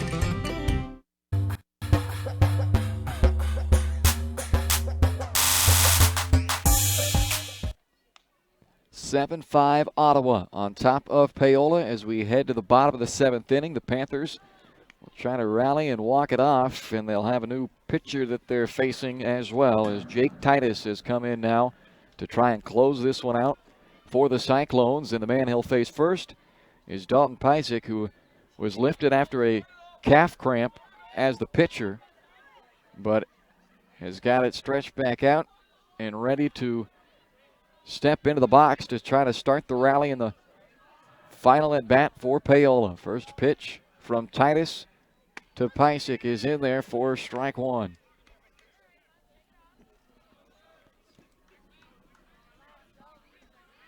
And the 0-1. Hit out into shallow right field. And the right fielder calling off Hadel. And Laurie makes the catch. Coming up from right field to retire Pysick to start the seventh inning, the bottom of the seventh inning. And that'll bring up Fletcher Oddie now.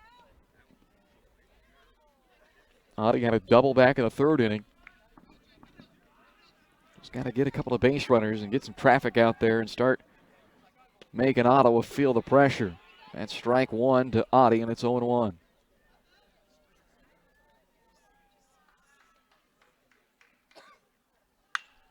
High fly ball in the infield. Who wants it? Third baseman Nitcher can't get it. It bounces in fair, but then into foul territory. So ultimately, it's a foul ball. It landed in fair territory, but it was not touched. And the backspin on that high fly ball had it bounce from fair into foul territory before it was picked up by Nitcher. So just a high strike is all, and now the 0-2 thrown into the turf, spiked up there for a 1-2 count now on Oddie.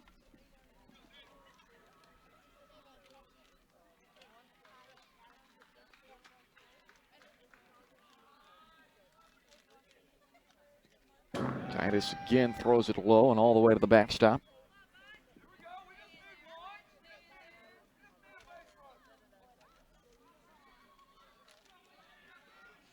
The 2-2 pitch. Fouled out of play. Just battling here, trying to find a way to get on base.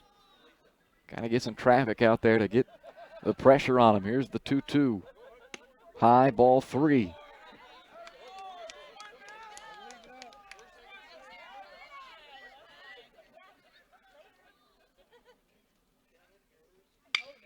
Three-two pitch, grounded to short, backhanded play made by Bloomer, and the throw is not in time. Fletcher Oddie is aboard with one out in the seventh.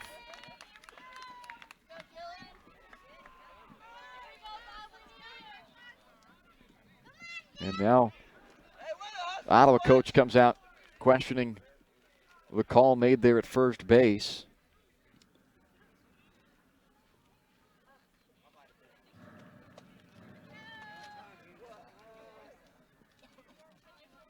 A runner at first and one out. Batter is Dylan Olmeyer. And strike one delivered by Titus.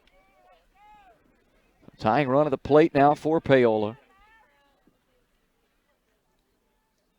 Down to their final 2 outs, trying to complete the comeback here in game 2 and finish off a senior night sweep of the Cyclones. It was a 12-6 win in game 1 for Paola, and they have played from behind the entirety of game 2. 0-2 pitch, swung at and missed, went upstairs to chase after it for the second out. So it's up to Ryan Sloan to keep things moving forward for Paola and keep their comeback hopes alive here in the bottom of the seventh inning. Panthers down to their final out with Fletcher Oddie over at first and 2 down, trailing 7-5. Sloan 0 for 3 in the game, takes strike one. Oh, no, excuse me, takes, oh, yeah, it was strike one.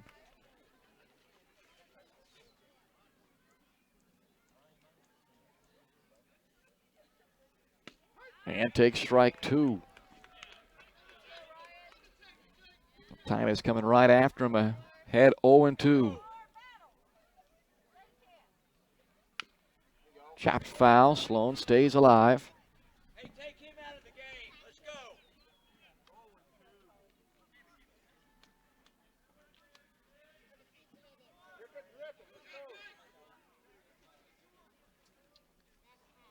Titus a strike away, and here's the pitch. This is outside 1-2.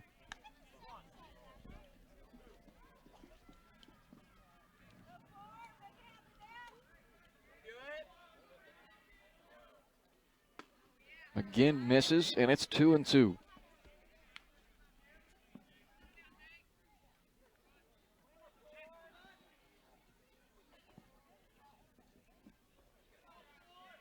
2-2 pitch from Titus. Swing and a miss, strike 3, and that will do it. So Ottawa takes game 2 and splits the doubleheader with Paola 7-5, the final in game 2 of the night. We'll take a timeout and come back to wrap it all up for you right after this. You've been watching Paola High School Baseball on Paola Sports Live, presented by Go Brawley. The final number's next.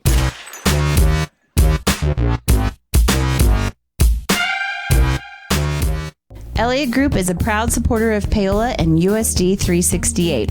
At Elliott Group, we work, live, and shop in your local communities. Serving Miami and Johnson counties for more than 45 years, Elliott Group understands your needs. As an independent insurance agency, Elliott Group works with numerous carriers to find the coverage that best fits your needs. In Paola, call 913-294-2110 or visit ElliottInsuranceGroup.com. Hers Incorporated in Spring Hill is your local Bobcat mower dealer. Bobcat mowers combine heavy gauge steel with advanced engineering to give you the best cut every time. Simple controls and design make maintenance and service quick and easy. And when you get your Bobcat at Hers, they can complete all service and repairs covered by your warranty. Bobcat mowers are affordable, giving you a commercial grade machine at a residential price. To learn more, come and visit us at hersinc.net. Call Hers at 913-247-3530. Iron Horse Family and Cosmetic Dentistry and Dr. Laura's Orthodontics are committed to providing quality health care for area families. With comprehensive solutions, Iron Horse Dental and Dr. Laura's Orthodontics will listen and take the time to truly understand your needs, goals, and lifestyle. State-of-the-art equipment, techniques, and facilities combined with a new approach to oral care. That's what you get with Iron Horse Family and Cosmetic Dentistry and Dr. Laura's Orthodontics. To learn at drlaurasortho.com or ironhorsedental.com.